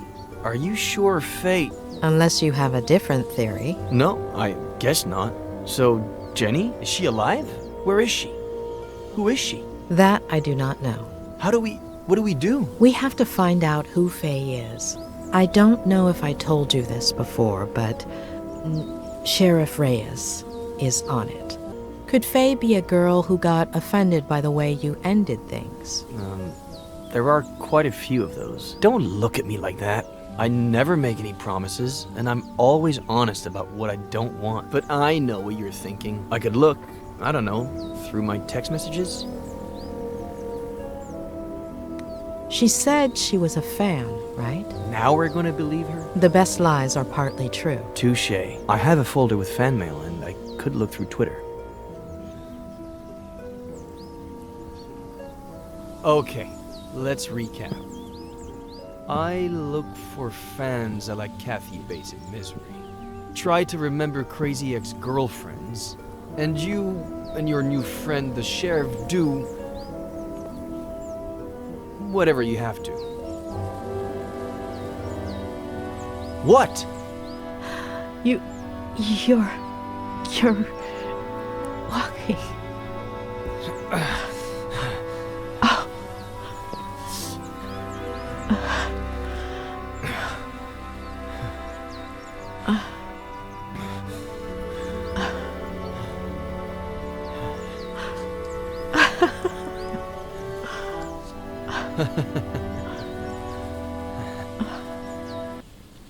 It's a fucking gunshot. Just analyze the damn bullet and see if it came out of Miller's gun. What's taking them so long? Why don't you call them?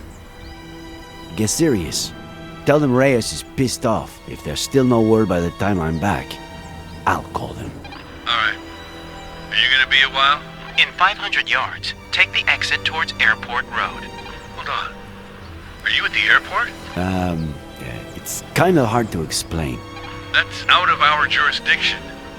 I'm following, a false lead. What? Why? It's information that Dr. Lomas got from Miller. The guy is full of shit, and it could be a pack of lies, but it's all I've got. Jewel that doctor? Am I missing something? If I tell you I'm attracted to her, will you shut up or shit? What's wrong? I missed the place because of you. If I get a ticket, you're paying for it. Alright. Will you make it for the search party? South Sector, 5:30? South Sector, 5:30. I'll be there. We'll find her today, right? Better believe we'll find her, kid. You have my word. Thanks, Nick. We'll talk later.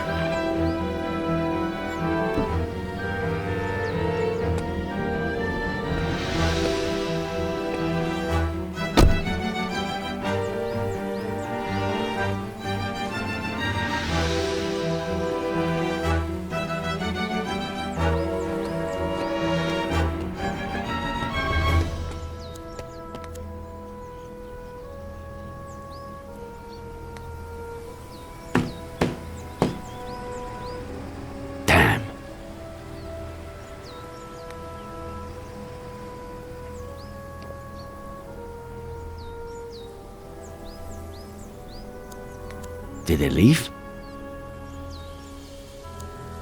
The owner and the mechanic?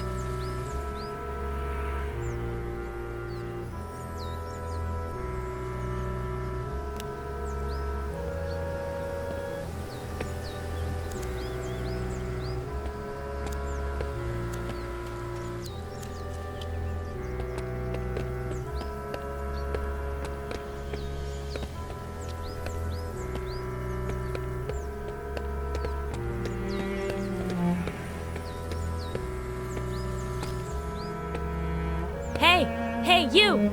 We're closed. Estamos cerrados? Ohne ferme?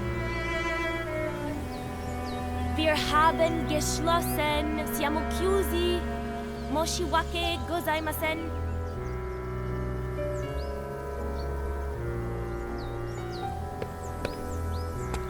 Sorry, sir. Do you speak my language? We're out of cars, comprende? I do. I can't rent you a car. They're all booked. 0 cars available. Well, I should say I have -1 car available, since this one broke down, and they're supposed to pick it up in 2 hours. But I have 0 mechanics plus 1 shitty day, so if you'd be so kind, take a right on your way out. You'll see my competition in 300 yards.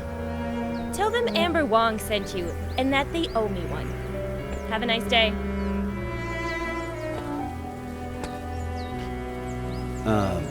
I wasn't planning on renting a car. My name is Nick Reyes. My daughter disappeared after renting a car here. About a year ago. Oh, I can't tell you how sorry I am, Mr. Reyes.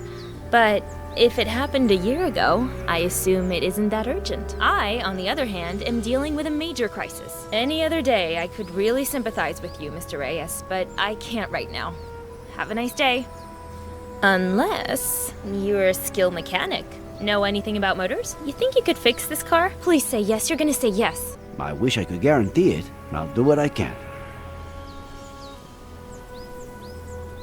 It turns on, but no matter how much I step on the gas pedal, it doesn't budge.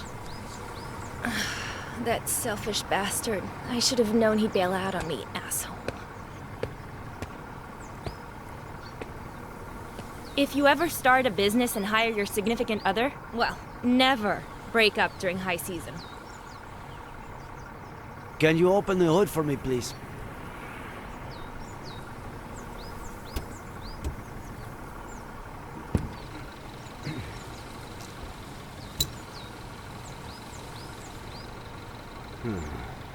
What? I don't know yet.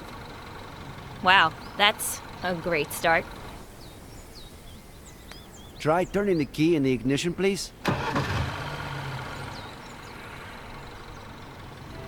Can you press the accelerator? I just told you the car won't budge no matter how much I press that pedal. Are you sure you know how these things work? Now I see why you said you'd try.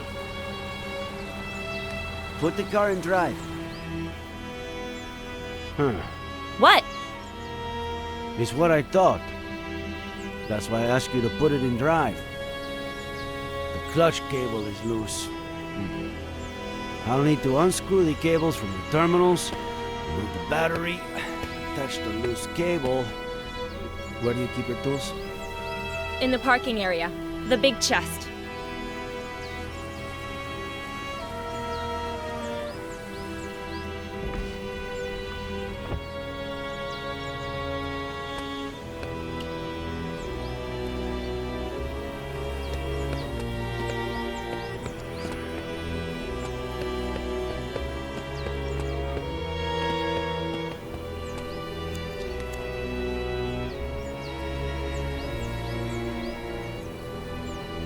Locked? Locked. No worries. The keys are in... No, that son of a bitch took them. And he hasn't answered any of my calls or messages since we broke up. Oh, just wait till I find him. You. Break it, smash it, burn it, bomb it if you have to. Just open the damn box.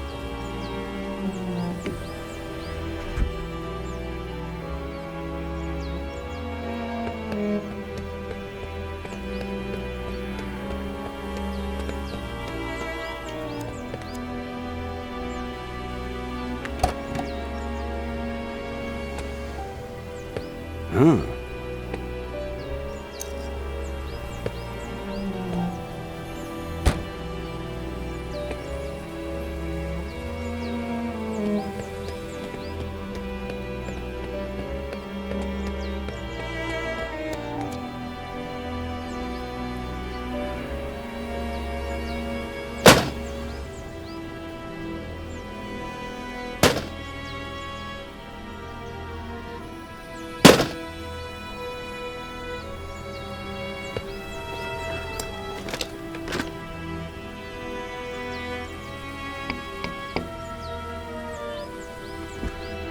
It's the customer for this car. I was just about to tell him my grandmother died so he'd cancel. I should tell him to come, right?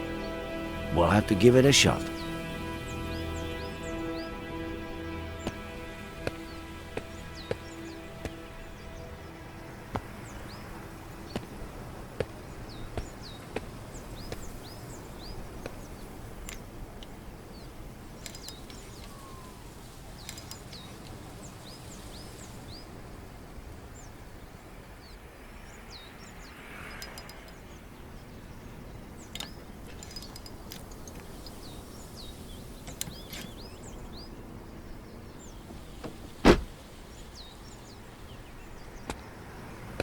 Give it to me yourself.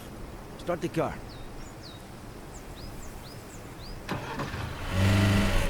Hey! Sorry. You okay? Like I said, this isn't my day. Sorry, I'm so sorry. Are you alright? You know what I'm gonna do? Study mechanics for emergencies like this. I've got 2 college degrees. It can't be harder than making sense of a spreadsheet. I just can't do it all on my own. You know how hard it is to run a business like this? I'm gonna need somebody. A good mechanic. Better one than that idiot. Your turn.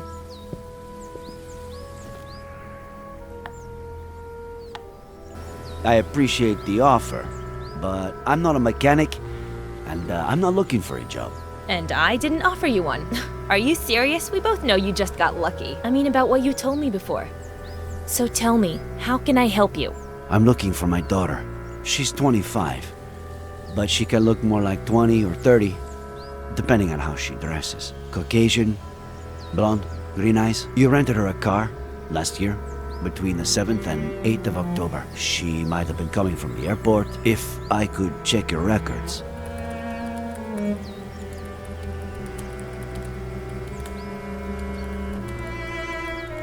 It'll just take a second.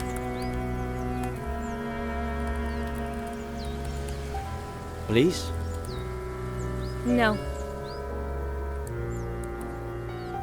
Any idea how serious the authorities are these days about data protection? So, I'm really sorry, but I can't help you. Of course, I can't stop you from stealing the information when I'm not looking. What's a girl to do if she has to run to the bathroom and has, say, 0 mechanics to watch her desk for her? Given the insane morning I've had, you'll excuse me, right?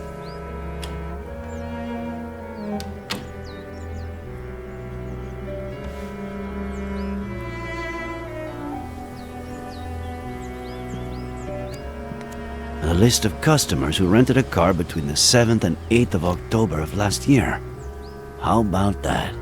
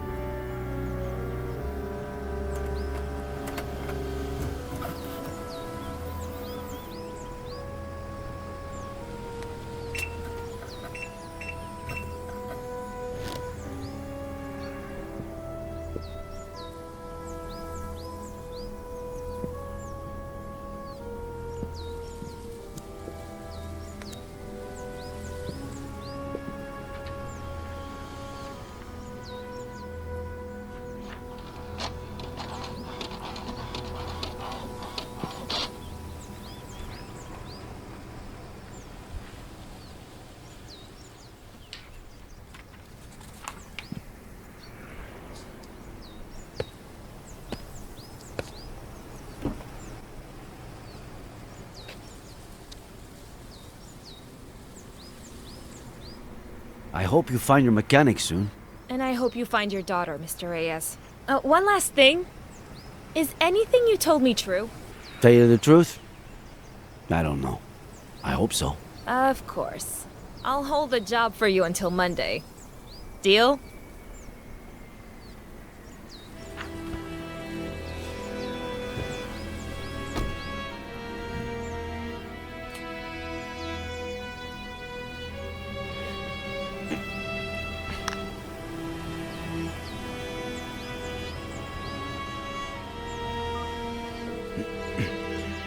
I'm all ears. Where the hell were you? I told you I was working, didn't I? We got him, Nick. It's Miller. The bullet that killed my uncle is from the gun you found in his car. I'm gonna kill that son of a bitch. I know how you feel, kid, but... No, I'm not gonna kill him. I'm gonna smash his face in until he tells me where my aunt is. Adam, tell Harley to make you some tea or punch a pillow or whatever you need to do. Just don't leave the station. We'll go together, all right? Adam? Shit.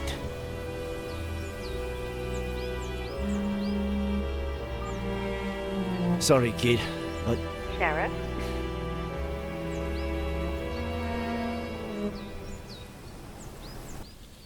I just received some crucial information. Not only does Faye exist, but... I'm going to arrest Miller. What? No! The gun from his glove compartment killed Samuel Franklin. No, Ed didn't kill anybody. It is what it is. Please, listen to me, please. Okay, go ahead. Talk. I've made a lot of progress with Ed. If you arrest him now, everything I've done will be in vain. We'll be back to square one. Did you visit the car rental agency? Yes, I have the names. No Faye. If I'm right, it makes sense that she wouldn't use her real name. I know everything points to Ed, but it's a ploy meticulously organized by a sick mind. Faye. Do you have proof? Not yet. I want to find Esther Franklin as much as you do. Arresting Ed won't help. Quite the opposite. Nor do you have evidence that the gun belonged to Ed, let alone that he was the one who shot it. Not yet. So, that makes two of us. I'm not 100% convinced, but what do you want me to do? Could you meet me at the Brody Canyon Bridge in an hour? Okay. Sure. See you there.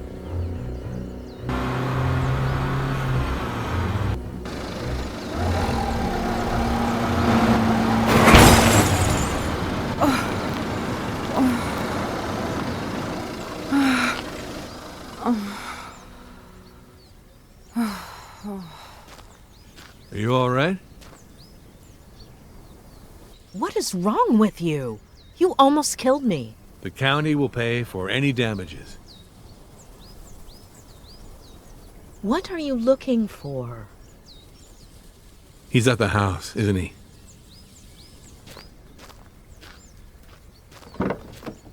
Adam Franklin.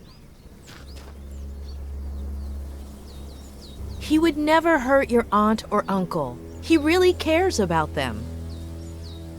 He can't help you find your aunt, but I can. You won't find the person who killed your uncle in that house, but I know where to start looking.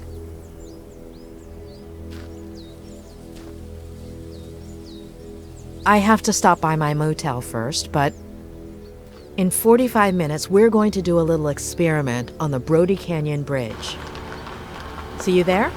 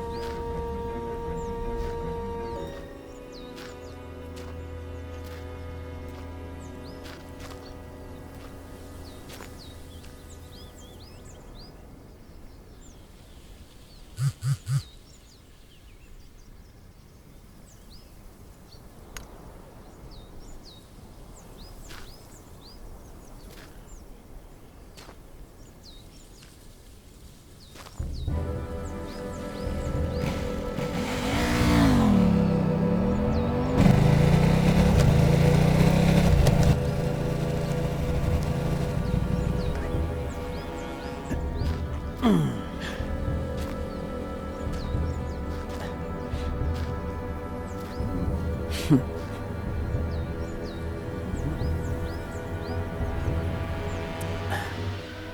had to make sure. You ready?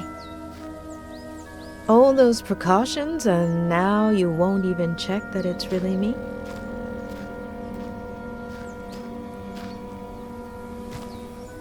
Come on.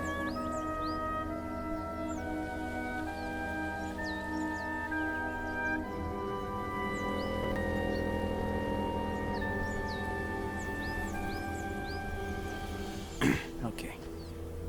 This is where you'll see what I see, which is what the drone sees, but without VR.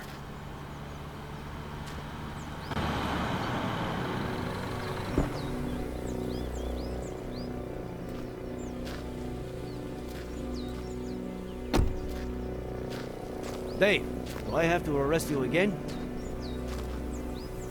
Oh, God, what the I'm not Are a you a cop, cop? and nobody's arresting anybody. Sky D, Dave, offered to help us. The images his drone provides will help us test out a theory. And we'll see everything from here. Okay?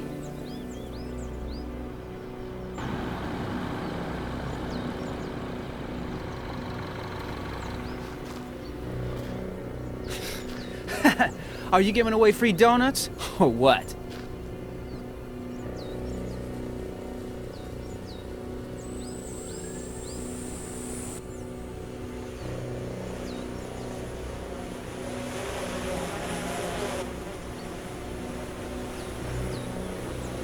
Your call, boss. Where do I send the bird? I think Ed did see someone jump off the bridge, but I also believe that person made a pit stop before hitting the ground. Can you fly to the middle of the bridge and hover right beneath it?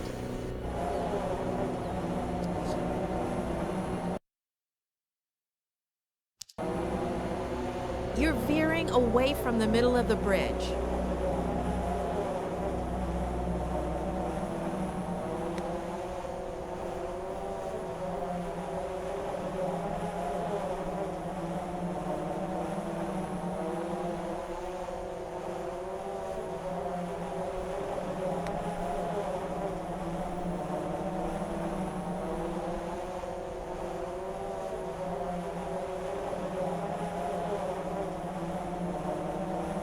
Not that low, Sky D. It's right underneath the middle of the bridge.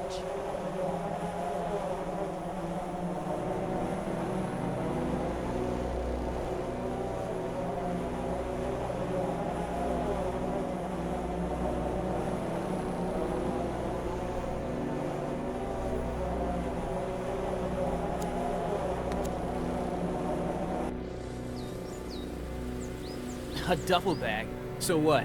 People come here to do yoga? For the views? Adam, call Harley, all right? We need a tactical unit to deploy rope operations under the bridge. I'm on it. Oh, and one more thing. Find that good Samaritan who saved Miller. The truck driver. In case we forgot to ask him anything. So now what, boss? But why would she leave that bag there? Unless... Dave? Can you cross over to the other side of the bridge and head straight down to the bottom of the cliff?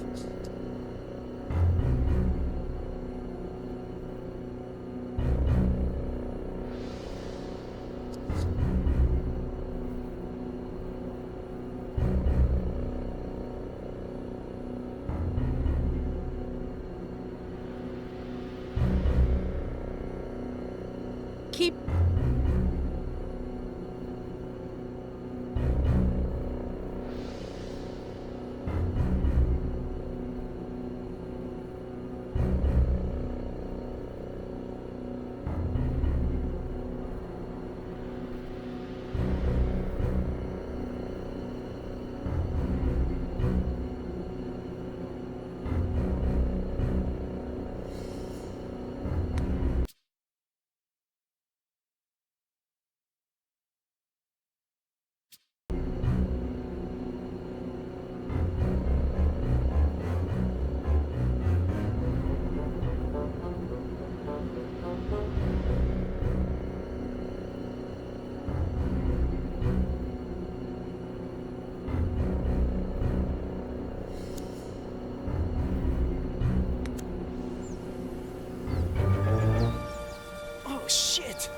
What? What do I do? It can't be Esther. Boss! I didn't hear you! What do I do? We need a clear view of the face, Sky-D.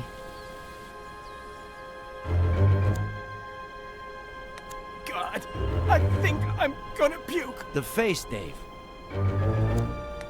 Are you seeing this? Anybody know that chick?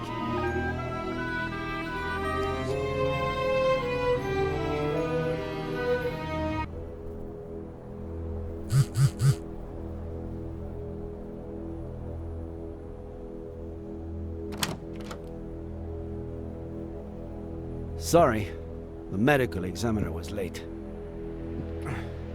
Let's hope she doesn't take too long to determine the cause and day of death. Although, it looks pretty obvious, right? Yes, it looks pretty straightforward. Well, it always looked pretty obvious to you. If only I had listened to you sooner. I wouldn't have listened to me either, in your position. None of this made any sense, other than in Ed's head, and I was the only one who had access to his mind. Should we examine it all? Please. I honestly don't know where to start.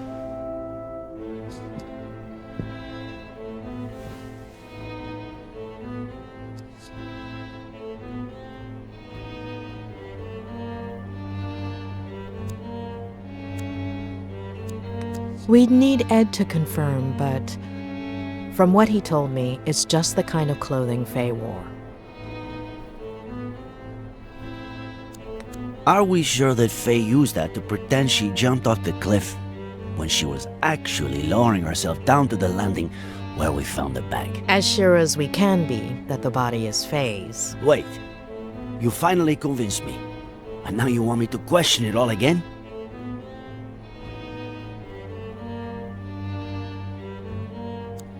Any idea what it might open? I'd say it's for a car or some other vehicle. According to Ed, Faye took an Uber this time and a rental car the time before, so I don't know. I still have to check the names I got at the agency. That's a really strong neuroleptic. In layman's terms? An antipsychotic used in acute cases of schizophrenia or manic disorders. Medication belonging to Faye, or? It has plenty of side effects, the mildest being its narcotic properties. It can cause almost immediate sedation. Narcotics and antipsychotics. Both were found in Miller's blood.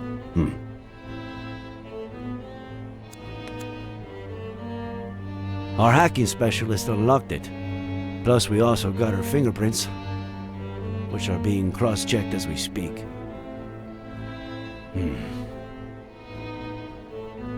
No text. No contacts. No calls.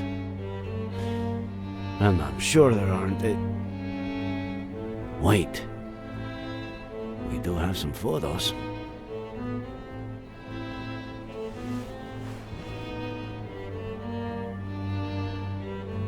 Miller sleeping. Miller on the computer.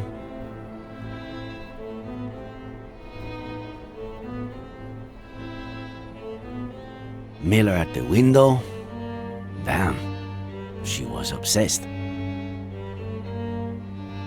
Miller and the girl exists? She exists, but where is she? Oh, God. The living room. More living room. More living room. The kitchen. The office. What does she want? To build a model of the house? Basically, a mental one. Her smiling. Another smile. And another smile. Why all this smiling? She's practicing. She may have had difficulty reading facial expressions in others, and therefore reproducing them herself. Seems like a classic psychopath. Lack of empathy, right? There are many causes. Neurodegenerative diseases, autism spectrum disorders. In many cases, the right education might have compensated for this type of condition. Almost all of those who suffer from it are perfectly adapted to and contributing members of our society, and no less happy than you or me. But, yes, in this case, seems like your classic psychopath.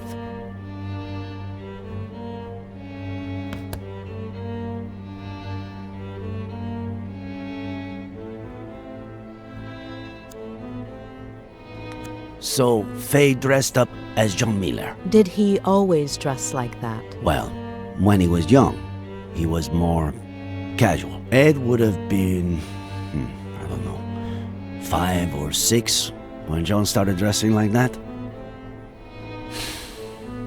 Okay. I don't know how I'm going to take this all in. We haven't finished yet.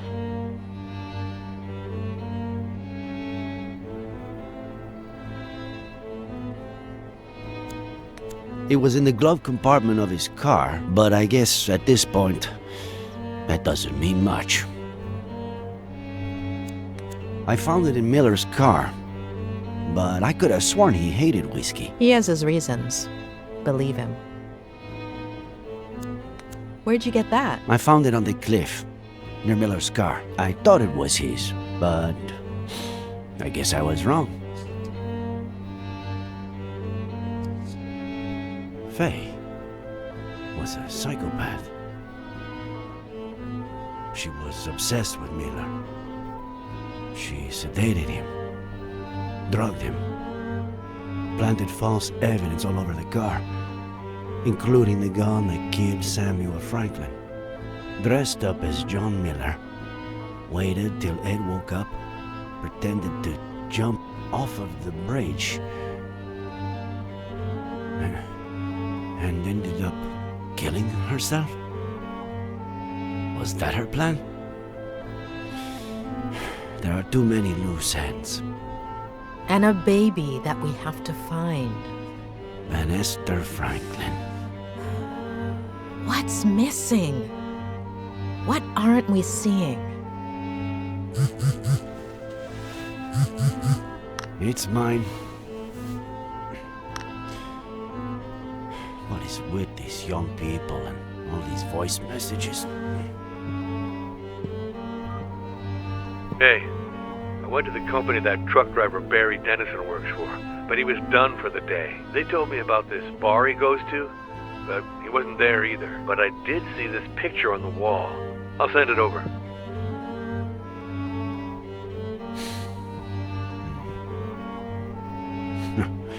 What? Now you know what I'm doing tomorrow.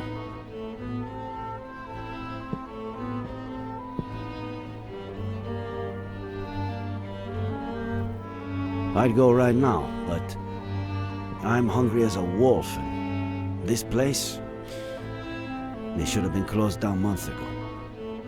Actually, I know some much better places to eat out in this town.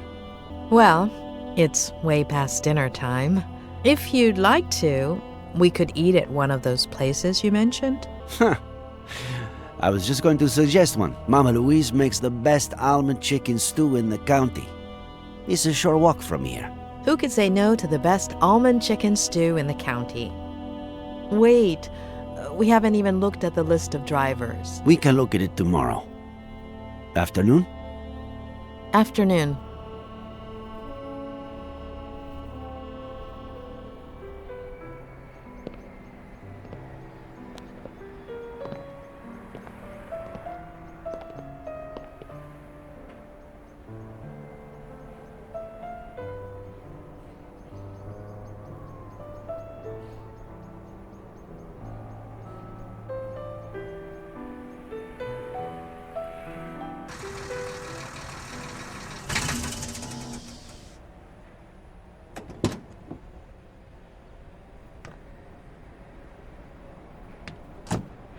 Here he comes. Careful there, old geezer. Late again, Dennison. I had a rough night. Okay? If this happens one more It won't. I'll hook on the trailer and be out in a second. Hand over the routing sheet. Boss. There won't be any routes today, Mr. Dennison. The county, in appreciation of your work as a good Samaritan, on the 20th of September, on the Brody Canyon Bridge, would like to offer you a guided visit of the police station. Bastard.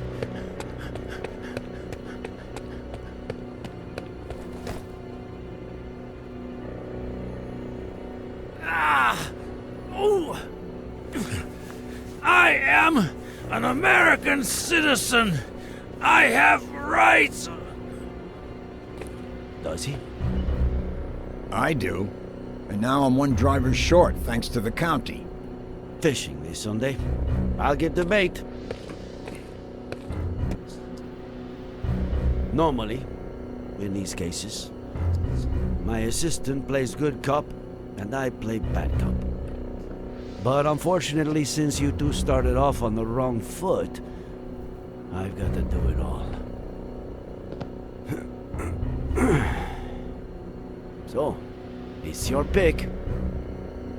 Which role would you like to see me in? In the role of a beaner? See?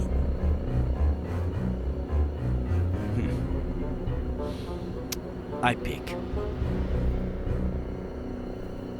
We know you've been involved in something real ugly. I'm sure you know the minimum sentence for what you did. And I'm assuming you also know that a lot of the guards at those big Sur prisons are, how did you put it before? Beaners? I'll personally see to it that they know what you think of them. That is, unless you tell me everything. I have no fucking clue what you want me to tell you. I see.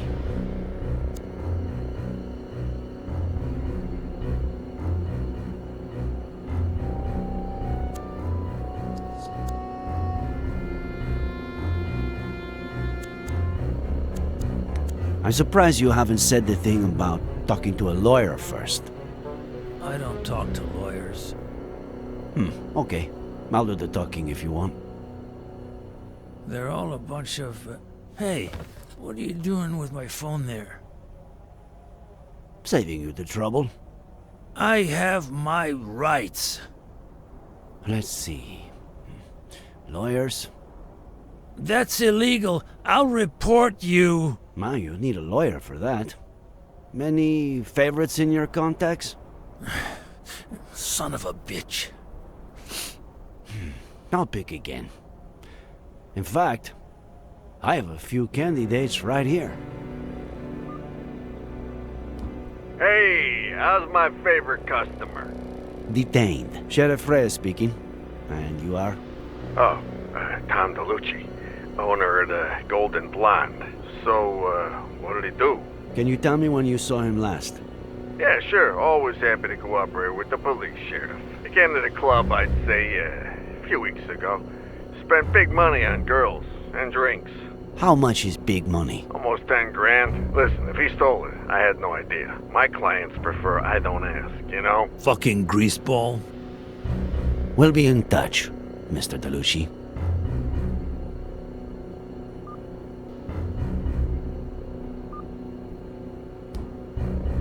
Hello? Sheriff Reyes, why is this number in Barry Dennison's contact list? Barry who? Oh, he looked decent on the app. I deleted his number after the first date. Bitch. Thanks, Miss Thompson. An agent will call you shortly.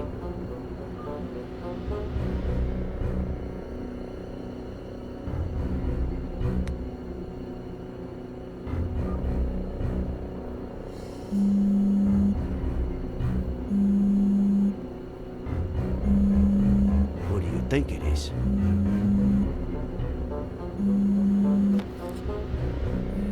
Oh boy. Looks like someone named Brainless Loser Barry is calling crazy bitch.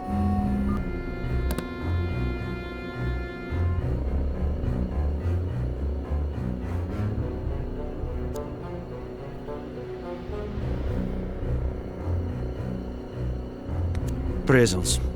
What a mess. The other day, I read that just last year, 4,998 inmates died violent deaths while awaiting trial. Barely any at all. Huh?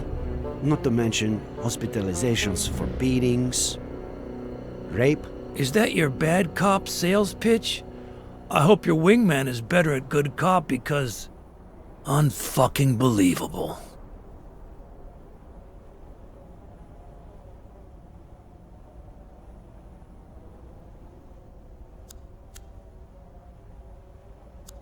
We found the cap at the bottom of Brody Canyon. Are you going to deny that it's yours? Must have fallen when I was saving a goddamn life. I found it over 200 yards from where you held Miller down. It was windy, for Christ's sake. True. A little. Blowing the other way, though. We found your hat where it shouldn't be. Your number where it shouldn't be. Maybe we should stop playing games, huh?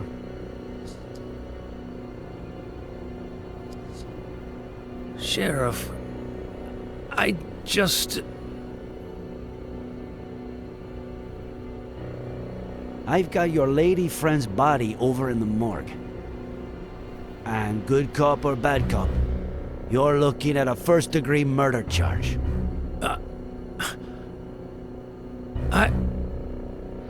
I didn't. She jumped. From the beginning, Dennison.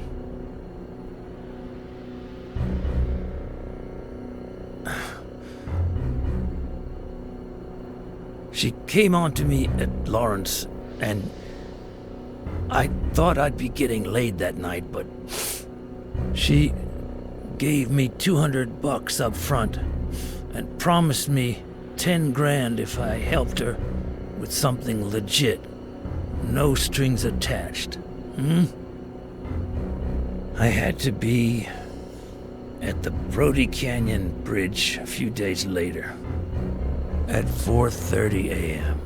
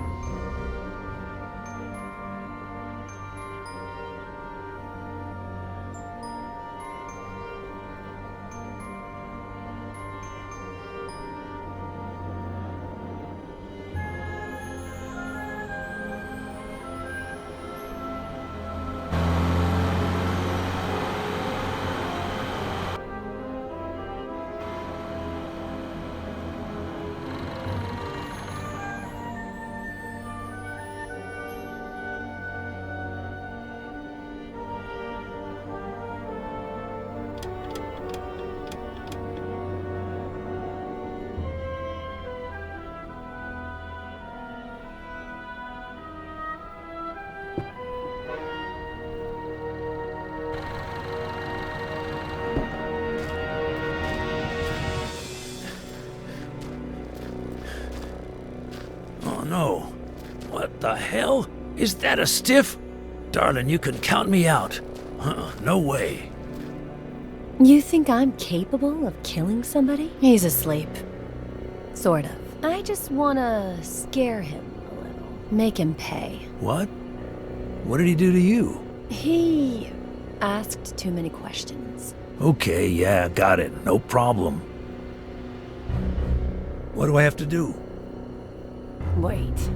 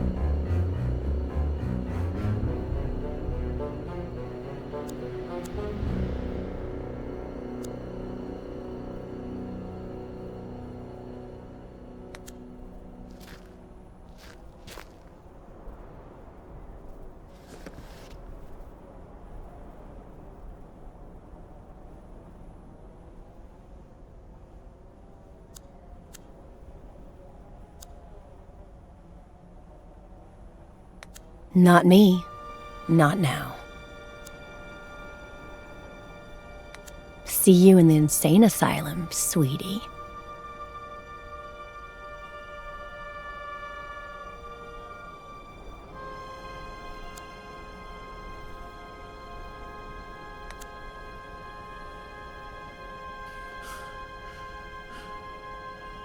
What is it?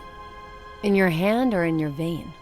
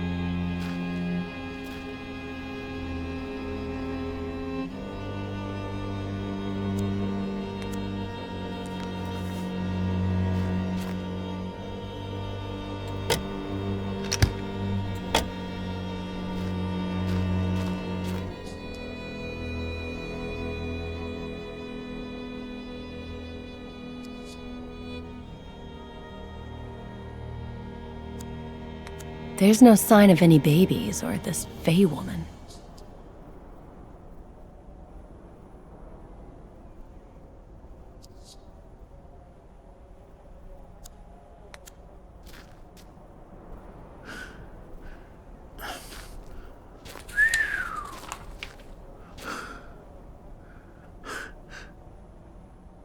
It's a lot of money.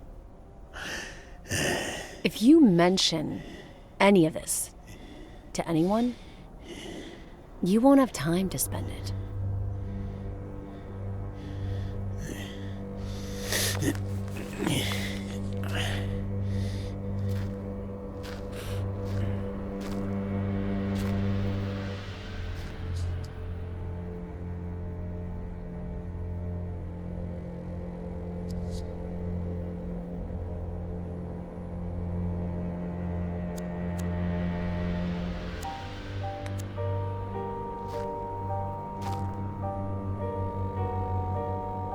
You. Come.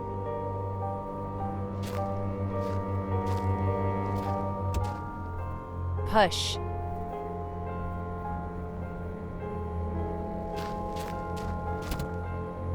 Come on.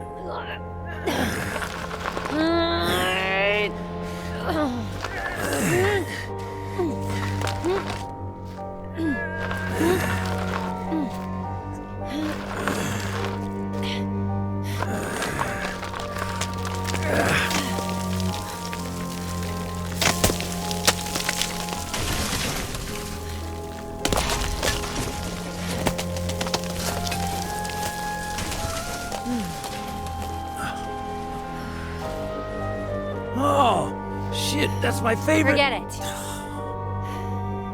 Wait here.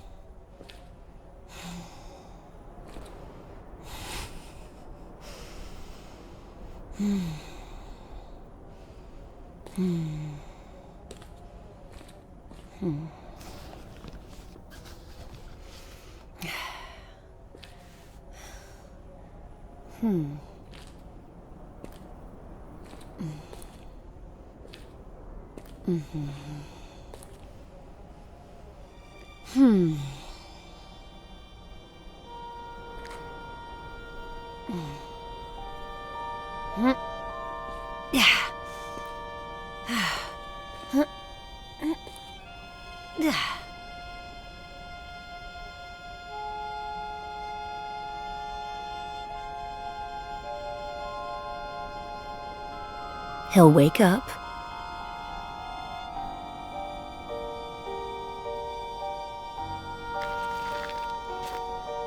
Don't let him see you.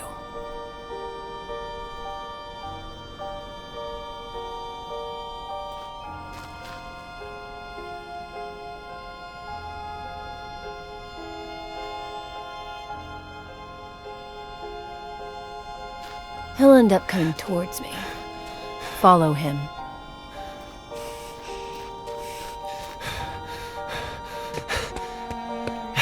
Dad!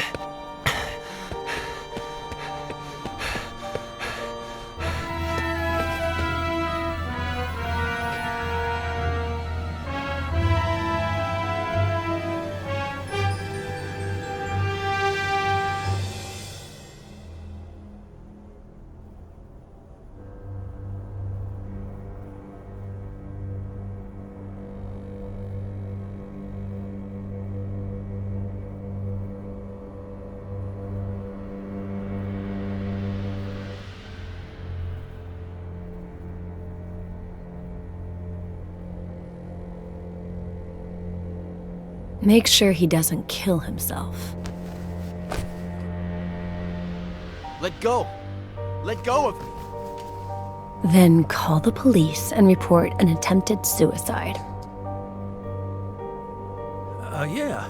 I'm on the Brody Canyon Bridge. I just, I just saved the life of some guy who was trying to jump off the bridge. And, they came. And that's it.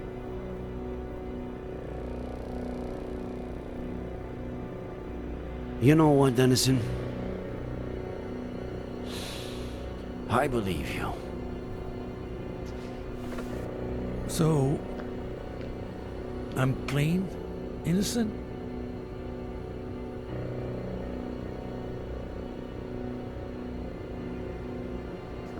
How could you have left out the part about the baby? What baby?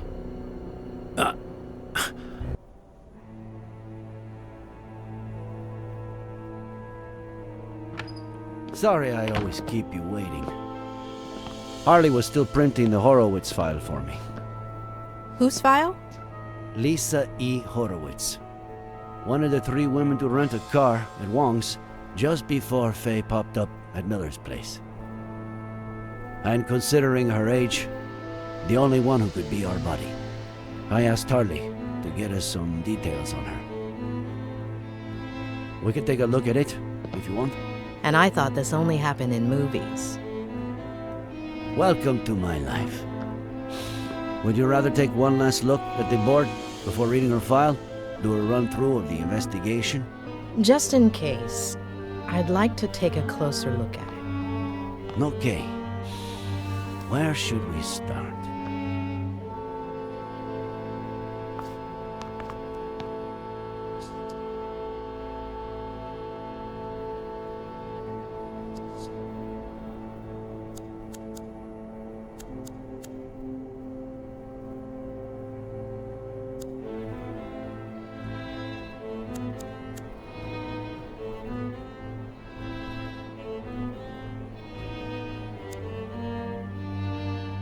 Frankly, after 4 days of searching, I'm starting to lose hope. I really want to believe she's still alive, but...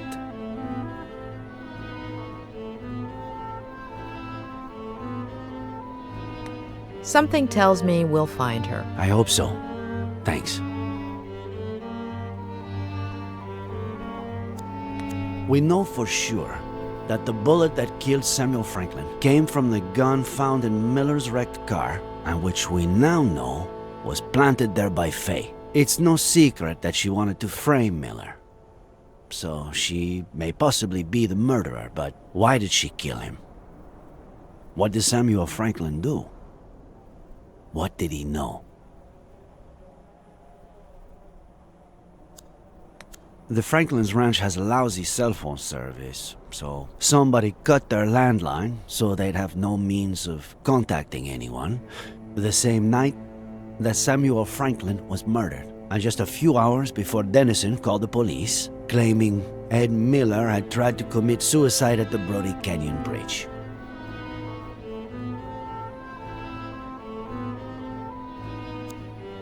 Faye paid him $10,000 to help her execute the last part of her plan. Together, they pushed Ed's car into the canyon. Later, Faye dressed up as John Miller, waited for Dennison to wake Ed up, and pretended to jump off the bridge. But wearing a harness with a rope hook to it, she hid right under the bridge and put the disguise and the climbing equipment in the duffel bag, while Dennison made sure Ed didn't jump and called the police.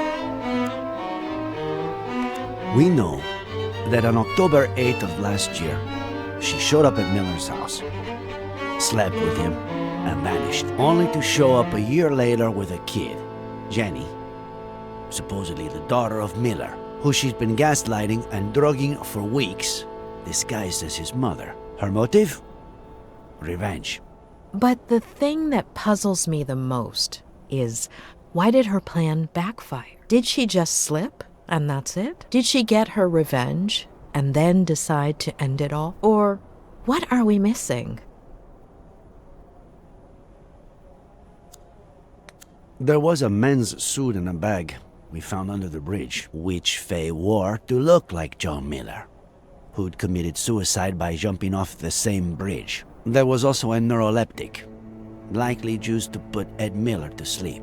Rock climbing equipment, key to a vehicle we have yet to identify. Maybe it was her getaway car. Maybe.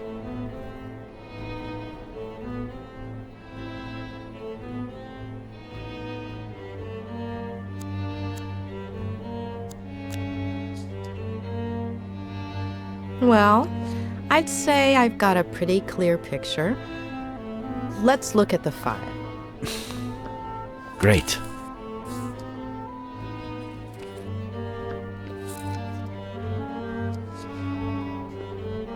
This is Lisa Horwitz, the day she graduated from Yale as a psych major, also as valedictorian. Anything come to mind?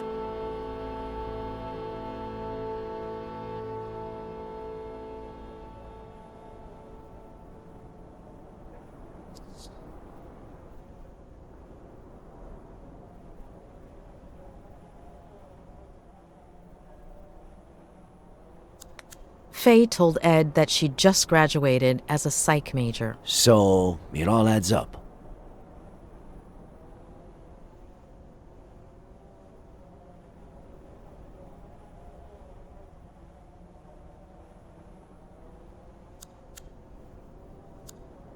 This isn't her best picture, but it's pretty clear this could be the same person.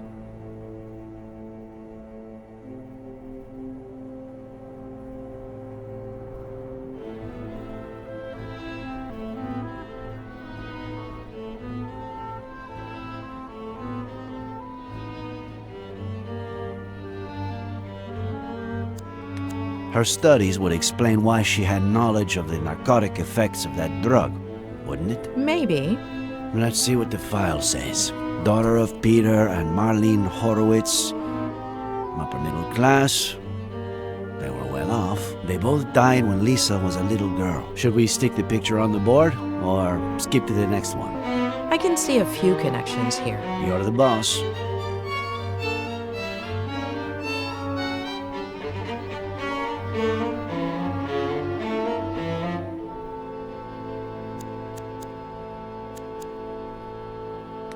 They didn't die in a car crash, did they? No.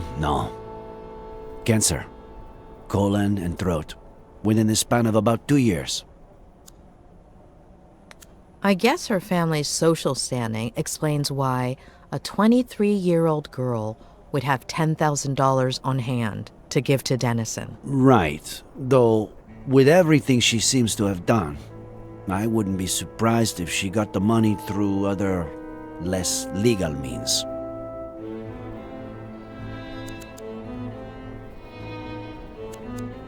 Father and mother died when she was a child. Her story resembles Ed's. Now for the fun part. After her parents' death, she became depressed. Self-harm, suicide attempts. She spent several months in the New Jersey Psychiatric Hospital. Possibly the most expensive one in New England. Rings a bell. I think a patient of mine went there.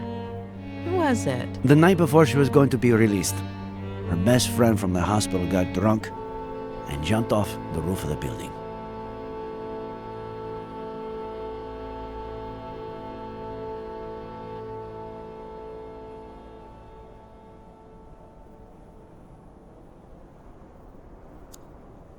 Isn't it ironic that a former psychiatric patient would pursue psychiatry? It makes sense. A few people in my class had similar backgrounds. Some did it to get to know themselves better. Others wanted to give back, help people who had gone through something similar.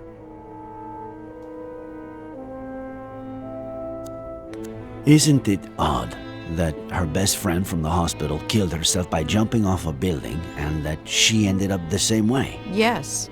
Maybe she jumped too. Maybe she was trying to emulate her. But why?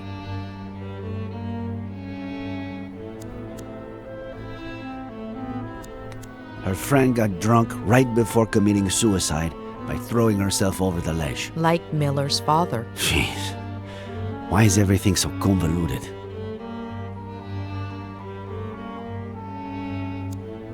Did Ed Miller, after everything that happened to him as a kid, never go to a psych hospital? He almost did, but his Aunt Claire kept it from happening. She took him home to San Bernardino and essentially brainwashed him, burying most of his negative memories.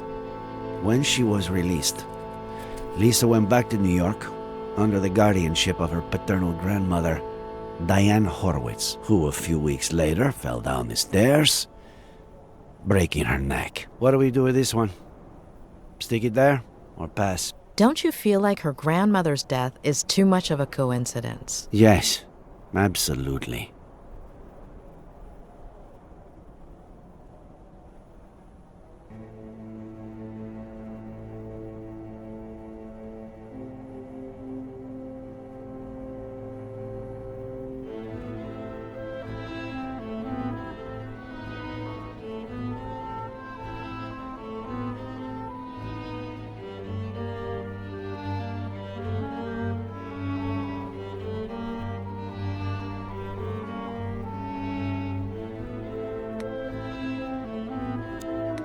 What does this woman have against the elderly? Why does she go through so much trouble keeping Miller alive, but then go and kill his neighbor like it's nothing?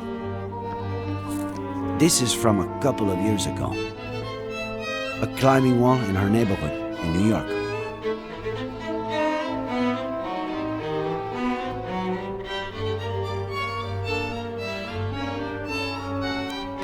Another coincidence? There's no question.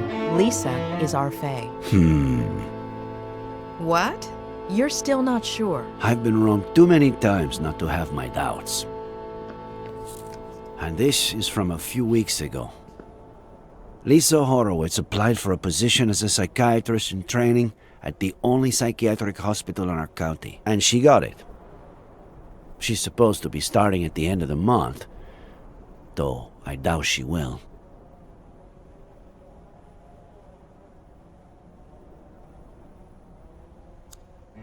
Why would a wealthy young woman from New York with an outstanding academic record want to work at a hospital with such a poor reputation and so far from home?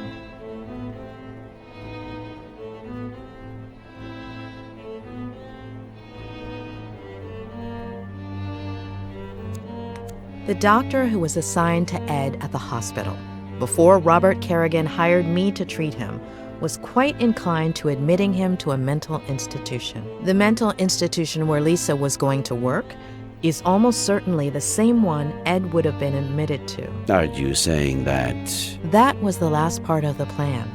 Become his psychiatrist and torture him. Let's take a look at her medical record.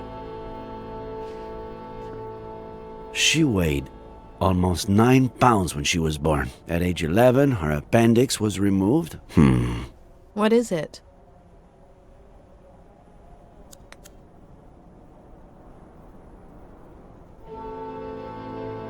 Let me make a quick call, just to double check. Pat? It's Reyes. Remember the body we brought in yesterday? The blonde girl? Ah, perfect. Can you tell me if she has a scar? The kind you would have from getting your appendix removed?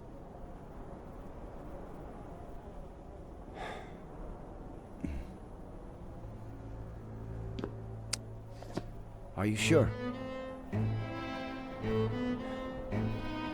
Okay. Thanks, Pat. I can't believe it. It has to be her. It's her. But no. No. We were so close. I'm sorry. It happens a lot. You think you have a bite, you tug at the line, and all you have to do is reel it in, but just at the last minute.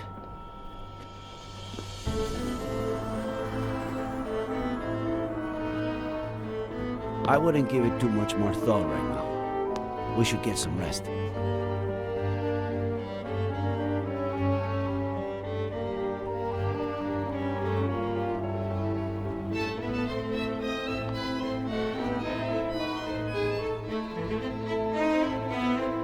It wasn't my patient.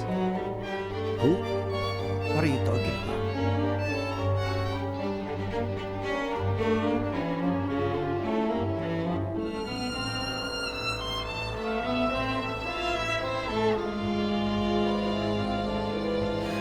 How long ago was Lisa Horowitz released? Why is that important? 8 years? 8 Cheers. What was her friend's name? The one who committed suicide. Veronica Carrigan.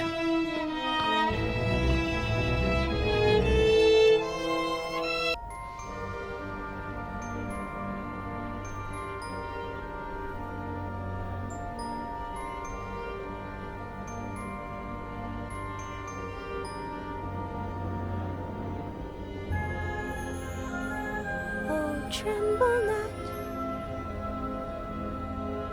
my dearest one, because there's nothing to fear. Let's wait together for the sun to show us the monster's not here.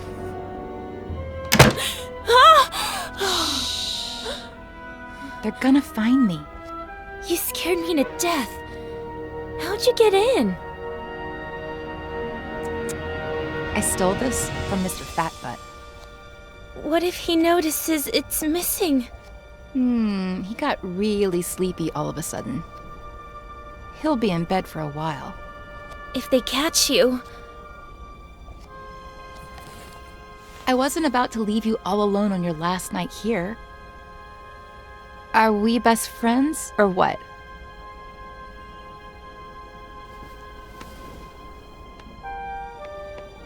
Besides, I've got a surprise for you. Come on, follow me. But I'm not sure if...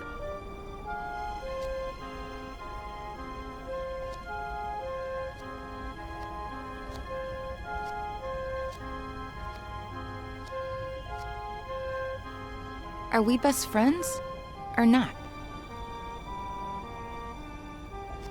Besides, you're not a patient anymore. They can't touch you.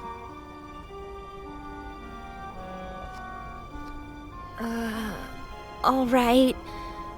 But I have to finish writing my diary entry for today. It's my routine. It's your routine. I'll wait for you.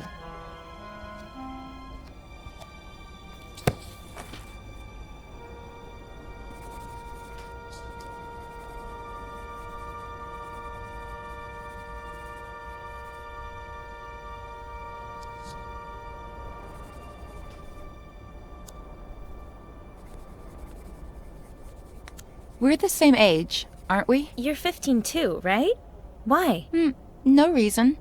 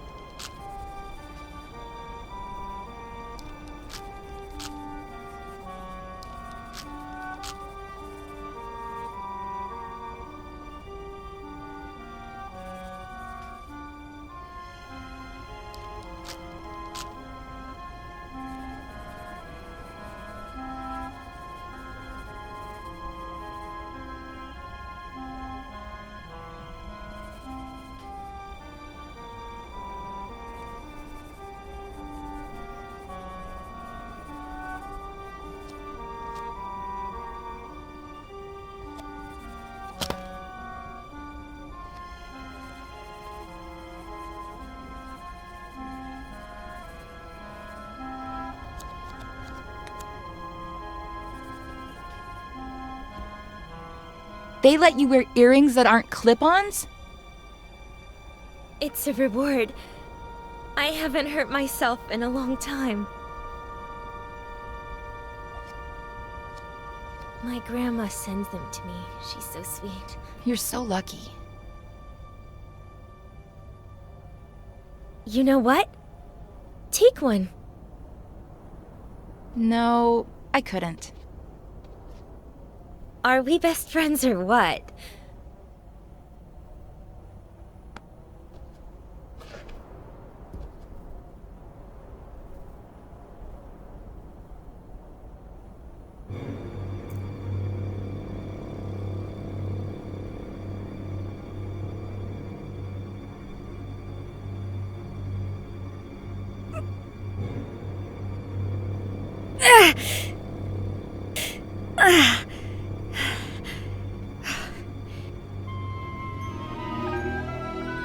So?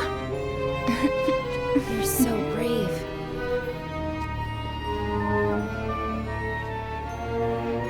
I finished my entry.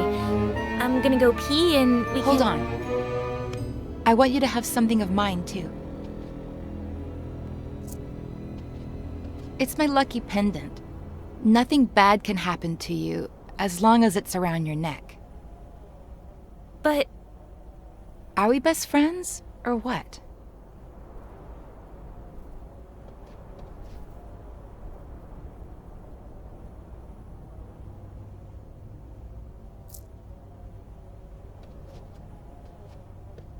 That looks so freaking cool on you.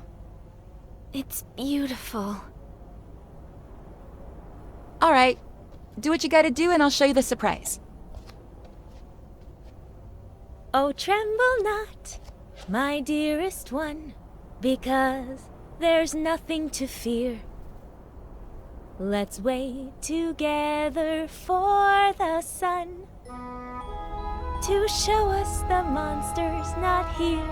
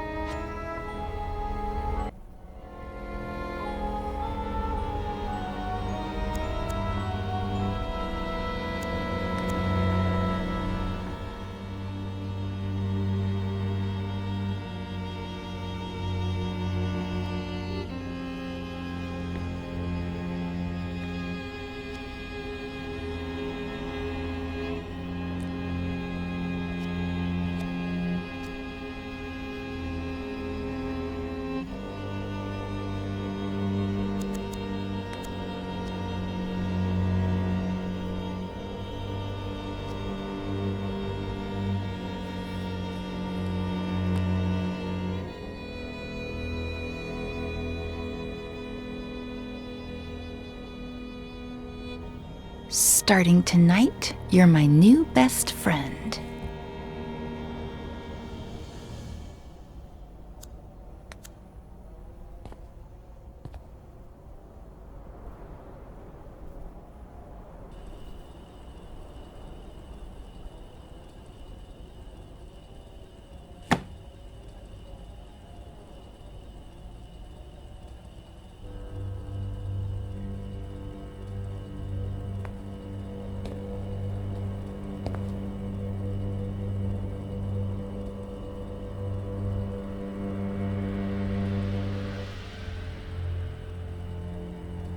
Hey, don't look! Whoops, sorry.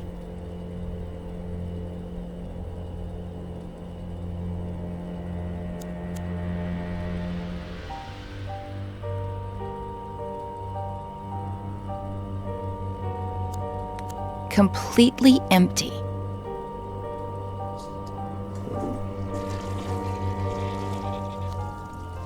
That surprise? You sure you can't give it to me here? Positive. Now I'm scared. What if you don't like it? Of course I'm gonna like it. This is so exciting. Wait for me here while I finish getting it ready, okay?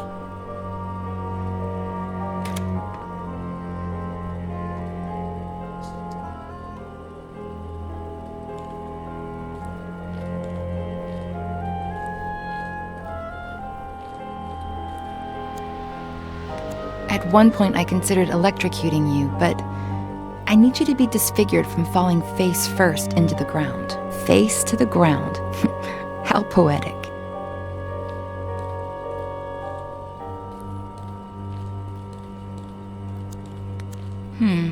Not here.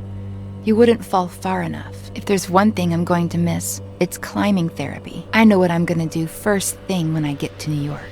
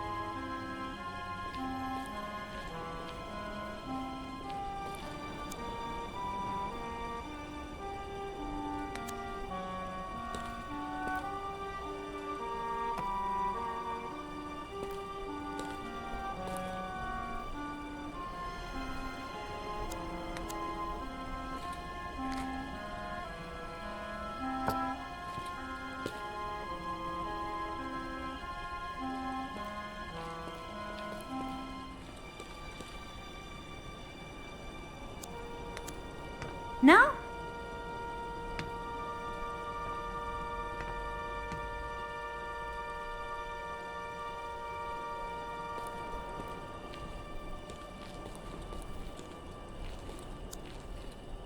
Still missing a few things.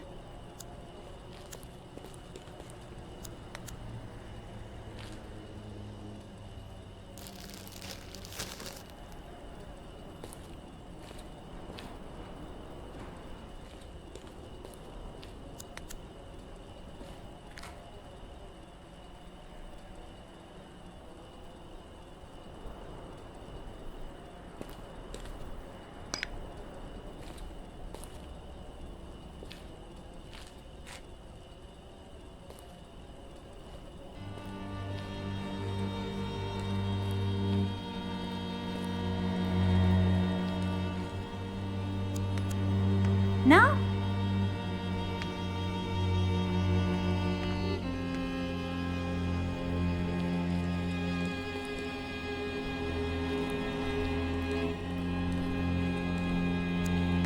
This is the spot.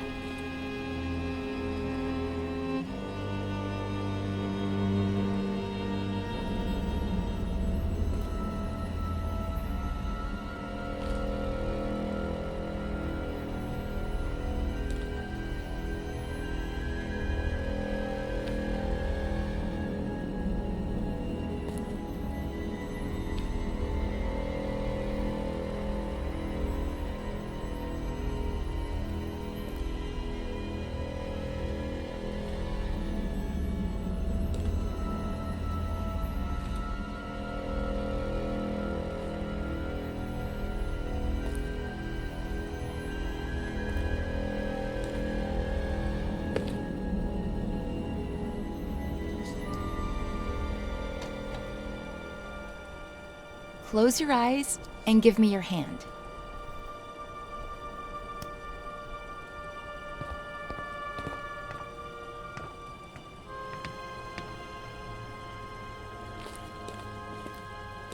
Don't open your eyes yet.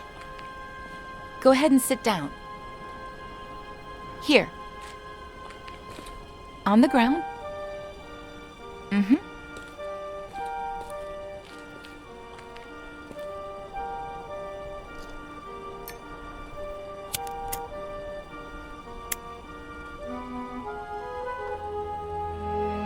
Ready. Open your eyes. and make a wish.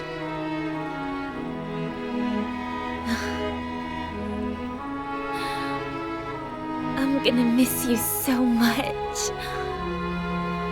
Blow.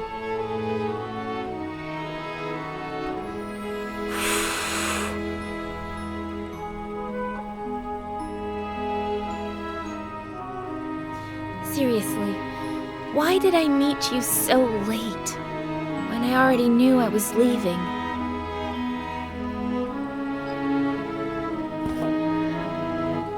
Want to open up a little more? What's that? Consider it my way of saying thank you. For the best week of my life. But, Veronica... Come on. You're out of the loony bin tomorrow. It's your last chance to do crazy stuff. I've never, ever tried it. Ooh, are we playing Never Have I Ever? My turn to drink then. Never have I ever kept a diary. Cheater! Guilty! Well, you know.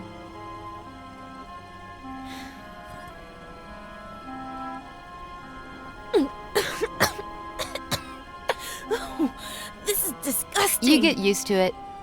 Your turn. Never have I ever kissed a boy. What about a girl? Veronica! Well, either way, really.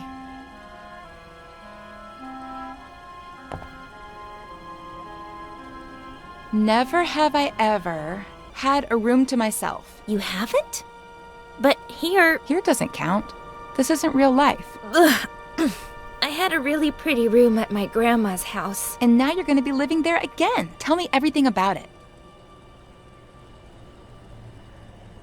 So yeah, it's a really sick house. New York's so cool. But it's my turn. Never have I ever made my own breakfast. You haven't? Back home, the maid did it. Here, who knows? Well, I've never made my own breakfast either, so I don't drink. Never have I ever lived with my grandma. Ha, you're saying that because I told you I lived with my grandma before coming here. You've barely told me anything about her. She's cool. I don't know. And now you're going to be living with her again? I want to know everything about her.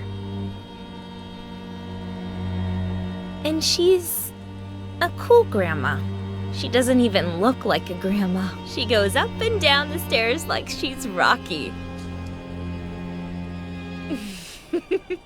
My turn. Never have I ever... Come here. I want you to feel the coolest thing you're ever gonna feel in your life. I think I'm a little cold.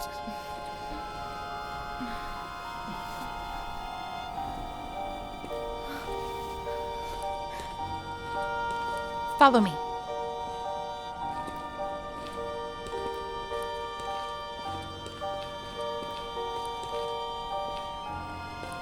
I'm scared. Take your shoes off. You'll grip onto the beam better.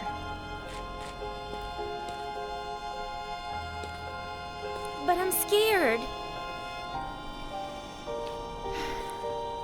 What did we say? That this was my last night to do crazy stuff. Plus, not only am I your best friend, but also the best climber in this madhouse. Who would you be safer with? But I'm a little drunk. Give me your glasses. That way, you won't see so blurry.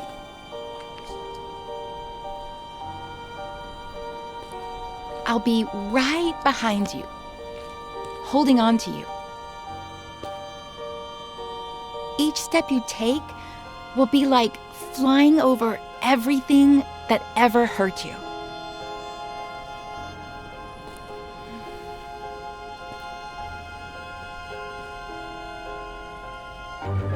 Veronica? when I'm not here anymore, will we still be friends? You'll always be a part of me.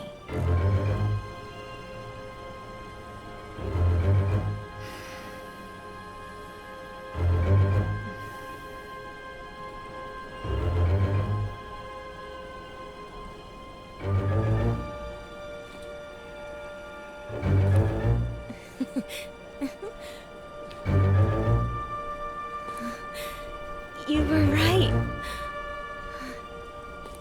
It's like flying.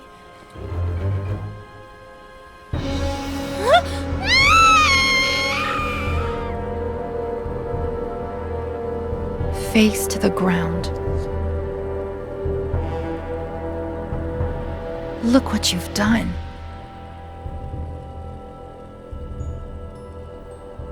I hate you.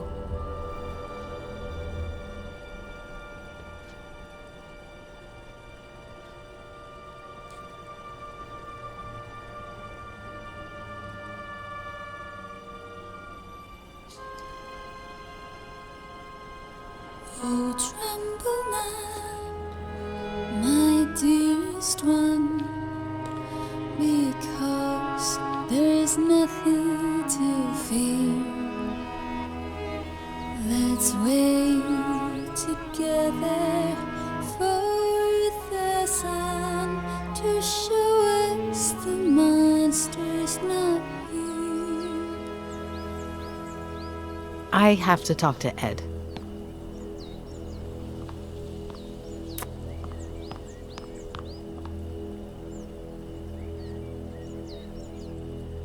Wait, let me see if I'm following this. All of the girls on this list are random hookups or fans that may possibly have something against you, with reason? Oh no.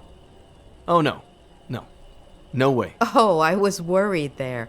It's 3 pages long. Those are the ones I remember. I've lost contact with a lot of the others or forgotten their names. The number on the left is my guess for how angry they are, if that helps. Doesn't help, does it? Anyway, there was something important you had to tell me? I don't know what the best way to put this is, but don't ask why, but I need you to tell me about Veronica Kerrigan. What? Why? No. Ed, please, it's important. What is this? Don't let a single day go by without Ed telling me about some childhood trauma. Ed. Even with what she did to me, tarnishing her memory isn't what I had planned. She was completely off her rocker, but she was a kid and the daughter of a good friend of mine. Well, at least at the time. Trust me. Please. Only since I owe you one.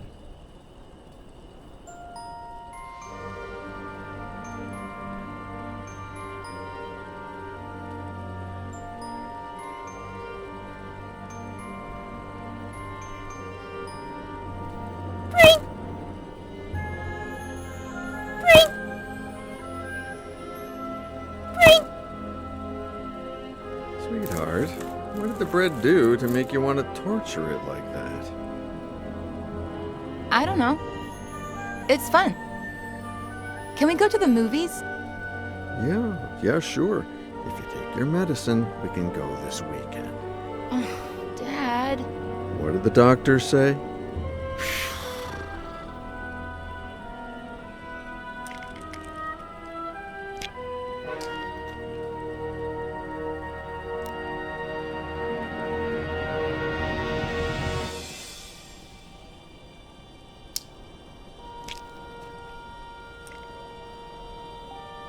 That's better. Can we go to the movies today? Oh, right. Not today. I have to work. You always have to work. Sweetheart, I'm meeting Ed Miller at 5, so... It's always Miller. Did you like our vacation last summer? Mm-hmm. Well, we wouldn't have gone to Paris or Rome if it hadn't been for Miller's book tour. It's always that Miller guy. And that's a good thing. If his second book goes like the first one did, I'll have a ton of time to spend with you. Besides, he's a great guy, and he really cares about you if you just give him a chance. But it's just... Sweetheart, I'm running late. I have to brush my teeth. We'll talk about this later.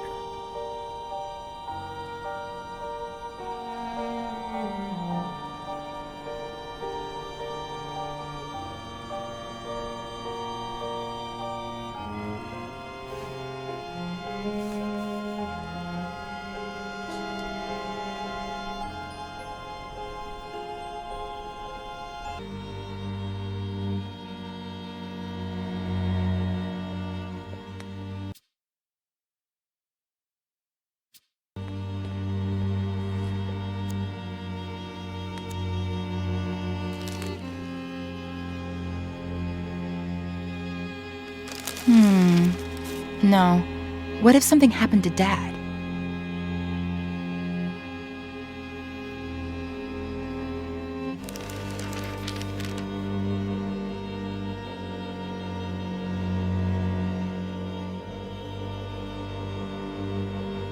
I have plenty of pills, but they'd know they were mine.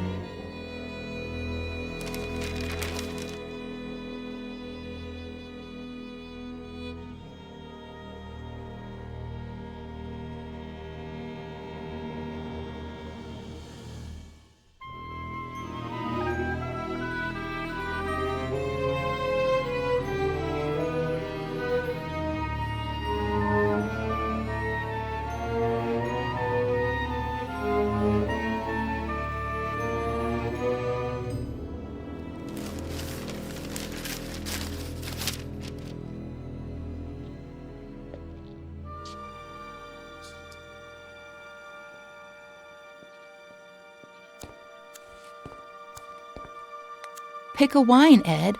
We have to work late anyway, so why not enjoy it? You should get to bed, Veronica. It's late.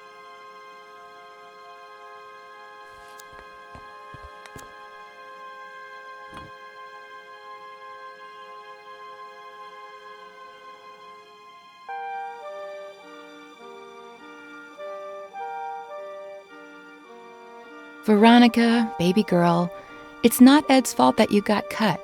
It wasn't his job to pick up the broken glass. The idea I got from the newspaper is better.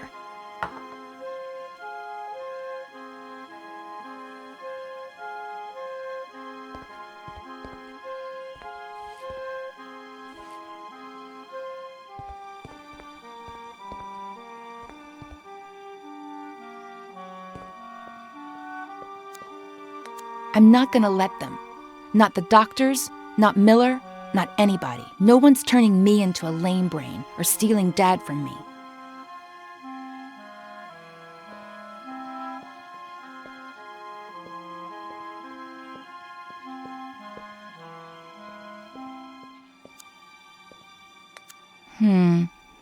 What if Dad walks in and catches me? What if Dad walks in and catches me?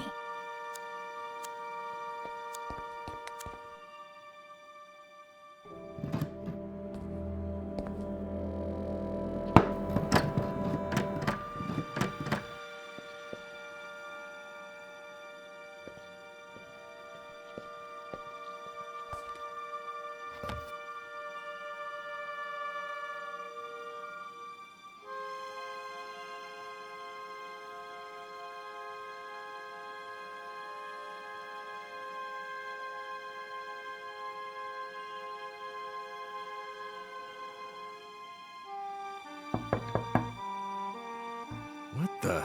Sweetheart? You in there? Yes, Dad. I think this door is stuck. Can you open it from your side?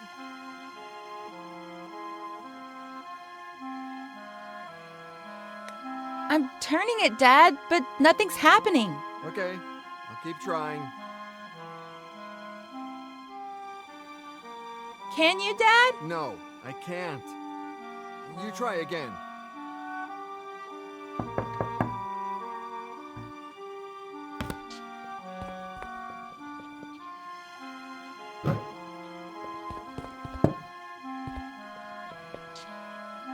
I was really scared, Dad.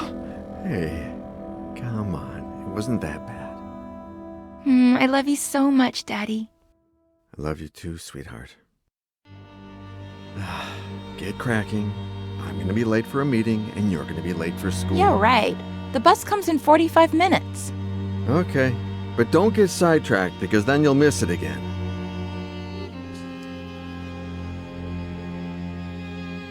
Don't stare at it like that. Be patient. 10 months till your birthday, and a promise is a promise. Who's Daddy's pretty little girl? Veronica. Be good, sweetie. Of course.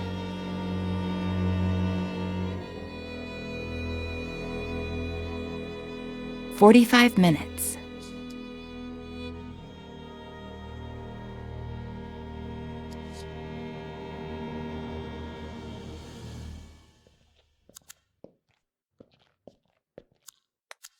You're the only one who knows what really happened to Mary. Yeah, I know I barely talk to you anymore, but I've grown up.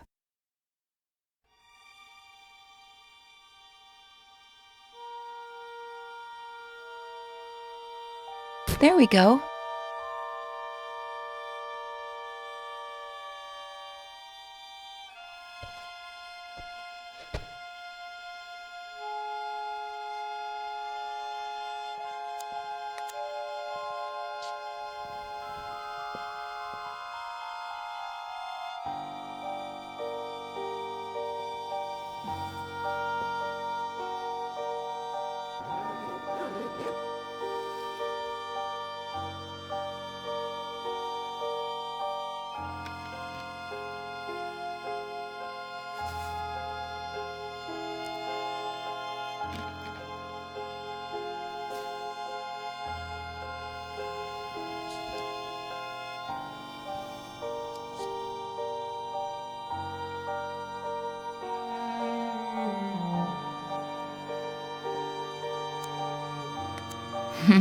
Those were good times.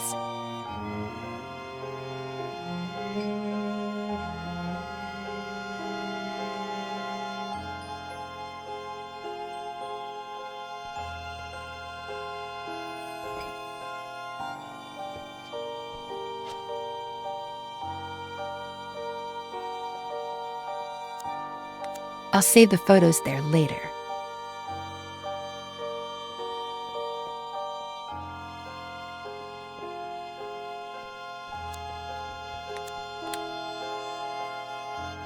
Maybe not. It has to look like he took the pictures.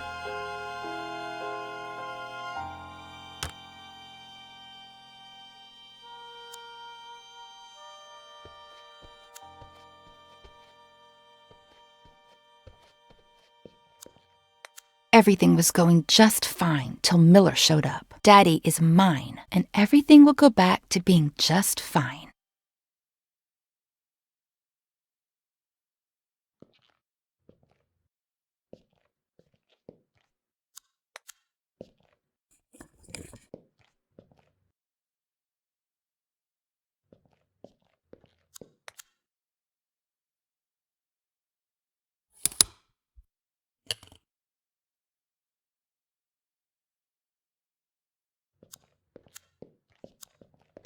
We're the same.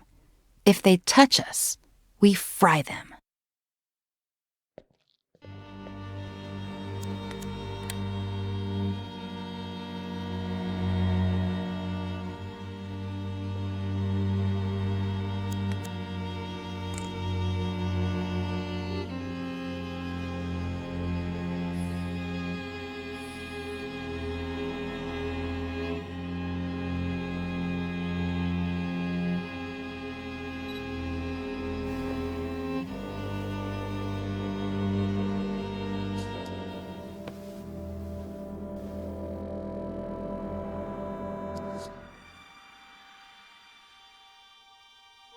Miss Veronica! The bus! I'm coming, Reginald!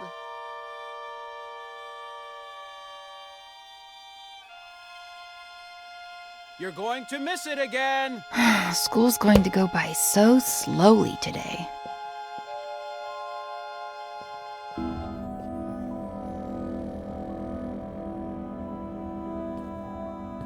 Hi, Ed. Where's my dad? I was just going to ask you the same thing. Oh. Then I guess I have to be nice to people at our house. Be the host. Yeah. You writers are so cool, knowing all those complicated Well, words. you know, we're not that cool. Should I tell Reginald to bring you something to drink? That's okay. I'm all right. Oh man, I want to be a good host. Oh. Well then, yes. Whatever you want. Okay, thanks.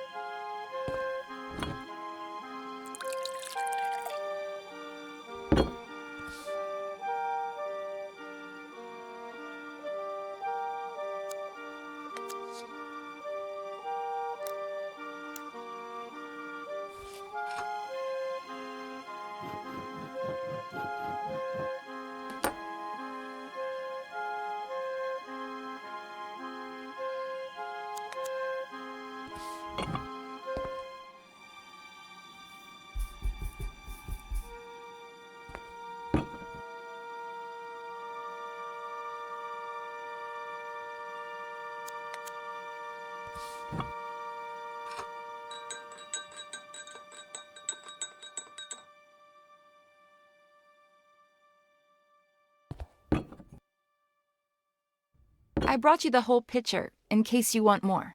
Wow. You're the perfect host. Well, it's hot as Hades. Even worse in this uniform.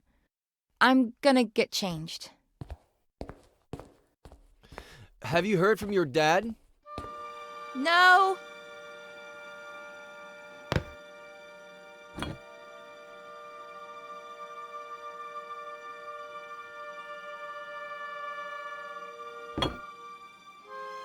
Where the hell are you, Robert?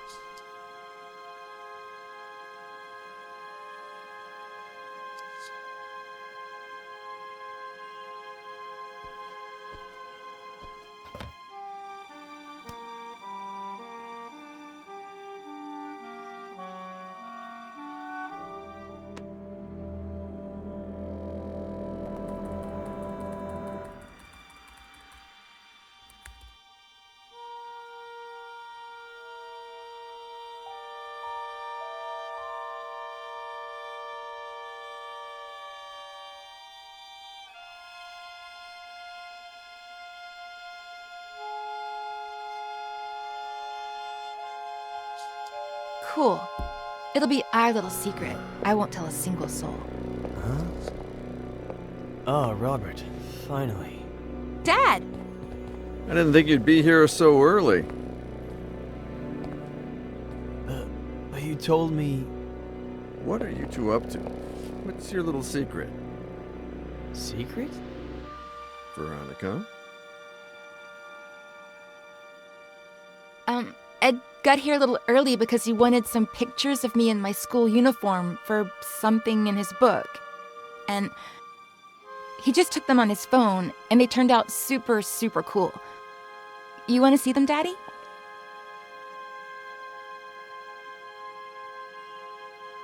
That was the end of a beautiful friendship. Robert threatened to report me to the police, but I did it myself. They arrested me, obviously. But when they inspected my phone, the picture's metadata indicated that the photos had been taken with another device. Plus, the time didn't match Veronica's testimony either. They found the same drugs in my blood as the ones present in Veronica's meds, as well as all the pills she hadn't taken still in her room. Robert apologized, but we decided not to continue working together. We grew apart. Not long after that, Robert checked Veronica into a mental hospital when I heard about her death. I called Robert in case, I don't know. He thanked me. We hung up and haven't spoken since. And that's it. I have no idea how Robert's been these last few years. I do. He came to me shortly after Veronica's funeral. He needed help and told me his story. Veronica was 2 years old when Robert adopted her. I never looked into her previous life, nor her biological family story. But I have a friend who might... Doctor, are you going to tell me what on earth Veronica has to do with any of this? Veronica did not die in the psychiatric hospital. She died 2 weeks ago. What? Veronica is Faye.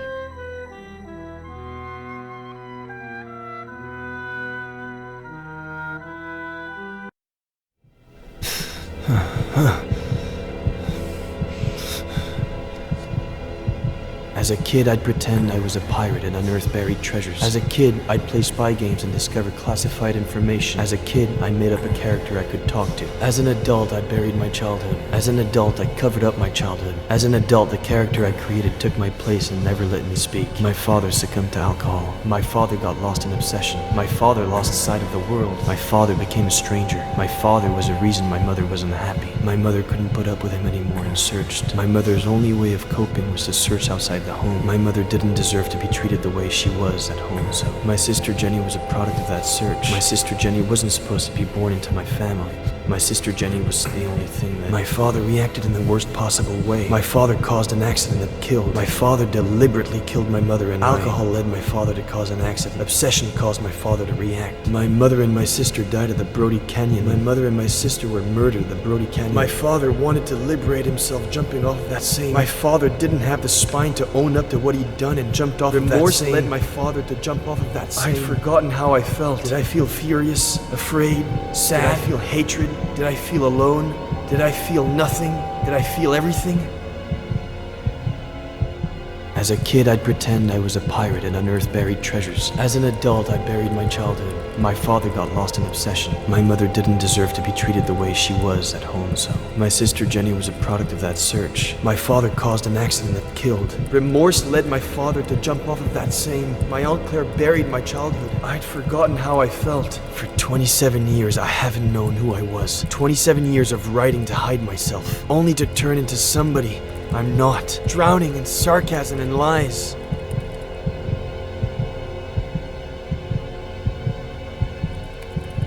It's over.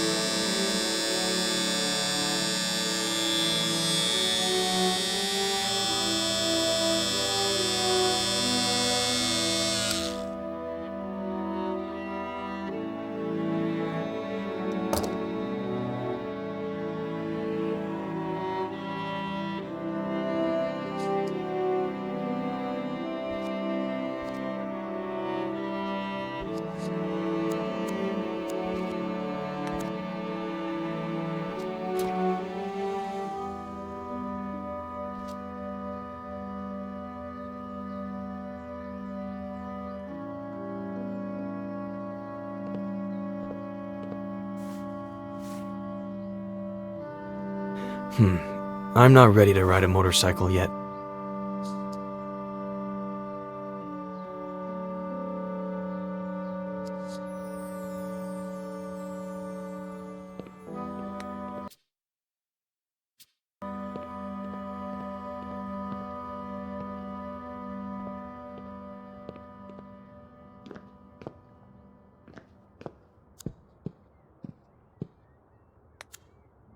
What did you say your name was? I didn't say what my name was. Oh, thanks, Mr. Mysterious.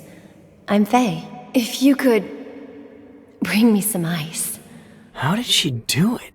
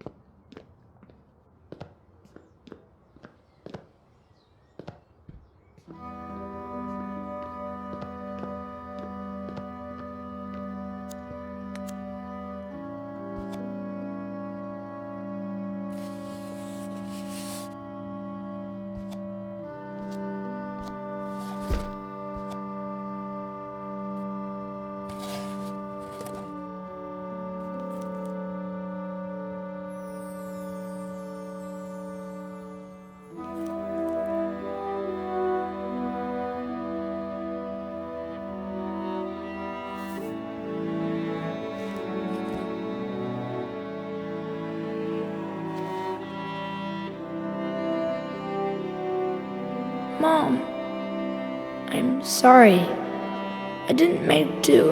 It's not your fault, sweetie. It's just that when Daddy's sad, he gets upset. You're never going to get sad or upset like that. Promise me. I promise.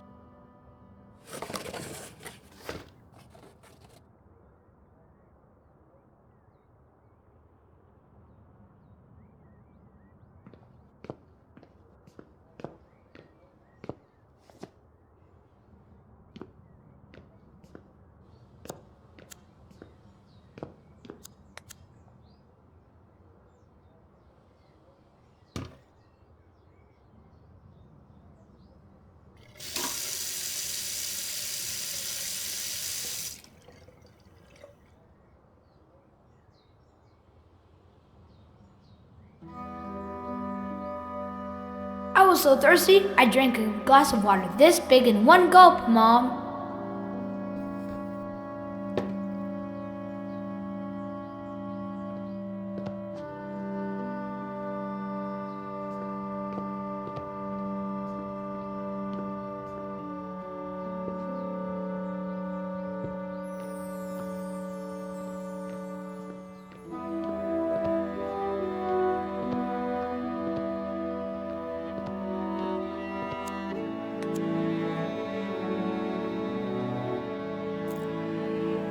Knight to B6, Sam.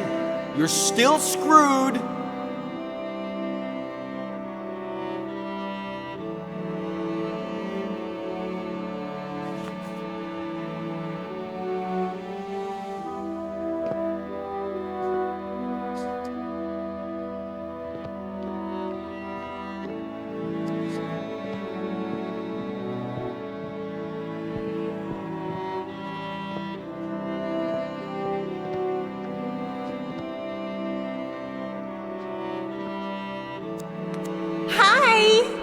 Guess who's calling? The thing is, I'd like to see you again. Oh, and I think I lost an earring. If you find it, can you give me a call?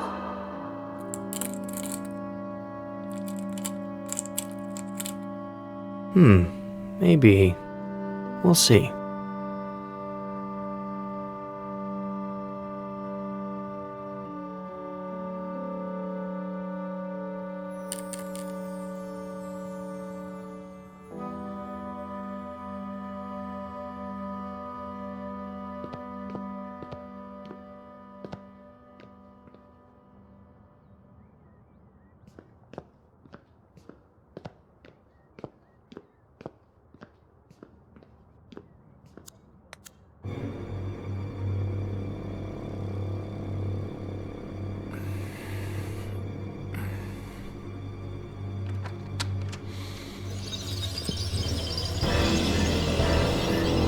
Where do you think you're going?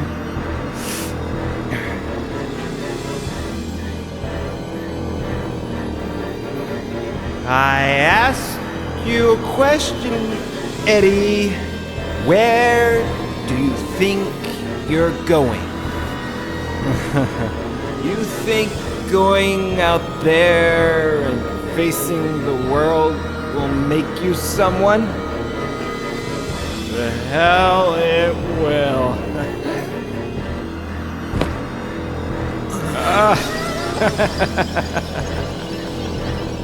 I know you, kid. You're a piece of junk like me. You're useless.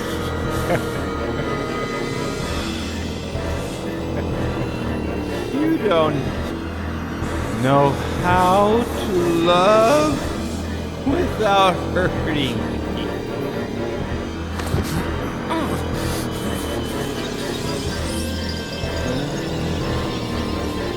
You ruined that. Because you don't really care about anything but yourself and your pain. You become me. I'm not going to let you go around hurting people like I did. Just end your miserable life.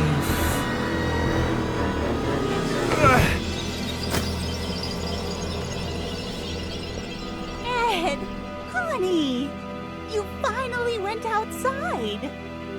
Come and give your aunt a kiss.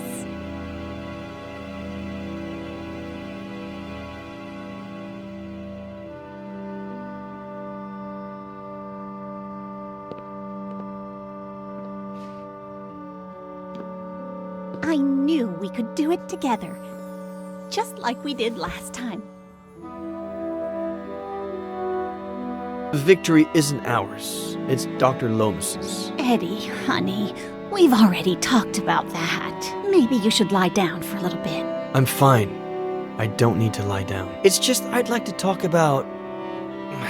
Did you have breakfast? Do you want a little juice and some toast? The doctor helped me remember everything that happened. What Dad did. Eddie, what have I always told you? Some things are better left unsaid. Or do you want some bacon and eggs instead? When Mom and Dad died and you took me with you to San Bernardino, I remember night after night of you telling me how much Mom and Dad loved each other. How both of them watched over me from the stars with Jenny, happy to see me happy, because I had to be happy. I understand why you did it, but those buried memories slowly ate away at me from the inside. I'm tired. I'm going to lie down for a bit. Aunt Claire. There are eggs in the fridge and enough oranges. After the nap, I'll make some 3-bean chili. We ate some not too long ago, but it's your favorite, so I guess... Aunt Claire.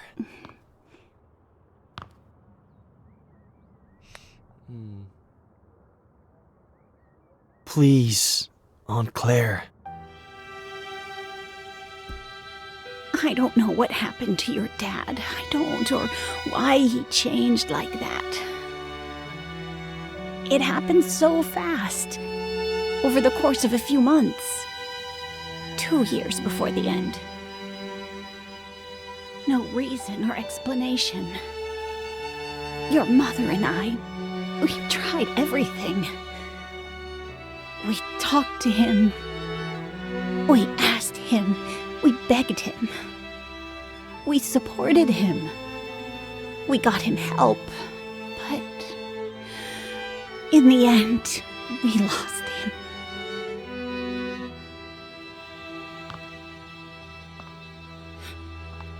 All your mom had left was you. The possibility that you could still be happy in spite of it all. And when we lost her, I did my best.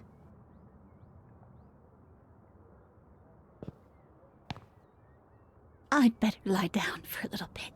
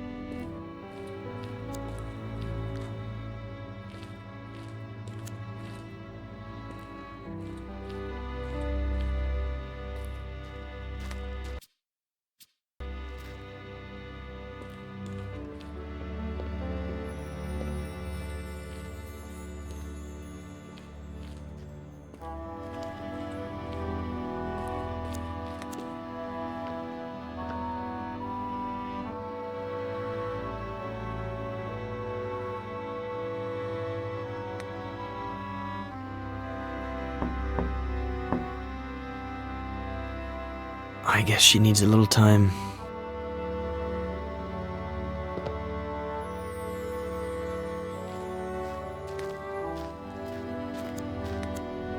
Boss, we pulled the ivy off the wall. You want us to plant it somewhere else?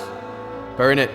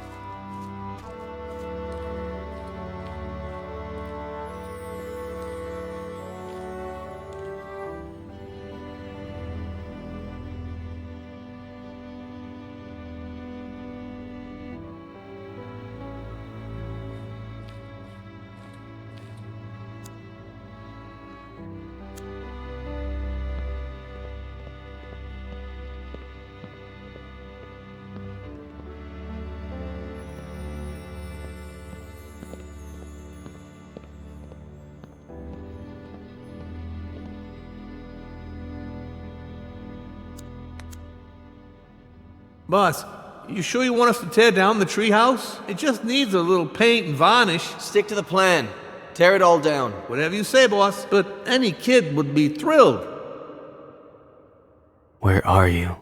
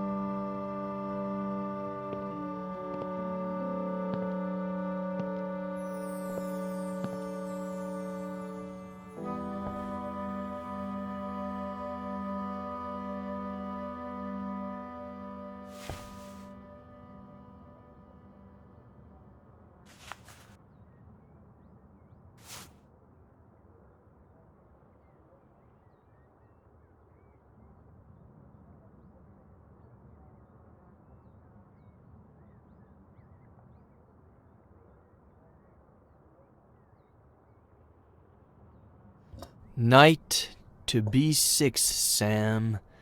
You're still screwed. Boy, don't you remember anything I taught you when you were little, huh?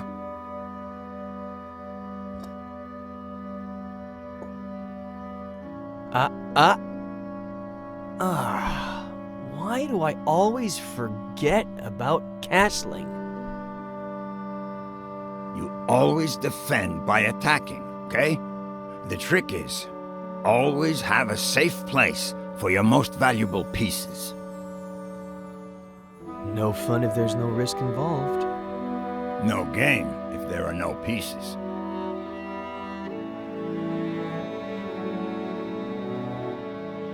What's wrong? Aren't you gonna move? You're a wise old man, Samuel Franklin. Your chess and fishing advice is never really about chess and fishing, is it? I'm just an uneducated old farmer boy. Stop reading into everything. The one using all the pretty words here is you. Not true. We're more alike than you think. You wish.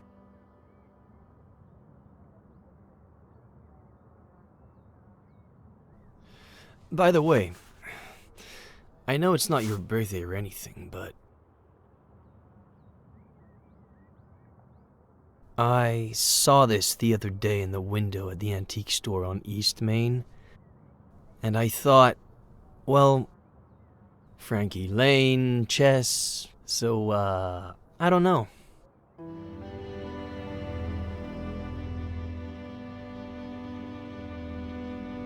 It's a valuable piece, so, you know,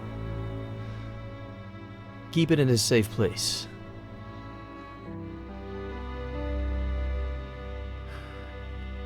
You know what? In the early 80s, I was convinced that the Russians were going to fry us all with a nuclear bomb. So I built a bomb shelter under the ranch. I built it myself, with no help from anybody. You're kidding me.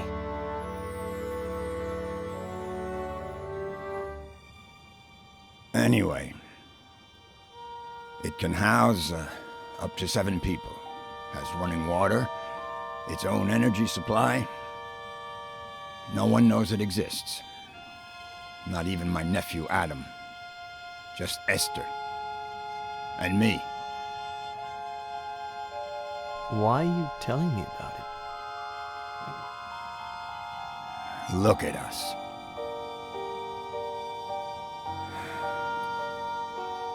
Look at us what? Neither one of us has... I mean... We're both missing...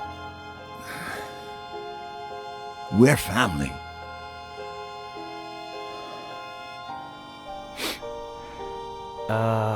About that. I met, no. Know what? How long have you known? Since Esther saw you leaving the mall. She saw the diapers. In the trunk of your car, too. I've been holding her back a whole week.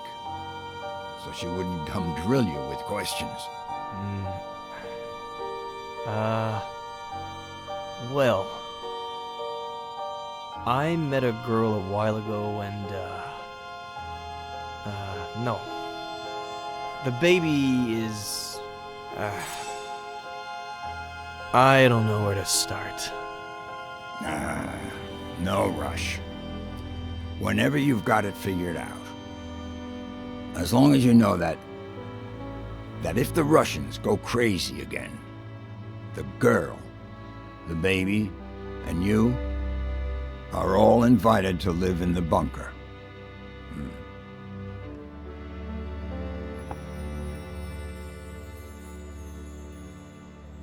Anyway, boy, your turn.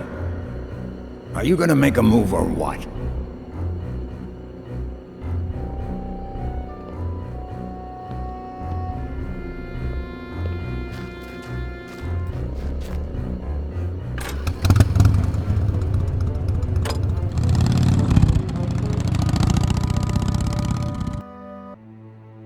Thanks, Robert, for coming right away. It's no problem. I got the first flight available. Anything you need, sweetie.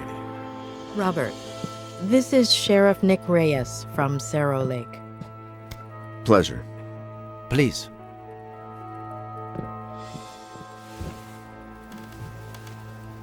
So, why the urgency? Is this about Ed? Has he gotten worse?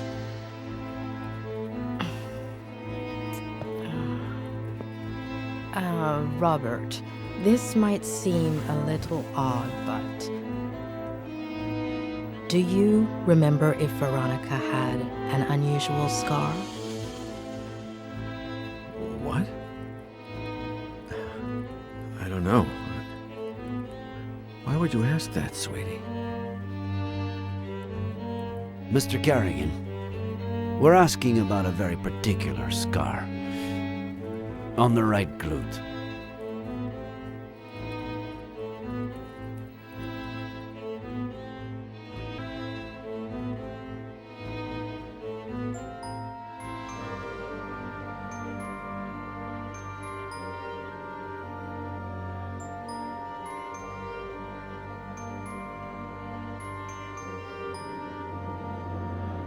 He was barking too much. Honey, you can't just barge into the Cerny's yard without permission. And you certainly cannot take Skippy. But he was hot. He's a puppy, honey. He doesn't know how to swim. And that pool is really deep. Dear God, if I hadn't been there. Miss Cerny said I was a bad girl. Oh, you're not a bad girl, honey. She was just upset and said some things she shouldn't have. That's all. But she won't let me play with Skippy anymore. She's a stupid old fart.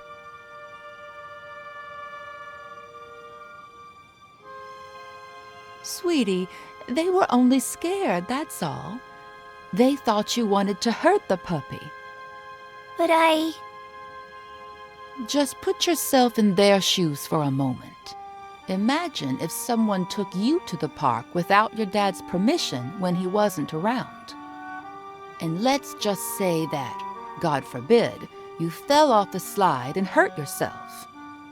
Wouldn't your daddy tell that person that they couldn't take you to the park anymore? You can't tell Daddy. I don't want you to. I can't lie to your dad. Plus, we should always tell the truth.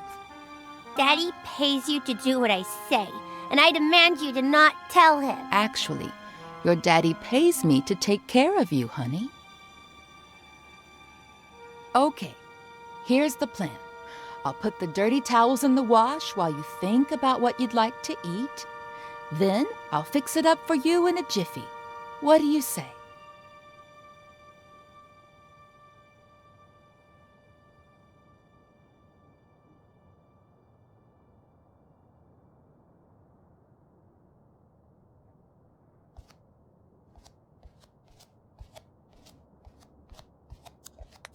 And let's just say that, God forbid, you fell off the slide and hurt yourself. Wouldn't your daddy tell that person that they couldn't take you to the park anymore?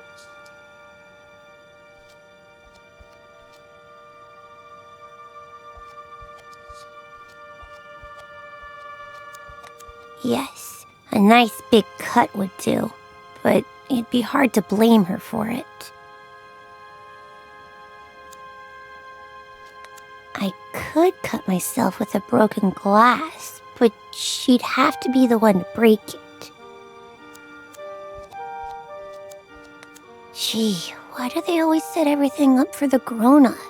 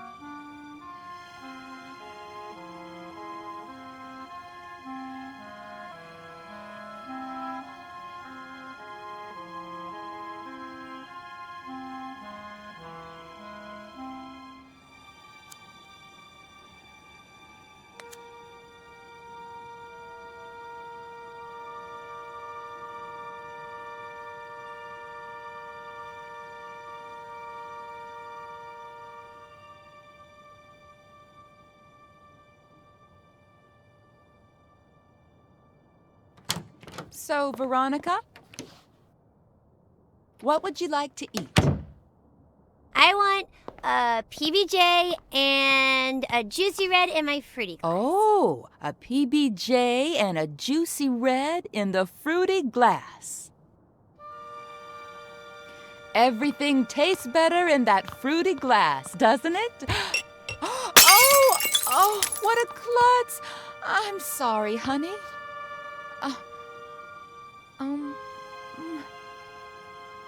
Let me get the broom. Don't you move a finger until I clean this all up, okay?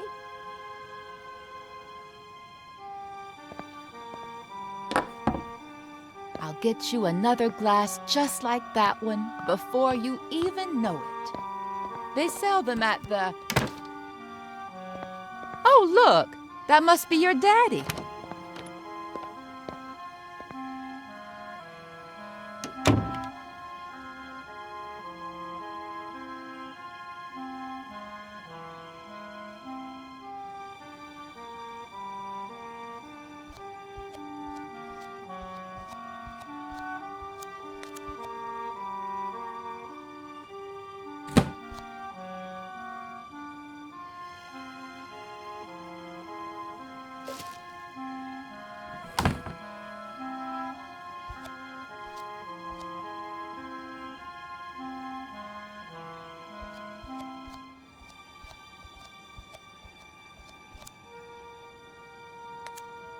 Mary, what's up? How's my little girl? She's fine, thank God. But I need to talk to you about something a bit, well, a bit sensitive.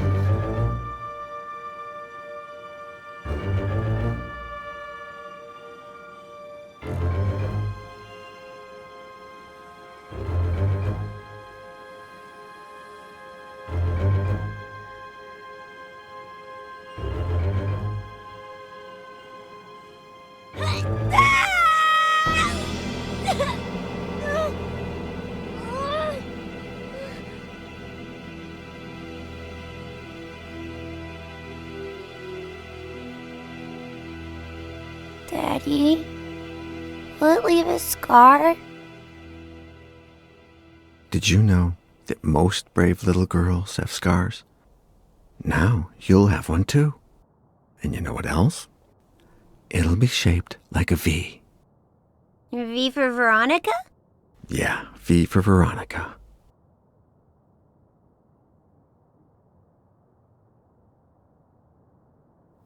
Daddy, is Mary bad? No. It's just... Don't you worry about it, honey. We'll find a better babysitter. No one will ever scold you again without a good reason. I love you so much, Daddy.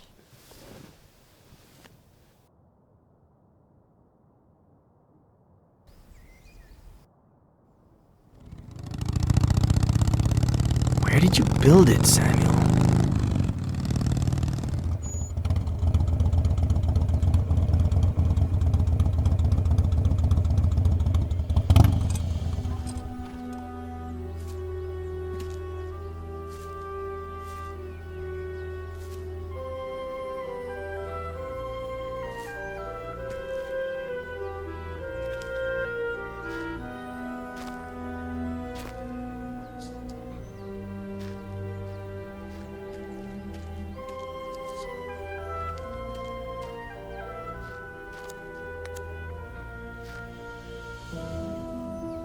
Bunker entrance could be anywhere. Can't hurt to try.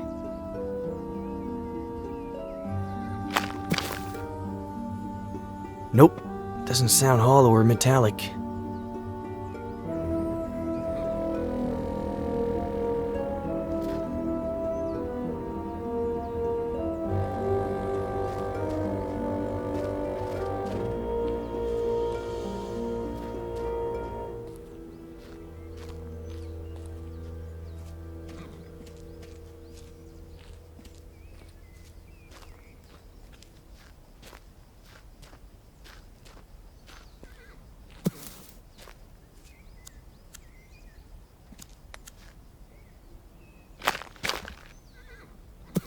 Doesn't seem to be here.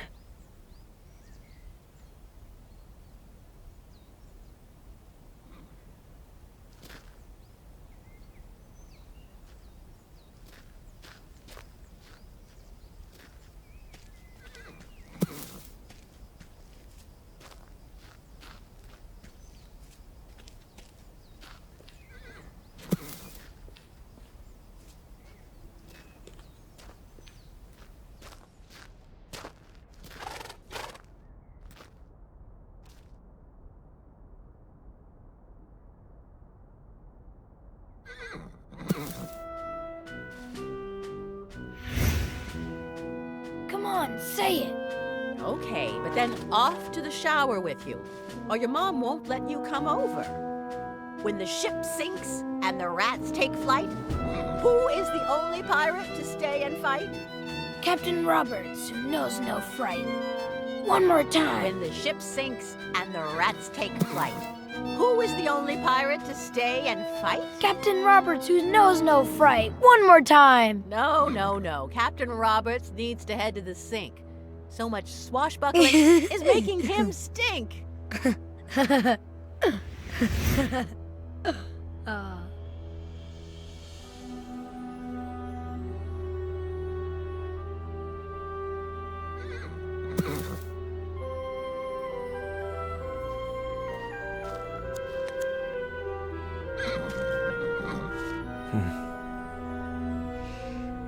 You miss them too, don't you, old pal? You look well.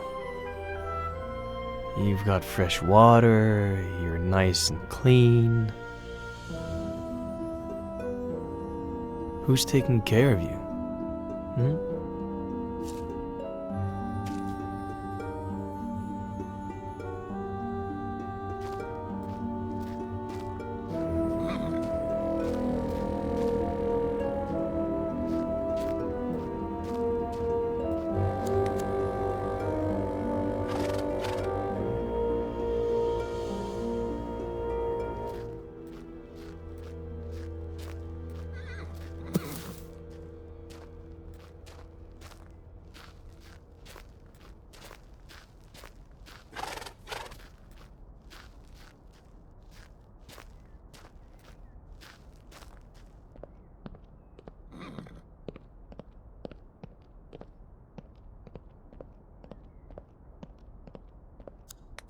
I think those blueprints are still somewhere in the barn.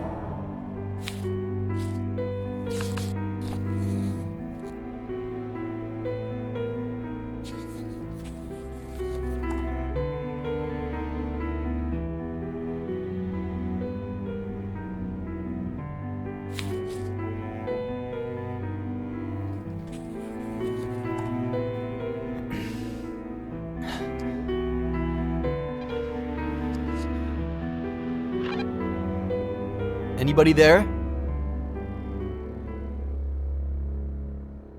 Sheriff?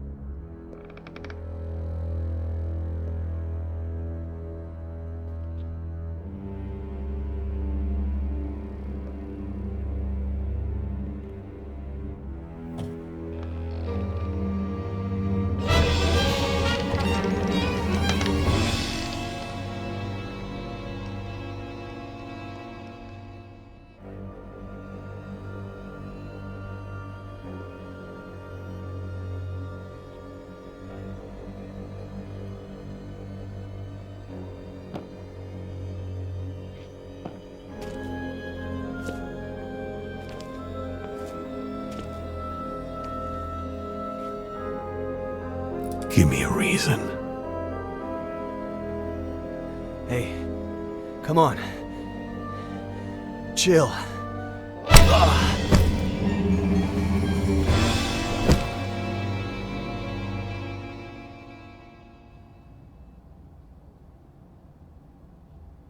Robert. She was 2 years old when I adopted her. I always thought I'd be compensated somehow for not seeing her birth. And yet, I've seen her die twice. Mr. Carrigan, I beg you. You don't know what it's like to lose your daughter, Sheriff. You got over this the first time. You'll do it again, and I'll be here to help you. Sorry.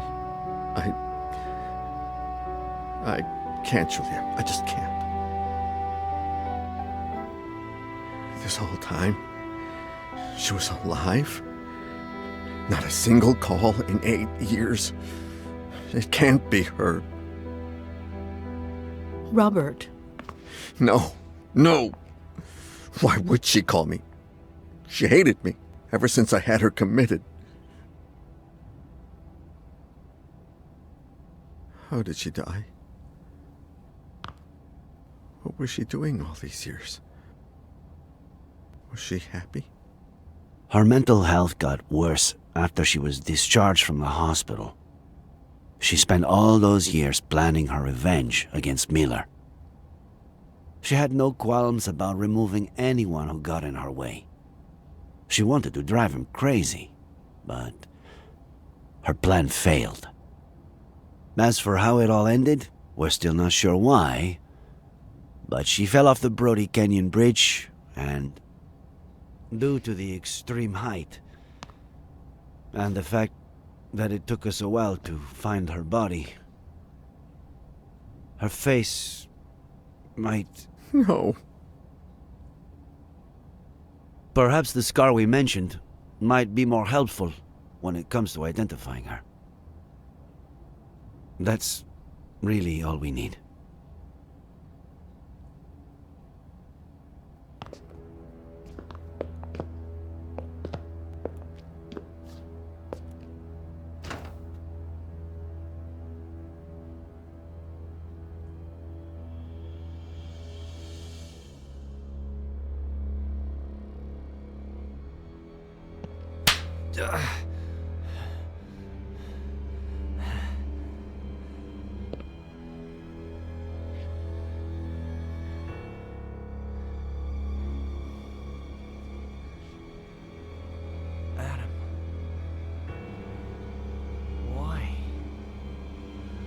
Why?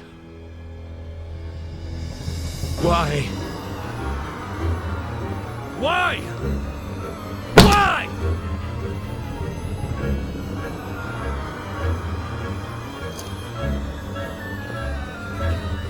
Right with. You better start explaining why. Why? Adam, please. Why did you kill my uncle? Adam, your uncle was my friend. Did you talk with the sheriff and Dr. Lomas? They know I'm innocent. Bullshit. You might have fooled them, but not me. You're an accomplice in his death. An accomplice? Adam! You always wanted to get rid of me, as a kid and as a grown-up. You took them away from me. You stole their love, fishing, chess, the shared afternoons. You took them away from me, and you still weren't satisfied. You wanted the ranch, but I was going to inherit it, wasn't I? You wanted to threaten him to change his will, but never had the balls to. Because you've never had the balls to do anything. Your little friend did the dirty work for you, and it all got out of hand.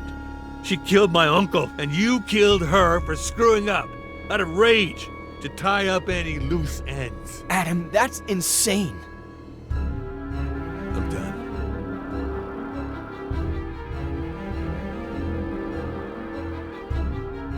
Did you kill my uncle? Adam, I didn't. I don't care who pulled the trigger.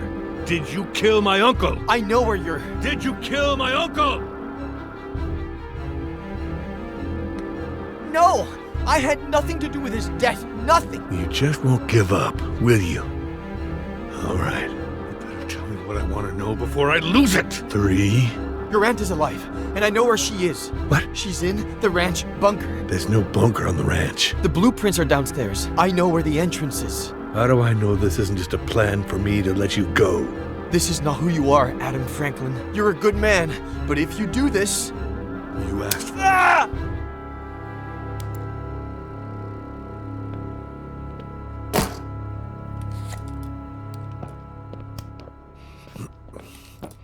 There's a bunker. You prove it. According to the blueprints, it should be here.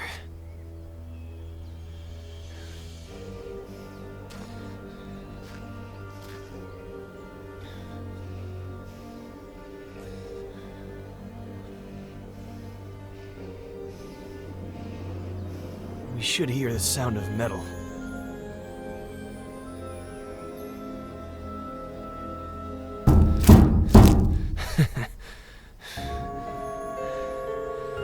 It's right here. There's no doubt about it.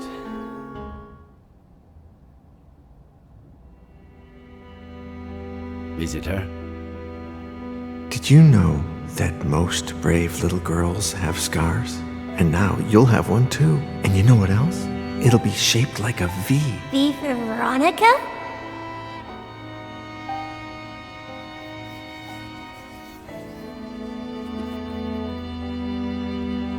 Thank you, Mr. Kerrigan.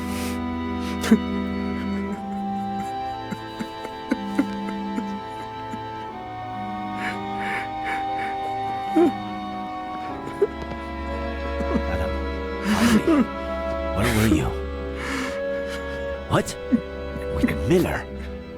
Please tell me you didn't... What tractor?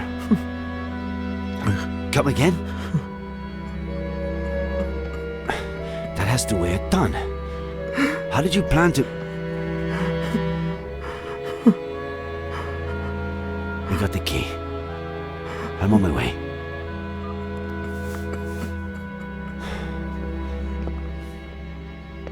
I need to go to the Franklin Ranch.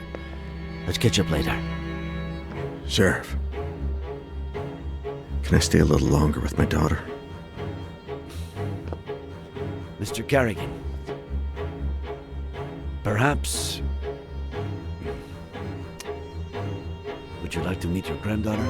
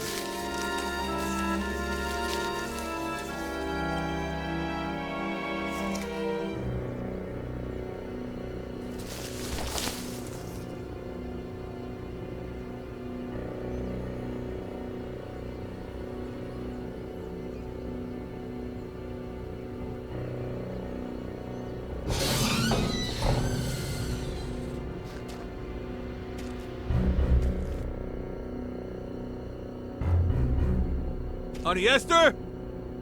Can you hear me?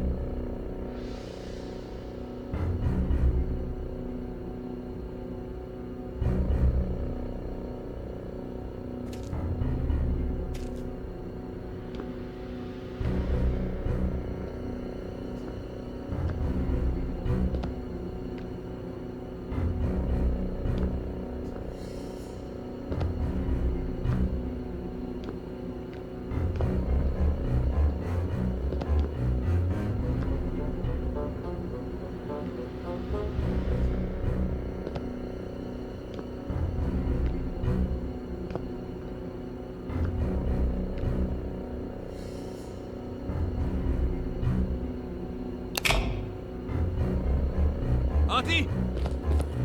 We're going to get you out of there!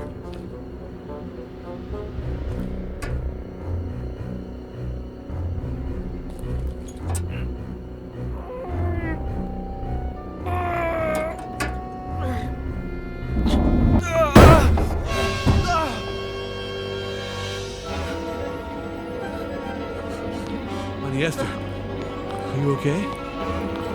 It's me, honey. I'm Adam, your nephew. Stay away, monster! It's okay. Put the knife down. Stay away!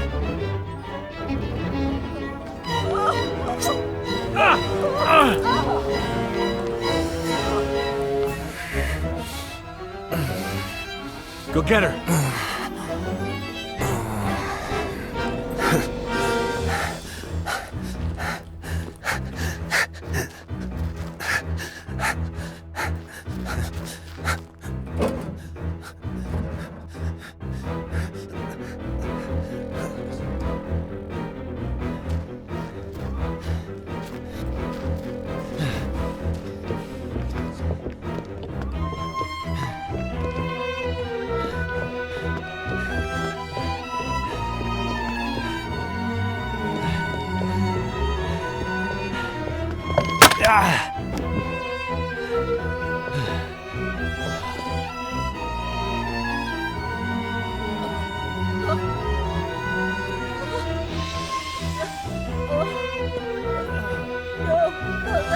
Esther, look at me. It's Eddie Miller. It's Eddie. You killed Samuel!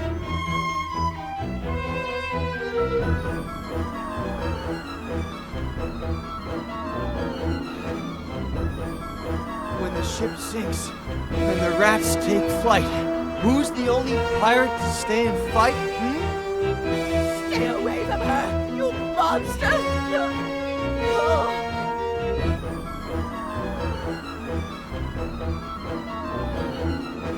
When the ship sinks and the rats take flight, who's the only pirate to stay and fight?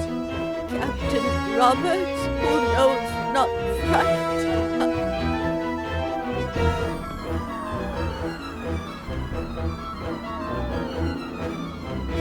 When the ship sinks and the rats take flight, who's the only pirate to stay and fight?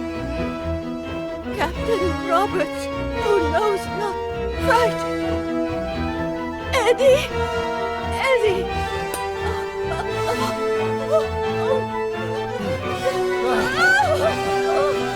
Give me your hand! Esther! Give me your hand!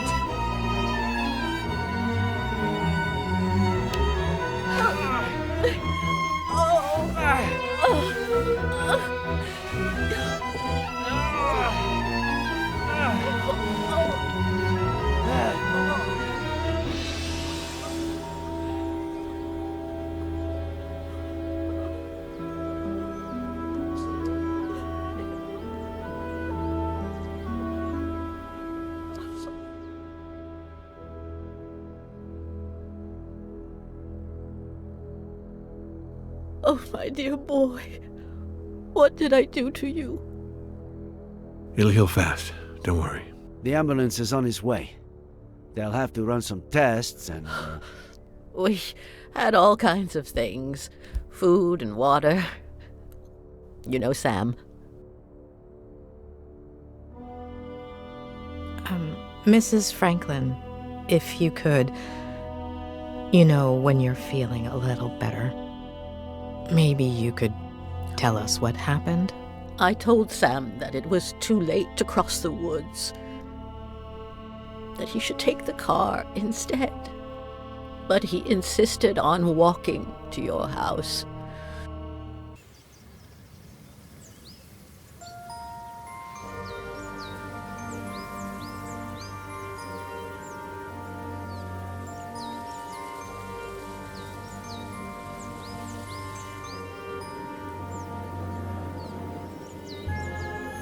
He said he wanted to remind you about your fishing plans.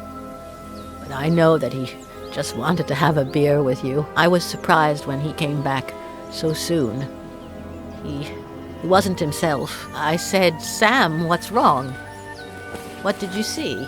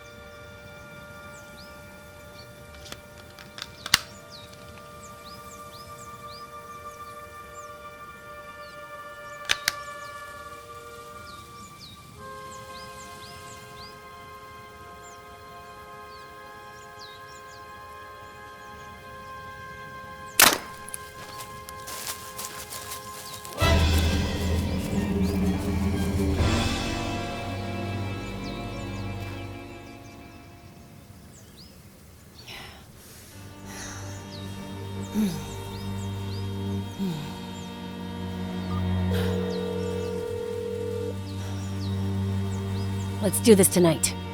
Same time. You better not be late.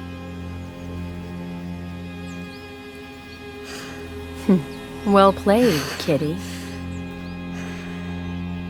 I told Sam to call the police right away, but you know how stubborn he was. He said he'd tell you the next day when you went fishing. He didn't think much about it.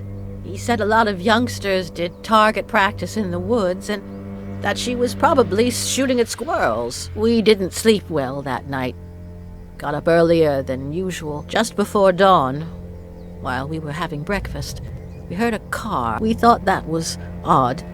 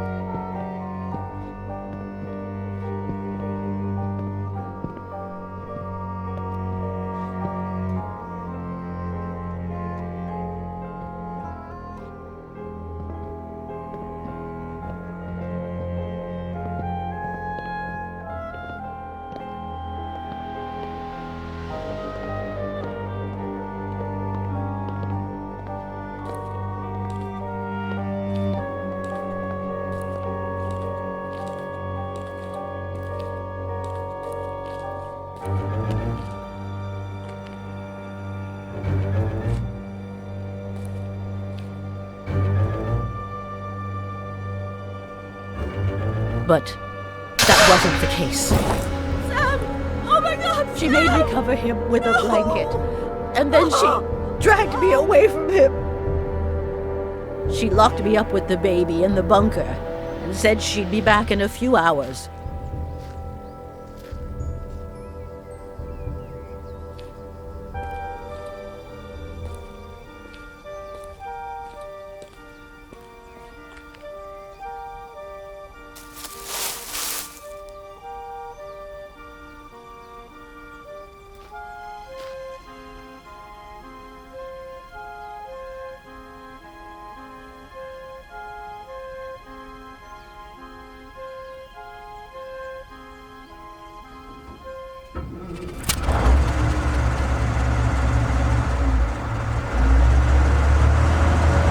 Sam had installed a phone down there. I tried to call the police, but I no longer knew what time it was, so I braced myself for her return.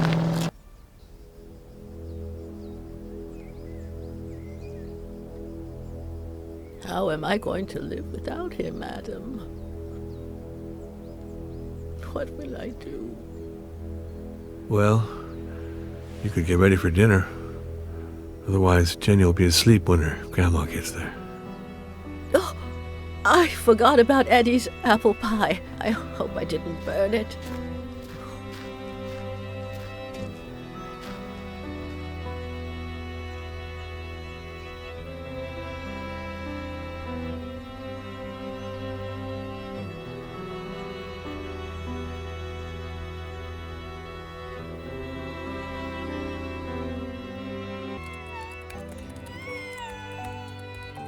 Jenny, sweetheart, tell your daddy to stop writing and come play with us.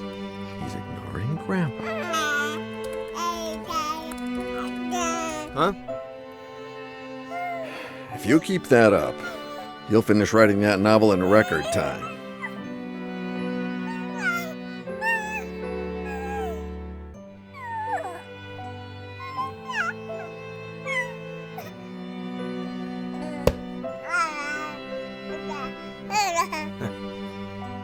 Maybe. Does 10 years sound record-breaking to you?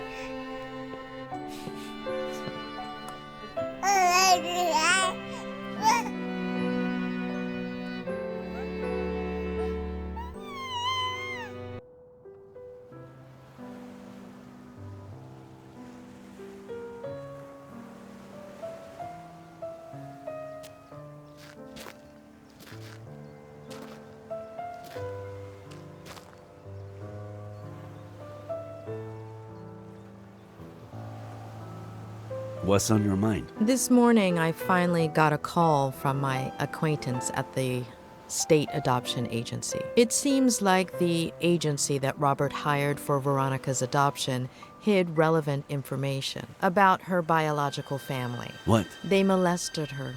They broke her. I don't even want to think about it. Bastards. Does that explain everything? Why she was a psychopath? It's possible. Many victims of abuse become abusers themselves. Veronica's trauma ran so deep that not even Robert's love could save her. Perhaps if she had received help as a child, none of this would have happened. I suppose we are all broken in one way or another. We don't all become Veronica, but we're not saints either. I thought you didn't want to interfere with my job. Hey, who's been interfering with mine for the past week?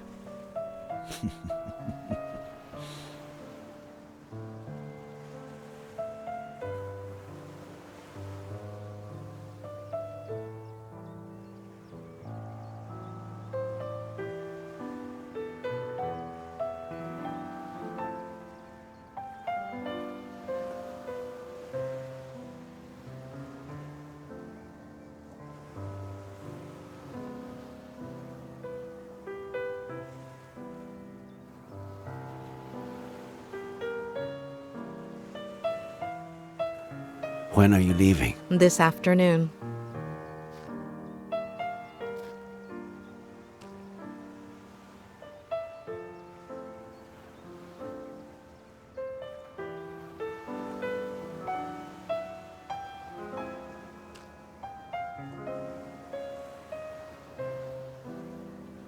when I'm done with all the paperwork, if you're not busy, I know there's someone waiting for you in L.A., but Cerro Lake is beautiful this time of year, and,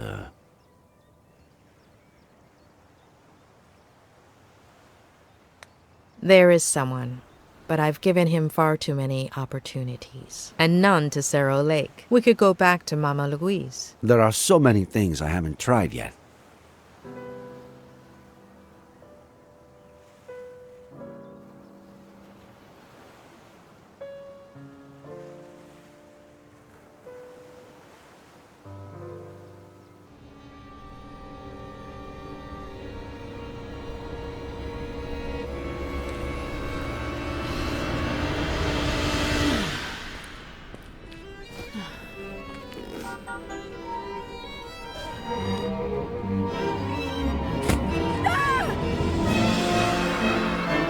Why did I try to shoot you? I should have stuck to the plan.